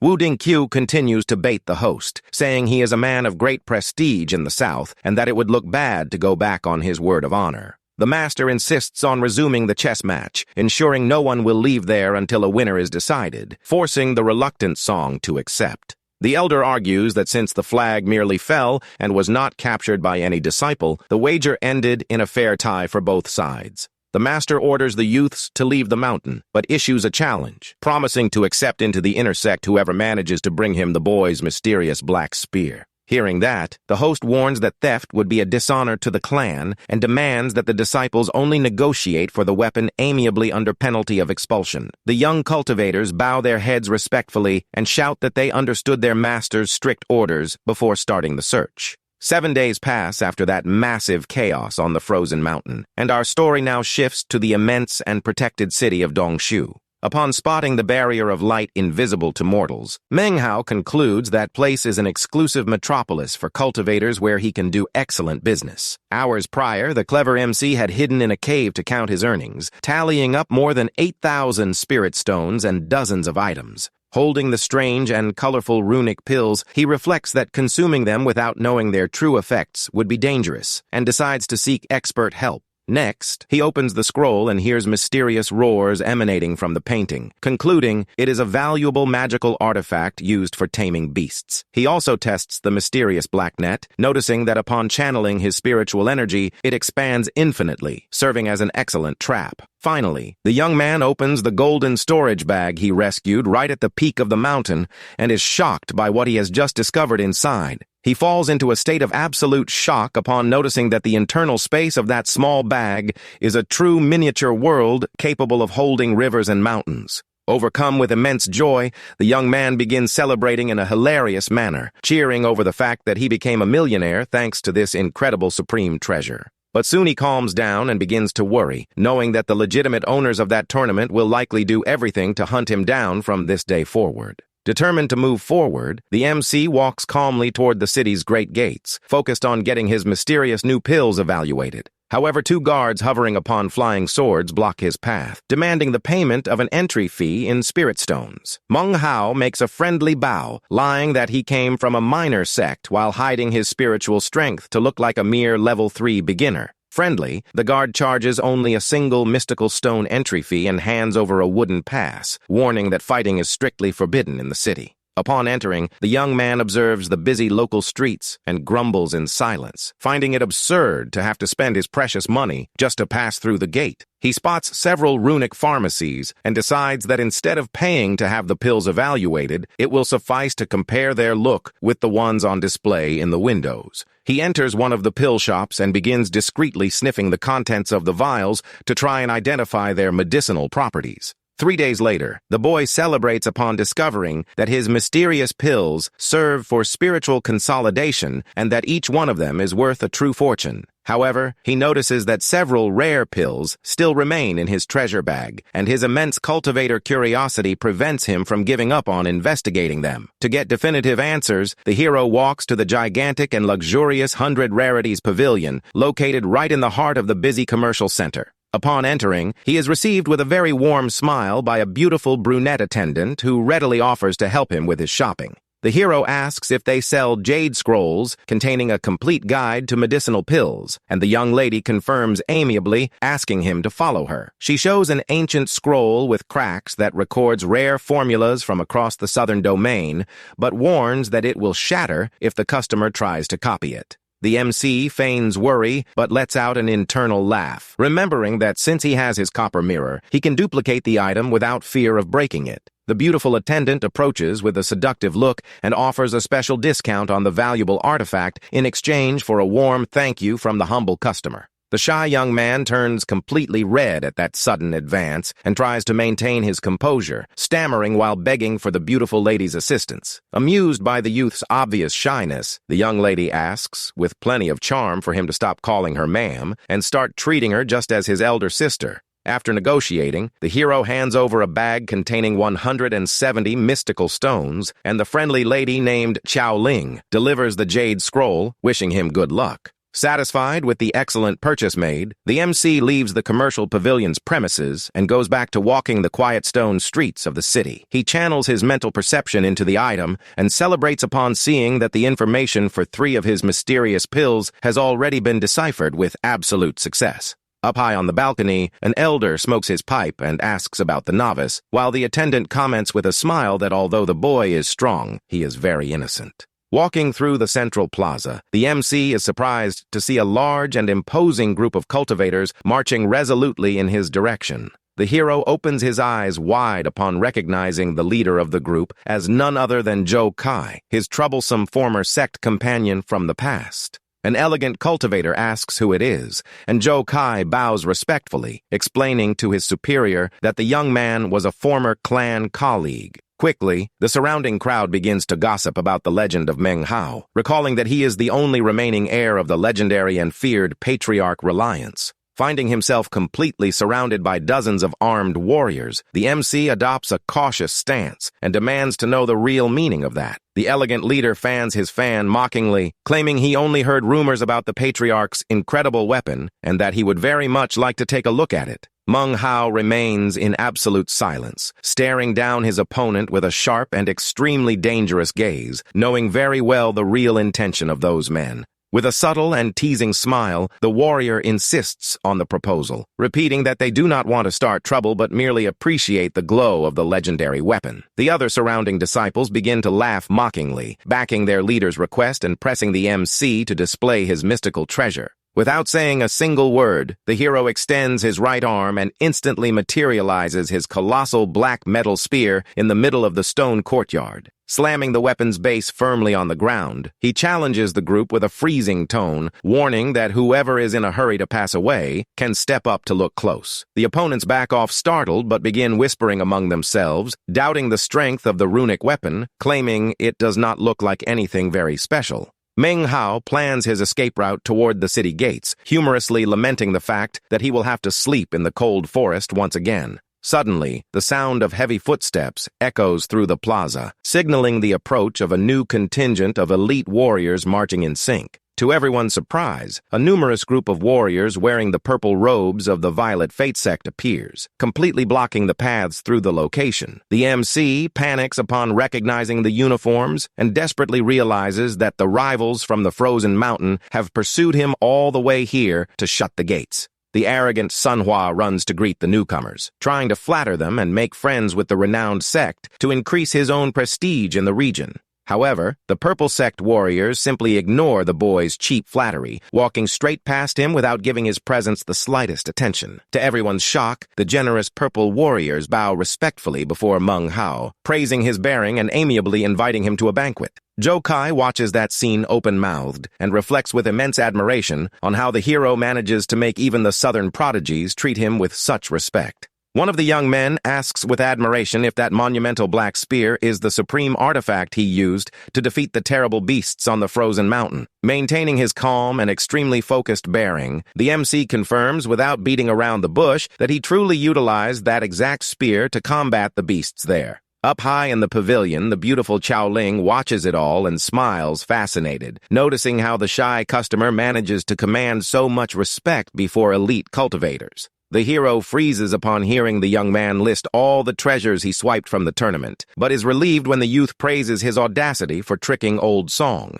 The young man proposes to buy the spear for a very fair price, explaining that the dangerous song is furious and that the MC runs a great risk if he keeps it. Ming Hao lies, stating that it is just an ordinary spear made of ordinary metal, but the experienced disciple refuses to buy the bluff, pointing to a specific carving. The group insists on the purchase, claiming they will not mince words, and demands that the hero deliver the spear at all costs, reminding him of their grand sect's overwhelming power from this day forward. Annoyed but seeing a chance to profit, Meng Hao agrees to close the deal with the boys, thinking to himself that since he warned it was ordinary, it would not be considered cheating. One of the youths offers 500 stones for the item, but his sect companion finds the amount absurd and counters the bid on the spot, offering 1,500 mystical coins. The MC watches that scene confused, trying to understand why companions themselves are fighting each other to buy a piece of ordinary metal. Determined to win the dispute, Disciple Qian scrapes together the savings of his allies, totaling an impressive sum of 2,100 spirit stones to place as a bid.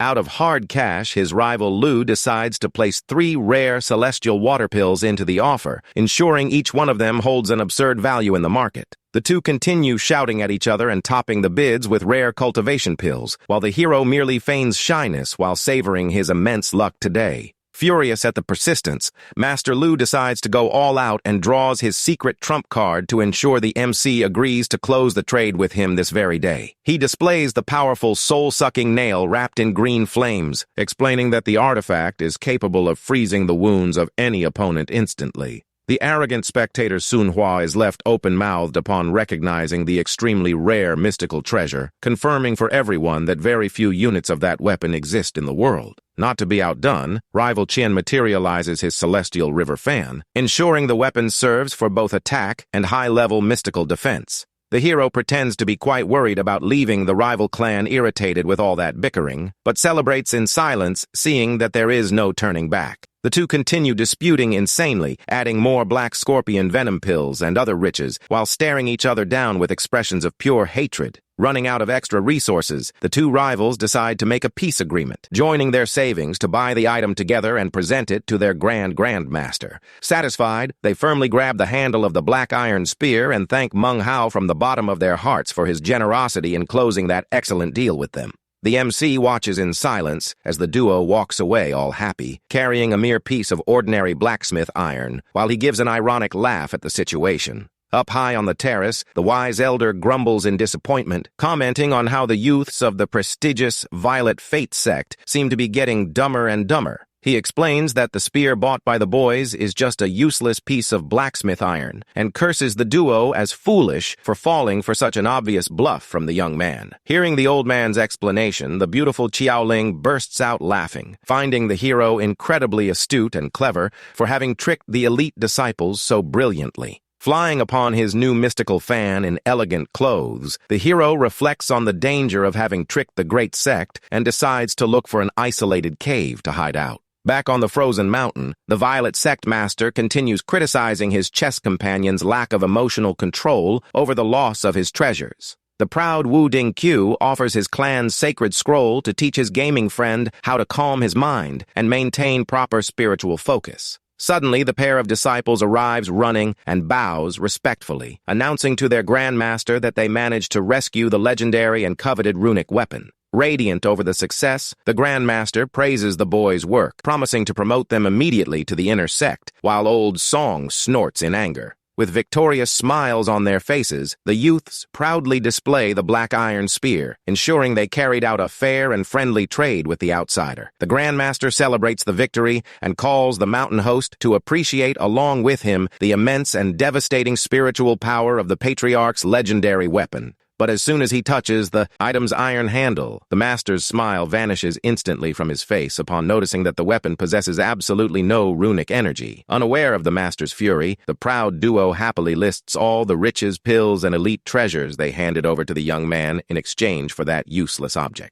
Upon hearing the immense list of treasures thrown in the garbage, Elder Song begins to weep from laughing so hard at his rival, avenging himself of all the teasing he suffered today. Red with pure rage, the Grandmaster roars with all his spiritual power, scaring everyone as he curses his disciples as garbage for buying a fake replica. The Grand Master's cry of fury reverberates through the entire frozen valley, reaching all the way to the commercial city, where the beautiful Xiaoling bursts out laughing upon learning of the hero's incredible feat. Half a month later, after a lot of fleeing, Menghao finds an isolated cave in the middle of the northern forests, deciding that location will be ideal for his spiritual cultivation. 2 months of silent and continuous training pass until the young man finally steps out of the cave, proudly displaying his evolution of power. Although he celebrates reaching the 8th level, the boy laments upon noticing that the mirror's spiritual coin consumption remains absurdly high nowadays. He does the math and realizes with discouragement that he would need more than 70,000 stones to duplicate the pills required to reach the coveted 9th level of condensation.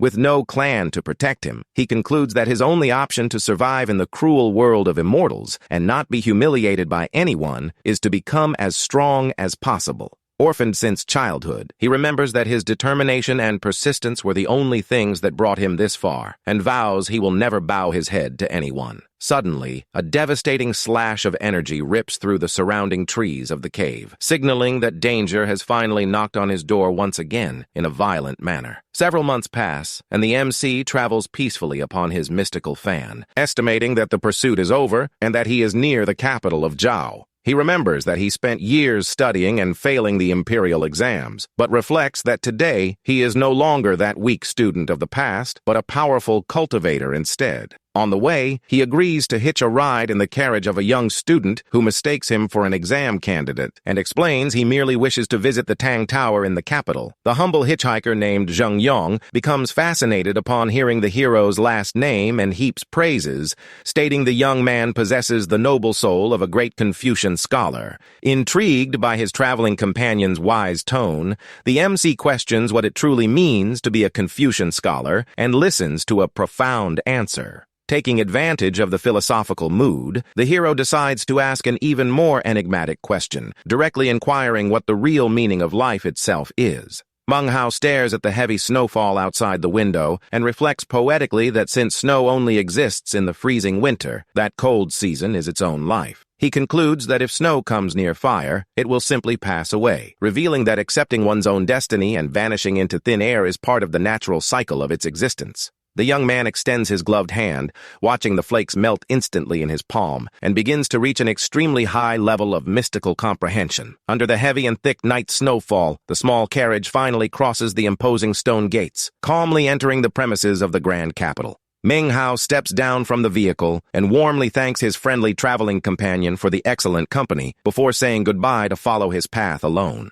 The elderly hitchhiker watches the hero vanish into the mist, and years later, he will become one of the greatest sages of the kingdom, always fondly remembering that profound nighttime conversation. The MC stares at the monumental and imposing Tang Tower covered in snow, fondly remembering when his mother spoke about that legendary and mystical monument. He walks in a calm and silent manner through the stone courtyard of the ancient temple complex, resolutely approaching the main entrance of the immense tower. Inside the location, the young man stares at a gigantic and detailed historical painting on the wall, wondering if that artwork portrays the true beauty of the great empire. Demonstrating his cultivator skills, the youth leaps to the highest roof of the monumental wooden structure to observe the city's entire horizon. He stares at the immense metropolis shining under the dark night, but laments in a melancholy way upon realizing that from there, it is impossible to glimpse the legendary city of Chang'an. He recalls that his former dream of passing the exams was so he could look for his missing parents, and concludes that although his path has changed, the focus remains the same.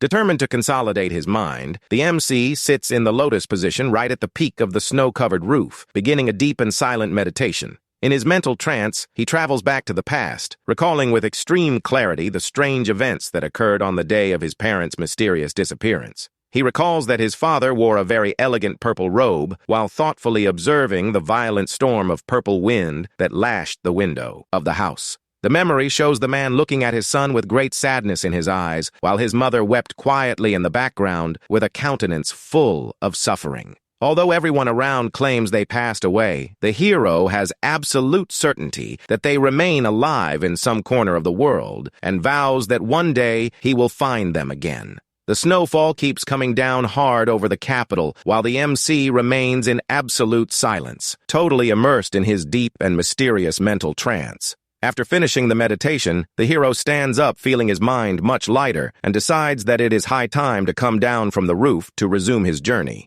He leaps imposing, utilizing his new mystical fan to glide with extreme smoothness over the grand imperial capital's beautiful frozen structures and temples. However, the boy opens his eyes in fright and begins breaking into a cold sweat upon noticing a terrifying, mystical anomaly unfolding right in the center of the temple complex. He lands quickly upon one of the frozen roofs and turns around, startled to try and comprehend the origin of that immense and sudden disturbance of energy. The hero is left open-mouthed upon seeing a colossal and glowing beam of blue light explode from the heavens and strike directly at the base of the monumental Tang Tower's main courtyard. The boy realizes that powerful spiritual radiation is totally invisible to the eyes of normal mortals and wonders why he did not detect it when he arrived there. Looking down, the MC spots dozens of priests prostrated on their knees performing a bizarre ritual of worship right at the epicenter of that light column. Suddenly, a colossal runic portal begins to open in the skies amid violent discharges of bluish lightning, giving rise to a daunting vortex of black clouds.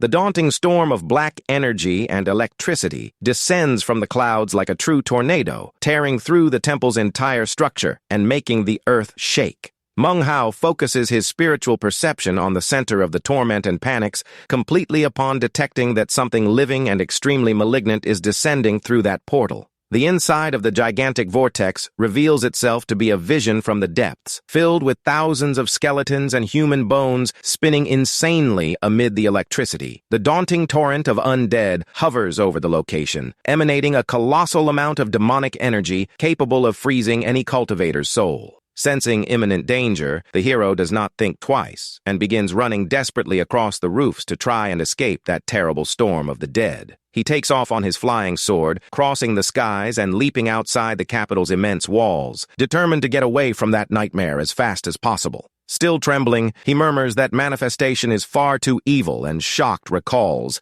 that in the center of that immense pile of bones floated a gigantic wooden coffin. On top of the colossal floating coffin sat in a meditation posture the dried-up skeleton of an ancient cultivator, surrounded by the horde of undead. The hero freezes upon remembering that the instant he locked eyes with the creature, it opened its daunting gray eyes, displaying 7 glowing specks orbiting in its pupils. He remembers that the instant he made eye contact with the monster, he felt a stabbing pain in his mind, while black smoke began to sprout from the pores of his body. With his nerves on edge, the young man realizes that daunting apparition was actually not an illusion and wonders what kind of mystical place the Tang Tower is. The mystical recap reminds us that after escaping the terrible phenomenon in the capital, the MC began to notice strange and worrying physical changes in his own body. He stares, horrified, at his own hand wrapped in black mist, realizing startled that his flesh and blood seem to be slowly withering away because of the curse. The boy concludes with certainty that that terrible physical weakening was the direct result of making eye contact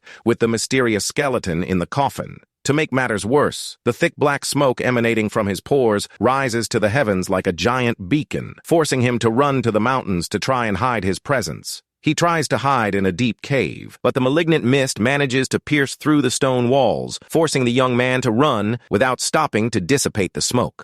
Running non-stop through the forests with an exhausted expression, the MC asks himself desperate for how long that cursed smoke will continue to pursue him. As night falls, the situation gets even worse because the dark smoke transforms into a glistening white glow, leaving the hero totally exposed to any rival. 7 days of uninterrupted running pass until the exhausted MC collapses on the stone ground, on the verge of a physical breakdown from no longer being able to take such fatigue. He notices relieved that his body has finally begun to recover from the wasting, but laments upon realizing he will need to keep running for another long month. Suddenly, the boy opens his eyes wide upon hearing noises of footsteps approaching and realizes discouraged that he will have to stand up to resume running immediately. Three powerful cold wind cultivators appear walking in a solemn manner along the forest trail, guided directly by the strange energy disturbance of the location. The beautiful young lady displays a small runic sphere that glows intensely, indicating that the region's immense aura of death is emanating directly from the MC's body. Manghao rises in a tired manner and reflects in silence on the death smoke in his body, realizing it truly resembles the residue of a spent life. The cocky leader introduces himself as Yan Ziguo of the Cold Wind sect and cynically demands that the boy explain the origin of such dark energy in his body. Having no patience for small talk, the hero draws his mystical fan and delivers an overwhelming slashing attack that catches the enemies by surprise in the middle of the forest. The enemy master retreats, leaping into the air, and uses his mystical strength to materialize a colossal and daunting purple skeletal claw to try and contain the thrust. Staring down the daunting skeletal manifestation before him with plenty of mockery, the hero asks in a sarcastic manner if that violent attack is his way of asking for calm. With a single swift gesture, Manghao projects three of his powerful combat swords at high speed, mentally ordering the weapons to explode against the rival. The three blades collide, generating a monumental and devastating fire explosion that engulfs the opponents in an immense storm of flames beneath the frozen forest. Coughing amid the smoke, the warriors panic upon realizing the boy has reached the 8th level of cultivation and that his fan is a formidable elite weapon. Startled, the leader Yan Ziguo tries to search his memory, asking if his companions have ever heard of a powerful cultivator who uses a mystical fan. The young female warrior recalls hearing rumors about a boy from the former Reliance sect named Manghao, who had obtained that exact feather artifact in a mystical trade. The master opens his eyes wide upon hearing the famous name and quickly shoves his hand into his combat robes to pull out an old bounty scroll from his clan. He unrolls the paper and confirms the boy's identical look upon reading the sect's orders, which command everyone to test the real power of Menghao's supreme treasure upon finding it. An extremely greedy and sinister smile forms on the villain's face upon realizing he has had the immense luck of finding the most valuable prey in the kingdom in his path. Tired of being bothered by these annoying warriors, Manghao adopts a merciless stance, concluding in silence that the best solution will be to eliminate everyone. He notices that the death mist has left him quite impatient lately, but concludes with a cool head that sending his rivals to the great beyond will not weigh on his conscience. The MC goes back to gliding upon the fan, but the colossal black smoke emanating from his pores begins to form the daunting and bizarre image of a skull in the heavens. Suddenly, an immense and violent explosion of pure reddish energy tings the blue sky, catching the attention of every living being in the region all at once.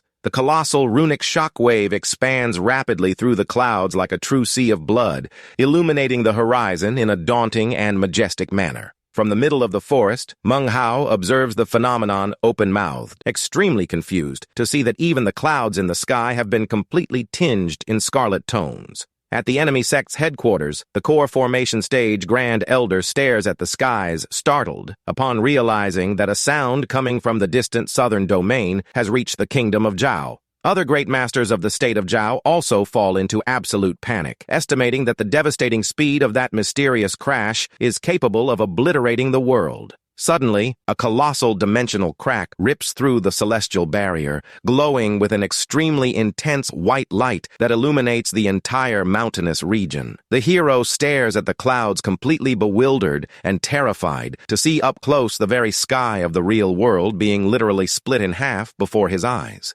Standing on the edge of the precipice beneath the daunting black smoke of death, the MC contemplates the immense glowing rift that continues to expand slowly up high. The entire surrounding mountain scenery is overtaken by a silent and dangerous darkness, leaving only the glow of the celestial portal standing out amid the horizon. Suddenly, a colossal and gleaming beam of red light plummets directly from the dimensional rift, striking the Earth's surface with a simply devastating force. Manghao stares at the immense column of light with plenty of worry and notices that the anomalies of this world are becoming increasingly frequent and dangerous. He fervently hopes that bad luck does not come after him, while daunting rumors about the fall of a giant corpse from the heavens begin to spread through the south. 1 week passes after the bizarre incident, and a powerful glowing energy magic seal begins to form around the MC in the middle of the green forest. Manghao examines the glowing circle beneath his feet and notices in an immediate manner that he has ended up falling into a powerful runic barrier of spiritual confinement.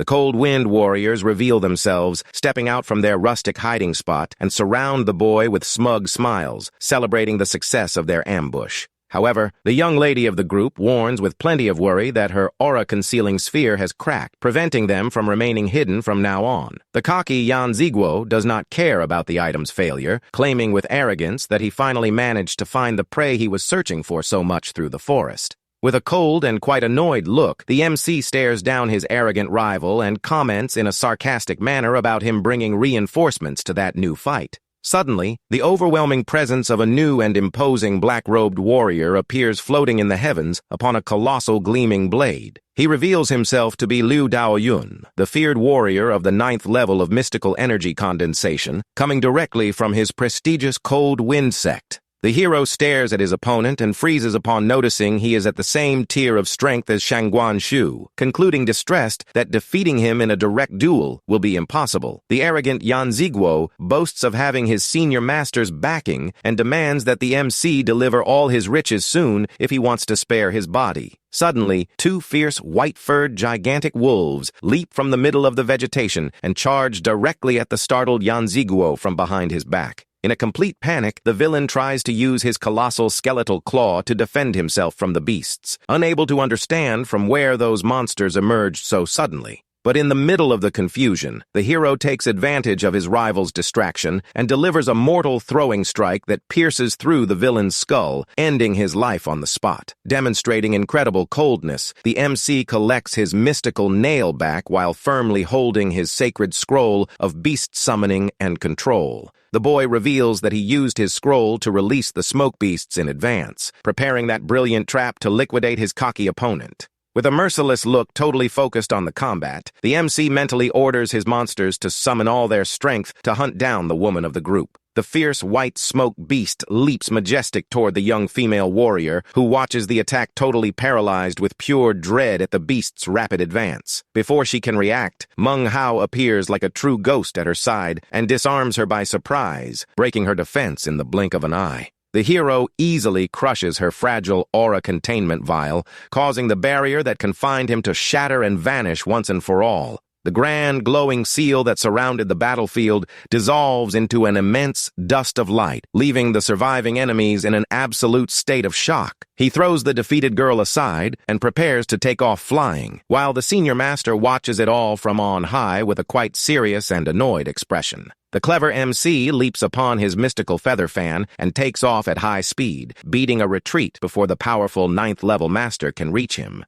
Even the feared master Liu Daoyun is quite impressed by the boy's extraordinary reflexes and his incredible reaction time during the combat. Furious over the death of their ally, the other cold wind warriors bellow with all their hatred and run through the forest, determined to hunt down the hero no matter what. Seeing the pursuers on his tail, the boy quickly turns in midair and draws his valuable glowing black net to slow down the enemy warrior's charge. The magical net expands in a colossal way in the skies, covering the entire path of the warriors, who shout in fear upon being cornered by the powerful trap. Liu Daoyun stares at the scene with covetousness, noticing that the boy possesses excellent treasures, and decides he needs to capture him at all costs to steal his famous black spear. Already in safety, the hero examines the small bag he stole from the defeated girl and gives a smile upon confirming that his coveted vial of mystical pills is inside. He notices that the small sphere serves to suck up and store the annoying death energy from his body and plans to duplicate it to eliminate the curse once and for all. But he soon minds the fact that the dangerous level 9 master continues flying on his tail and knows that if he is caught, he will have to fight the most difficult duel of his life. With no time to lose, the hero joins his hands and begins to channel his spiritual strength to perform a series of activation seals for his combat magics. Suddenly, a colossal and devastating blue lightning bolt plummets from the skies, striking the trees right behind the young man, who uses the fan to dodge the impact by a hair. 2 new and mysterious figures gliding upon a giant bamboo appear on the scene, commenting in a serious tone on the fact that the boy managed to repel their attack. The arrogant Manhwa appears shouting and points to the hero, alerting his powerful allies that is the boy who carries the patriarch's valuable and legendary treasure. He recalls that the report from the Cold Wind sect was real and celebrates, thinking that even if he does not keep the spear, delivering it to his clan will bring immense merits to him. Cornered and wrapped in black smoke, the MC clenches his teeth upon realizing that the two rival sects have decided to join forces in a malignant plan to capture him. The powerful Liu Daoyun appears flying and demands that the new allies deliver the MC to him, claiming he needs to personally avenge the death of his loyal disciple. Without giving the enemies time to organize, Meng Hao takes off on his fan and delivers a colossal blast of slashing wind that pushes back all the surrounding warriors. Meng Hao notices that his pursuers are not together and grows worried upon seeing that he has drawn the attention of two strong rivals from the 8th level of Qi condensation. He laments his lack of spirit stones to duplicate his pills and reach the 9th level, even contemplating selling some of his magical treasures. The young man flies rapidly on his feather fan, trying to escape, while his new enemies pursue him closely, jumping quickly through the large trees. Liu Daoyun glares at his new opponents with plenty of annoyance and directly questions if the two truly do not intend to leave the boy aside for him. The two cultivators from the Wanshou sect retort with a lot of mockery, questioning if Meng Hao by chance belongs to his family to demand they hand him over like that. Having no patience for speeches, Master Liu Daoyun decides to settle the dispute with brute force and already begins to charge his powerful cold wind finger technique. The two rivals do not back down and quickly join hands to summon their feared celestial lightning spirit spell to counterattack the enemy strike. A colossal dispute of powers begins to rip through the forest skies while the clever MC takes advantage of the confusion up there to continue his escape. He firmly plants his feet upon his green feather fan, accelerating the pace to try and distance himself as much as possible from that dangerous clash of giants. To ensure that no one comes after him, Meng Hao triggers his treasure's special properties, firing several sharp feathers as if they were missiles. The feathers collide with great violence, generating monumental curtains of smoke and dust that completely block the pursuer's view in the forest. Manhwa runs desperate and reveals to his allies that stolen fan uses its own feathers as single-use attacks that slow down as they run out. Except Meng Hao is much smarter, and with a simple command, he channels his mystical energy, causing new feathers to sprout instantly on his fan. Master Liu Daoyun watches it all perplexed upon seeing the fan recover so fast, and covets even more the immense riches that the young man carries with him. A true rain of wind and energy projectiles continues falling over the forest, making it immensely difficult for the enemies to advance as they try to dodge. The boy swallows a pill in haste, worriedly noticing that his medicine supply is at an end, and that soon he will have to resort to his demon cores. Upon seeing the scene, the two green-robed rivals decide to imitate the hero and begin swallowing pills like candy, determined to show they have far more resources. Liu Daoyun observes that ridiculous pill dispute with plenty of disdain, reminding himself that those two are just ordinary 8th-level cultivators. While flying swiftly between the trunks, our hero does not even suspect that a mysterious dark silhouette is watching him intently from on top of a nearby tree. Suddenly, the MC feels a terrible chill down his spine and turns his face startled upon sensing an immense and dangerous murderous intent in the air.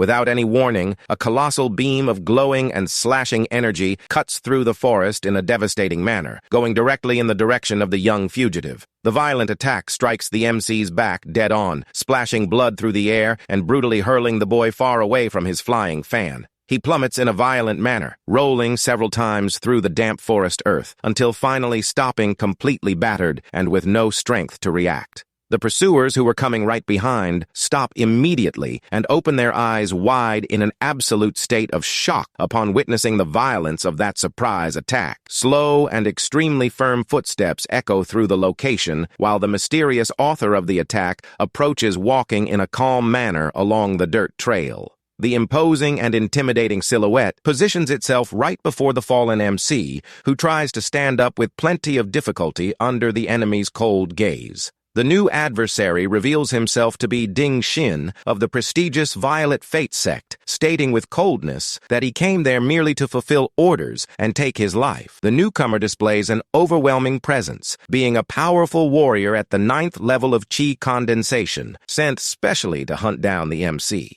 Meng Hao struggles to stand up and silently laments upon noticing that destiny truly loves to place him face to face with the folks from this feared sect. Even the feared Liu Daoyun panics upon realizing his rival is also at the 9th level and belongs to the legendary and dangerous Violet Fate sect. Disposed to reverse that extreme situation, our hero drives his colossal black spear into the ground and asks in a challenging tone if everyone is there for it. The greedy Manhwa points his finger desperately, shouting that that is indeed the legendary spear and the supreme treasure that the boy received from his former patriarch. The MC feigns exhaustion and comments that the artifact consumes a lot of mystical energy to be used, challenging anyone who has courage to try and take it. With a swift movement, the hero simply hurls his legendary magical spear far away into the skies, leaving all the enemies present there open-mouthed. The startled Manhwa opens his eyes wide and shouts in complete despair upon seeing the divine treasure he coveted so much be thrown away in that careless manner. The two green-robed warriors conclude immediately that capturing the spear is 1,000 times more important than continuing to pursue the injured MC. Liu Daoyun is left quite torn, not knowing if he should hunt the boy to avenge his disciple or if he should go after the spear, running the risk of being tricked. He notices that his rivals from the Wansho sect are going to grab the treasure and irritably concludes that the valuable divine spear is surely still his highest priority. He orders his companion Manhwa to run to recover the artifact, while the other warriors prepare to contain any advance from their opponents. Taking advantage of the fact that all the enemy's attention was turned to the weapon, the clever MC climbs back onto his fan and quickly escapes from there without looking back. Meng Hao notices startled that Ding Xin remains right behind him, floating on his sword in a calm and relentless manner through the forest. The persistent enemy warns that fleeing is useless and promises to spare the hero's life if he surrenders and agrees to return to the sect to be judged. Meng Hao questions if he understands what happened, but Ding Xin retorts, saying he does not need to understand anything because the elders of his prestigious sect will decide everything. He tries to justify himself, explaining that disciples Qian Shuihen and Lu Song insisted on buying the spear even though they knew it was an ordinary iron item. The rival retorts, saying he should have broken the iron spear and offered the true supreme treasure instead, leaving Meng Hao indignant at such absurd logic. With no other alternative to restore his strength, the boy quickly shoves one of his dangerous demon cores into his mouth and swallows it all at once. Meanwhile, the greedy Manhwa runs all skipping through the clearing and finally places his hands on the coveted divine spear that was stuck in the ground. He lifts the weapon, celebrating his moment of glory, but his green-robed rivals do not show mercy and already conjure their electrical spell to yank the spear from him. Furious to see his opponents acting behind his back, Master Liu Daoyun wields his sword and fires a devastating cold wind finger attack against them. The colossal beam of blue energy crosses the battlefield at extremely high speed, going directly in the direction of the startled Manhwa, who holds the spear. The youth freezes upon realizing the strike is too fast to be dodged and enters a complete panic, not knowing what to do to save his own skin. In a desperate move, he uses the magical spear itself as a shield to try and block the advance of that devastating energy attack coming his way. The blue beam collides with extreme violence, cutting the supposed sacred weapon in half as if it were just a piece of dry, fragile twig. The smoke clears, and everyone at the location stares in silence at the broken pieces of the mystical weapon, which revealed itself to be just a grand farce from our hero. The powerful Liu Daoyun freezes completely and is left with an unbelievable blank face upon seeing that the legendary supreme treasure was just an ordinary iron object. The two cultivators from the Wansho sect shout furious upon discovering they were tricked by a cheap copy made of ordinary silver coated in paint. Manhwa stares at the bloodied pieces in his hands, feeling like the biggest idiot in the world upon finding that the mystical spear was literally just cheap silver. With no time even to weep over his tragic mistake, the unlucky youth collapses lifeless onto the ground amid the awkward silence of everyone present. While the farce is revealed, a colossal and devastating explosion of mystical flames engulfs another part of the forest, illuminating the skies in red tones. Amid the chaos, Ding Xin displays his entire mystical skill by repelling dozens of flying swords all at once, using only the strength of his blade. The shards of the destroyed swords plummet from the sky like a slashing rain, devastating the low vegetation and opening clearings in the middle of the dense woods. The Violet Fate Sect master continues defending the strikes effortlessly and glares at the hero, who takes advantage of every second to distance himself in the air. The boy notices worriedly that his rival is far too strong and could have caught him easily, questioning himself if he is merely playing cat and mouse. Suddenly, Meng Hao's body begins to suffer the terrible side effects of ingesting so many demon cores in a row, causing his nails to grow. Ding Xin gives a wicked smile, predicting that the hero's body will be ruined by the demonic aura, and plans to harvest his core after eliminating him. The MC coughs heavily, realizing he is out of options because of the revealing smoke, and anxiously wonders if he truly will not be able to win. The relentless pursuit advances, crossing the region's grand green valleys and rocky canyons until the hero spots an immense mass of water ahead. He accelerates his pace, flying rapidly through the canopy of the trees until reaching the sandy shores of a colossal and mystical lake surrounded by mountains. The hero glides swiftly over the crystal-clear water of the immense lake, leaving a long trail of wind while trying to find a way out of his situation. Meng Hao opens his eyes wide upon recognizing the location as being the North Sea and realizes excited that he has returned to the region of his dear Mount Daking. Ding Xin continues hovering right behind, thinking about extracting secrets regarding the boy's massive amount of cores before seeing him transform for good. The merciless hunter keeps his eyes fixed on his prey, patiently awaiting the exact moment when the hero will collapse due to extreme exhaustion. Hovering right in the center of the lake beneath his feather fan, the MC prepares for the final confrontation while the death smoke still rises from his body. The boy firmly holds his mystical amulet and stares down his opponent through his tough, glowing net, decided to wager everything on one last card. But Ding Xin merely raises his gloved hand with disdain and performs a simple runic seal that generates an overwhelming gale capable of repelling the metal net.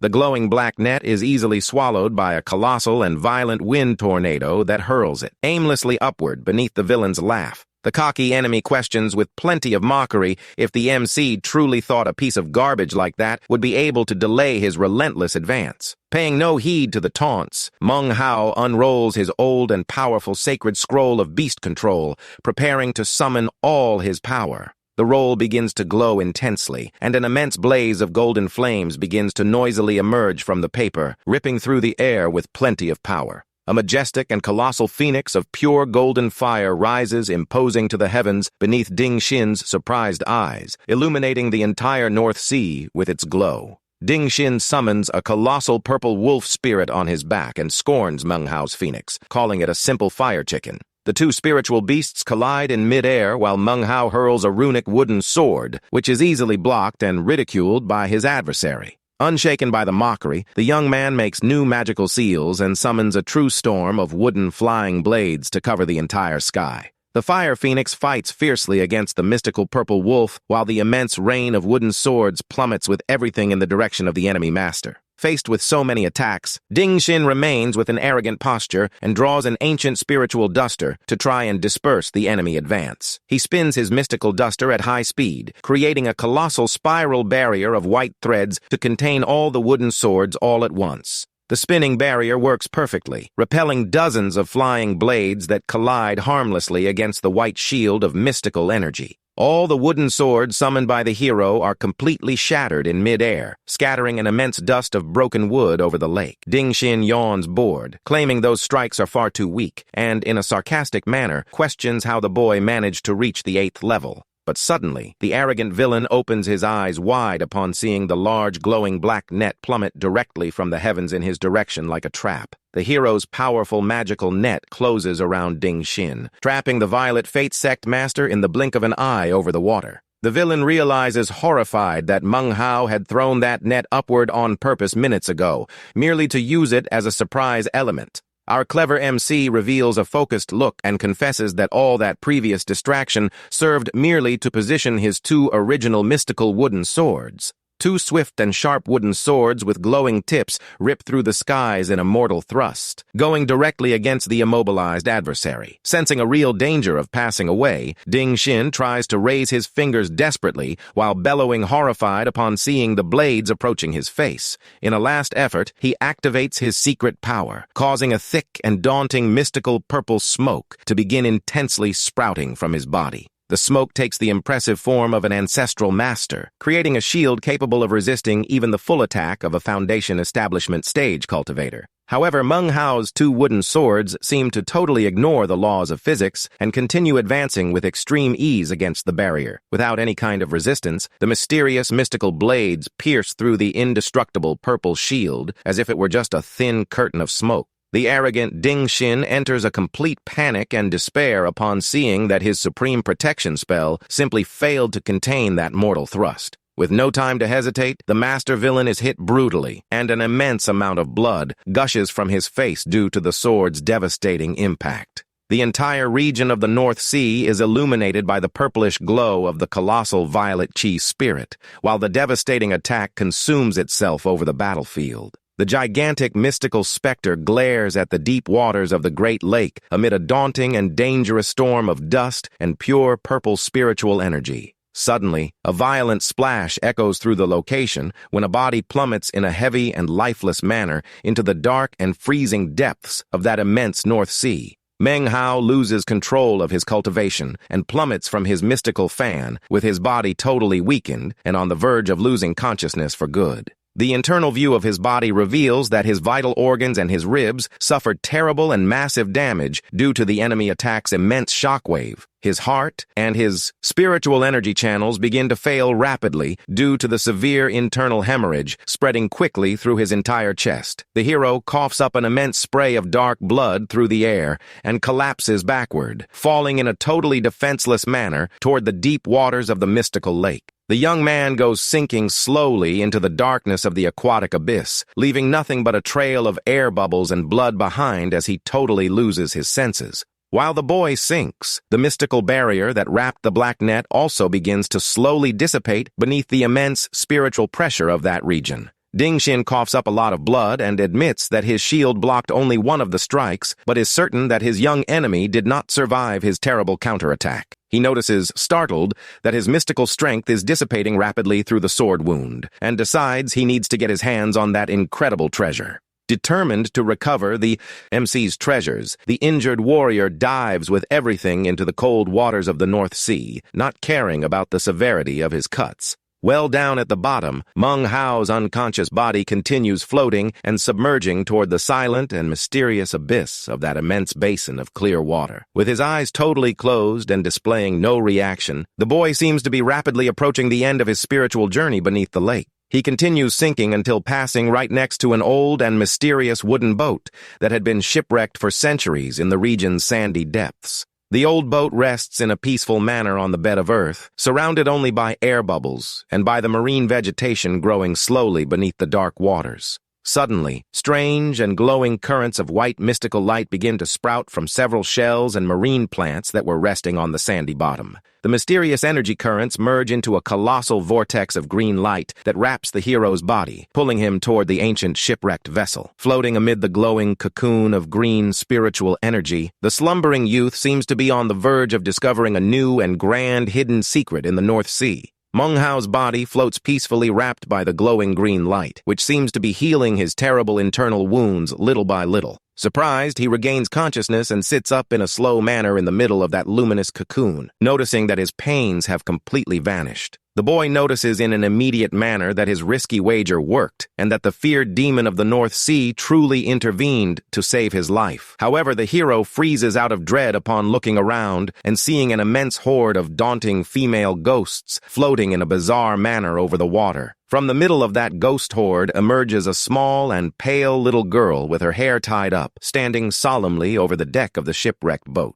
With a bizarre smile and a fixed gaze, the daunting little girl asks in a docile manner if the young man intends to stay there to keep her company forever. Meng Hao stares at the small, daunting apparition and comments, with a lot of gratitude, that now he owes her the immense value of having saved his life for 2 times. He states with conviction and solemnity that he will never forget the 2 consecutive times in which the little demon intervened to rid him of a certain doom. The MC makes a mystical bow of respect and solemnly promises that if one day his cultivation reaches the heavens, he will return to help her. He places himself totally at the lake demon's disposal, stating with an open chest that she need only ask should she need his strength for any mission. Silence takes over the depths, while the young man concludes his mystical vow, feeling the weight of having contracted a grand and eternal spiritual debt. Repeating the promise in his mind, he begins to swim back toward the surface, leaving behind the mysterious and peaceful North Sea. Right close to there, the greedy Ding Xin finds one of Meng Hao's wooden swords and celebrates, thinking that the treasure's immense power will compensate for his expenses. Suddenly, the weapon's colorful disguise shatters, revealing a simple black blade that flies rapidly far away, spinning out of the startled villain's control. He watches it all perplexed, and concludes with plenty of greed that mystical sword is so divine it actually developed its own mystical consciousness. The persistent rival dashes at high speed through the waters, bellowing that the fabulous treasure will not manage to escape him and that now it belongs to him by right. However, the villain freezes upon seeing the MC completely healthy and standing on the bed, firmly holding his two original powerful wooden swords. The hunter enters a complete panic, unable to understand how the boy is alive after receiving a mortal strike that cost him an immense amount of his own lifespan. Seeing that Meng Hao does not possess even a single scratch across his body, the terrified master realizes too late that he fell into a grand and mortal trap. Ding Xin leaps from the lake, falling heavily onto the sand, and notices, distressed, that his strength is almost zero and that his cultivation must have dropped below the 8th level. With his nerves on edge, he admits to himself that facing the MC with total health would be suicide, and desperately concludes that he has no way to win. But before he can take another step, a swift blade flies from behind and cuts his neck, causing a monumental gush of blood to bathe the entire sand. Meng Hao observes his injured opponent try to stagger toward the forest, while his blood continues staining the sandy path on the shore of the Great Lake. The red-haired hunter looks back, startled, and asks himself in a distressed manner for what reason the boy did not deliver the blow of mercy once and for all. A new violent cut strikes his back, and the villain desperately realizes that the hero is merely returning the mockery and torturing him in a slow and cold manner. The MC stares at his opponent's agony with an absurdly freezing and merciless gaze, demonstrating that he will have no ounce of compassion from then on. Fallen on the ground, the dying Ding Xin tries to bellow threats of revenge on the part of his clan, but the hero merely ignores him completely without demonstrating any hesitation. With a single precise movement of his mystical sword, the MC decapitates the proud hunter once and for all, concluding that terrible clash. The hero comments out loud that he learned his lesson well from his mistakes and that from now on he will eliminate every enemy from his path without hesitating. He launches a blast of fire, completely destroying the villain's body, and vows to himself that he will never again walk through the world in an innocent or careless manner. The exhausted boy collapses lying on the grass, relieved to see that the death smoke has finally vanished from his body, and reflects that 4 years of fights have already passed. He faces the skies and ponders in silence over the amount of people he was forced to eliminate, admitting that over time he ended up getting numb to it. As the dark night falls, the hero allows himself to display his most fragile side and whispers with a lot of longing, asking where his beloved parents are now. He also remembers with immense affection his friend Fatty and the generous sister Shu, fervently hoping that everyone is safe in the southern domain. He vows that one day he will travel there, but laments upon remembering that the state of Zhao sits at the extreme of the border and that the journey through the wild lands is immense. The MC recognizes in a realistic manner that traveling flying at his current cultivation level would take a true eternity due to the journey's massive distance. The young scholar concludes in a focused manner that he will need to reach the coveted foundation establishment level before being able to begin his grand journey. He quickly sits on the grass, under the moonlight, and notices excited that he has not yet opened the valuable mystical holding bag he stole from the defeated Ding Xin. A giant and greedy smile forms on his face upon peeking inside the bag and finding that the disciples of great sects are rich beyond measure. Inside there were thousands of glowing spirit stones, besides a colossal black bow with dozens of special arrows and several vials of rare pills. Meng Hao uncaps one of the small vials and gives a sigh of satisfaction upon sensing an incredibly strong medicinal fragrance coming out from there. He opens his eyes wide upon recognizing that mystical golden pill is actually a highly rare and coveted foundation establishment pill.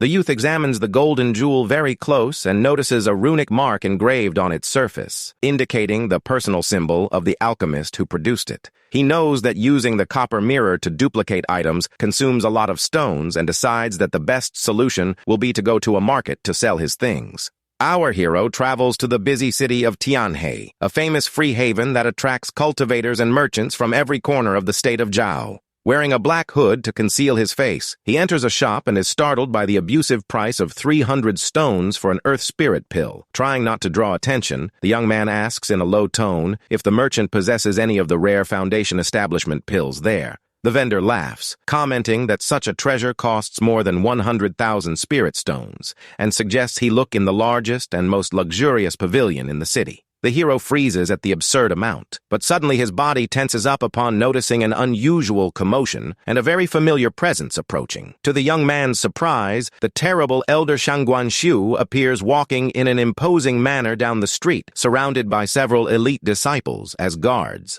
The villain passes right in front of the small potion stall with a cold and haughty look, while the local residents clear the way with plenty of respect. Menghao pulls his hood down hard to hide, realizing that his great rival possesses enormous authority there and concludes he needs to leave that location.